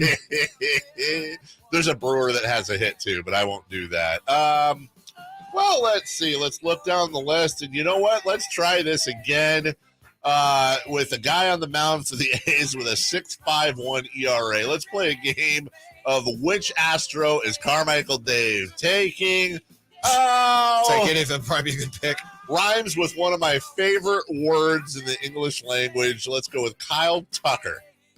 So Rucker? No, Sucker. Oh. Yeah. All right. Kyle Tucker, there it is for you. Come on, Kyle. I'm going to go to Seattle. Big fan of Kyle's. Because it's a really nice place. Seattle's fantastic, let me tell you. Give me Julio Rodriguez. Julio Rodriguez in that conversation with, what would we say? Wander Franco, Rosarena, our guy with the Reds. Ellie De La Cruz. Don't forget about O'Neal Cruz, by the way. Julio Rodriguez, as you said, there's probably a couple of, like the next Fernando Tatis. Exciting players. The next generation. Right, but also we call them the most exciting players in They baseball. sure are. All right, is that it? That's it. That's it. I don't get to make a pick. Okay. No. But last time I picked a player that got a grand slam. That's why you don't get to pick this That's a great point. We'll take a break. When we come back, who would you have picked? Fernando Tatis Jr., of course. See that? Copycat. We'll take a break. When we come back, hey, it's Crosstalk. I know this because they're here early today. We'll also do celebrity birthdays, brought to you by Crumble Cookies and more. Don't go away. SactownSports.com. Catch the Oakland A's every weekend on Sactown Sports. Friday nights, Saturdays, and Sundays. Sinking, that's going to get down for a hit. Around third to score is Tony Kemp. And the A's have taken the lead. Edge of the track makes the catch. And the Athletics get a great win. Sactown Sports, your weekend home for the Oakland A's. Sactown Sports coverage of the Oakland A's is brought to you by Xfinity 10G, the next generation network. Hey, it's Carmichael Dave, and I recognize, just like my friends at American Energy Heat and Air, that your time is important. And that's why shopping for a new air conditioner is now easier with American Energy Heat and Air's online quoting tool. All you have to do is go to AmericanEnergyAir.com and get an instant quote right now. It'll help you determine what system you're going to need to get. It'll provide the best pricing options, all from the comfort of your home without having to have somebody come to your home. You know how annoying that is? They come in and everybody there is so sweet and nice, but how much better is it to be able to get it on demand? Visit AmericanEnergyAir.com. Check out how easy it can be. Or if you want to give them a call and talk through what your needs are, 916-520-9990. That's 916-520-9990 or AmericanEnergyAir.com. Call 916-520-9990 now. Attention Sacramento Valley. Elk Grove Kia is on a mission to become the leading volume dealer in the region. Introducing the revolutionary 2023 Kia EV6 Wind Edition. This all-electric marvel will leave you breathless. And the best part? You can drive it home for just $399 a month. That's right, experience the thrill of emission-free driving without breaking the bank. But let's not stop there. Elk Grove Kia is proud to present the all-new 2023 Kia Sorento Hybrid EX all-wheel drive. This full-size SUV combines power, comfort, and incredible efficiency. With an impressive 36 miles per gallon, you'll be going the distance while saving at the pump. And guess what? It's only $419 a month. Elk Grove Kia, driving towards a brighter and greener tomorrow. 2023 Kia EV6 Wind rear-wheel drive, $39.99 plus tax, 36 month lease, $49.95 due. Assignment residual, $29,849.70 based at $10K per year, 20 cents per mile over, zero security deposit, subject to Kia finance, through loan approval. One of this payment, GK 8609104377. 2023 Kia Sorento Hybrid EX all-wheel drive, $419 plus tax, 36 month lease, $49.95 due. Assignment residual, $25,915.05 based on $10K per year, 20 cents per mile over, zero security deposit required, subject to Kia finance, through loan approval. One of this payment, GK 88391894 expires 7/31/2024. Elk Grove Kia. Summertime and River Cats baseball are the perfect pairing. The only thing missing is you. With weekly promotions, premium giveaway games, and unique theme nights, there's fun for everyone at Sutter Health Park. Stick around post-game every Friday and Saturday night as we light up the sky with the brightest fireworks in town. Visit rivercats.com to purchase tickets. It's time for the news of the day. The latest headlines, the biggest stories, hard-hitting analysis. Yeah, this is none of those things. And now, here's Carmichael Dave and Jason Ross. hey, everyone's on time. Look at that. That's a lot of clapping going on. Whitey, you're the guru of sports knowledge. JayMarrZZ is. Now, if you were listening earlier, He wrote a book. He did write a book. Yeah, you were probably listening earlier. So, honest to God, did you know what Steve Young's first name was? No. You didn't know it was John? No, I didn't know that. Did not know till today. Just wanted to run this by you. I was thinking of you during this segment. It's John Jon. He contended that John could hang with John on a Mount John more. So we have John Miller, John Steve Young, John Bon Jovi, and John Jones. This is Mount John Moore, right? Mm-hmm. Mount John Moore, Kennedy, Lennon, and then your pick of McEnroe, Travolta, Wayne, Adams, Cena, and Paul II. Okay. I feel like the Johns with an H just have an edge. Miss Salmons. So I did. Salmons. Isn't it He's back. Is it time for him to come? Isn't it time for John Salmons to come home? We have an extra roster spot. People are talking about Rudy Gay. I mean, we talk about Rudy Gay, you should talk about John Salmons. I don't think so. Probably score the same amount of points. I doubt it. No. Today's National Fortune Cookie Day. Nice. Fortune aside, scale of 1 to 10 on taste, how would you rate a fortune cookie? Which, by the way, I Fresh believe one, if it's fresh, it's good. By the way, I have an idea that I'm looking for investors. Yeah. Misfortune cookies. where it's just like bad advice. No, not bad advice, but like just you're gonna get hit by a bus, so be careful.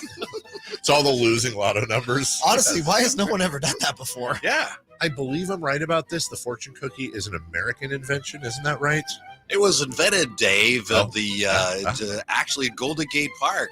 So that place the is Japanese tea garden. So that place not even is Chinese. That place in San Francisco, they're not full of crap, right? There's one I went to. It's a fortune cookie factory, and this is where it was invented. I guess so. Yeah. And that was a fresh fortune cookie. Good, by the way. Excellent. 1 to 10, taste of a fortune cookie. 7. Like, could you eat a bag of fortune cookie chips? Yes. Fortune cookies are good. Yeah, I'm a 7 as I'm well. a fan. That's the rate. I think you guys are about. I could eat a bag of fortune cookies, just not the fortunes. I would hope not. Digestive problems, probably. Today's National Dole Whip Day. It's a rough day, man. Dole Whip. Disneyland. Pretty decent. Disneyland. Yeah, have you ever been to Dole Whip? I have, but now Very they're good. serving Dole Whip at yogurt places around town. Well, yes, they finally caught on. It's a moneymaker. You are kind of wearing a shirt the color of Dole Whip today. Because I knew. Because yes. Good for Thanks you. for noticing. Well done. Thanks for celebrating. National Lollipop Day. My doctor, my pediatrician, when I was a kid, when we'd leave, he'd have a box of lollipops. Any of you ever go to a doctor or somebody that your dentist loved that? Yeah, exactly. That's funny you say that. My kid's dentist does that. Gives out lollipops? Yeah, go figure. That makes no sense. I know. It's like going to a weight loss clinic and getting a pizza at the end. Also, it's almost like they want you to come back. Yeah, it's a great way of keeping the business True. going, That's a great point. Why don't dentists encourage you to eat more sugar? Here's some soda. When you think about that. Okay. National Pennsylvania Day. Raise your hand if you've been to Pennsylvania. Nope. Yeah. We've all raised our hand for those on radio. Who would have thought that? Nobody in this room has been to Pennsylvania. Are we missing out? Cheesesteaks? I'd like to go to Philadelphia. Really? Yeah. You also said last week you'd love to go to PNC Park. Yeah, PNC Park in Pittsburgh is Yeah. a bucket list item. I would like a cheesesteak, like for real. I want to try like all the famous cheesesteak places there and see which one's the best. Yeah, for sure. I'm a big Don't cheesesteak. want to go to Scranton though. I would just to take pictures of office landmarks. Like That's the clock not a reason tower. to go to Scranton. When I was very young, my brother had a baseball tournament in Pittsburgh, California, and I was a little kid, and I was realized like, I don't get it. Pittsburgh, where's Willie Stargell? It's like, yeah, like Willie Stargell's going to show up, but I was too young to understand. It's like, please explain this to me. This is Pittsburgh. What's going on? I'm so glad you said that and you made yourself vulnerable because I too, this is no joke. I used to watch college football as a really little kid. I was honest to God on my kids convinced that Georgetown and Auburn were both here. Mm-hmm. And I've always thought I was the stupidest kid in the world for thinking that. And Buddy, I think I've shared this story. We used to have in elementary school maps of California in the classroom. And I spent years trying to find Golden State on the map and could never. And I would get very frustrated. Like, where do the Warriors play? I know they're here, but Golden State's not on the map. What an idiot. Yeah, that's Stupid worse. kid. That's worse than me and Dave. My God. What a moron. Jeez. Actually, Whitey, the one thing, though, is that, your Pittsburgh didn't have an H at the end. But I didn't know that. True or false? Did they change the name to Bay Point, or is that just a different city near Pittsburgh? Anyone know that? Don't have the info. No, like we've got that coming up at 11:30. All right. Whitey and Watkins. Celebrity birthday time. Celebrity birthdays. I want you to know this. They're brought to you by Crumble Cookies. Birthdays. Don't know if you know this or not. Meant to be spent with family and friends, and nothing brings family and friends together better than Crumble Cookies. Hey, they crumble. They're so good. Will your taste buds wish you would? That's a Beatles version. Yes. Well done. You ever used to wonder as a kid, too, why don't accents come through during songs for a lot of these bands? I thought they do. Yeah, like, did we know the Beatles had accents by listening to them? Yeah, I think so. I know, right? Celebrity birthdays. Kyle Ledbetter. Celebrity birthdays. Yeah. All right. Our first birthday today is the guitarist Carlos Santana. He was in Heart and also the Bee Gees. Carlos Santana, 75. I believe Johan's father. Yeah. Shout out Johan. Yeah. 74. Wow. Sorry. 78, 74. I'll say 80. Correct answer, 76. Dave was the closest. I had 74. Oh, you tied. That's fair. Yeah, but I went Whitey kind of swallowed your guess a little bit. What? Back to you. The actress Judy Greer. No clue. I've never. She's the one who's famous for not being famous or something. Am I allowed? Can She I related to Pam Grier? Can I Google image her while you all watch? Arrested Development, isn't it? Yeah. She's in 13 going on 30. She's 57. Greer. Greer. I mean, it's not a real name, but I'm whatever. Just looking at images here. Yeah, I don't know. How do I know an actress that you guys don't? I'm okay. the young person. Now, here. based upon picture, I'm gonna say 49. I'm gonna say 55. Wow, geez, you guys are mean. I'm gonna say off of picture. Oh yeah. 48. 57. We have a correct answer. Chris Watkins, 48. Look at him. Wow. Look at Good that. for you. I just need images. Okay, no more images really then. funny. I just had no clue. Not a single clue. Well, now we do. Hey, happy birthday, Judy. Happy birthday, Ben Simmons, everyone's favorite future Sacramento King. Let's go! 26. I think that's right. It is. It's either 25 or 26. It's 26. It's 25. I'll just try the scoop and score at 27, but I know that's wrong. We have a correct answer.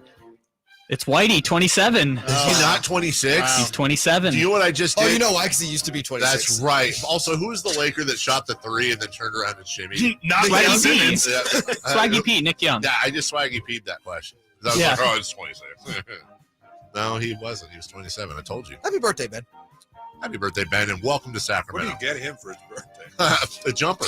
it's Heyo. not a double because like a jumper, That's like pretty good. pajamas. Yeah, Ooh. Thank Okay. you. Thank you. It was a deep cut. Yeah, Another blanket for him to put over himself watching playoff games. Dang. You know, Perhaps a quilt. Do you know how many threes he's made in his career? 3. is it 3? I think it's like 5. Is it Really? That many? Career. Yeah.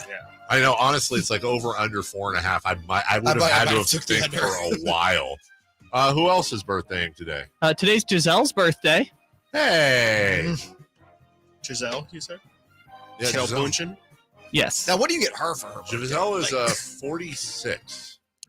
Giselle is 47. I think she's significantly older than Tom. Really? I think she's like 50. I'll say 55. 55? 48. 43. Well, shows what I know.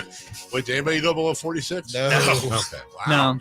guys. Giselle is younger than Tom Brady. I think you Look at just that. guessed Tom Brady's age, Dave, which was a good strategy. Thank you. Appreciate that. And then finally, we have the Griffin twins, Shaquille and Shaquem. Their birthdays today. I thought you meant Blake. Yeah, I was thinking Blake. And Blake, what's He has Blake's a brother's name? brother. Yeah. Bill. I can't remember. Peter. he had It's a- Blake and Peter. Yeah. No, the NFL ones. Shaquille is 27. 26. 25. I'll say 29.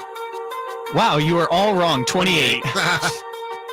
Wow, what are you gonna do? Right? Yeah.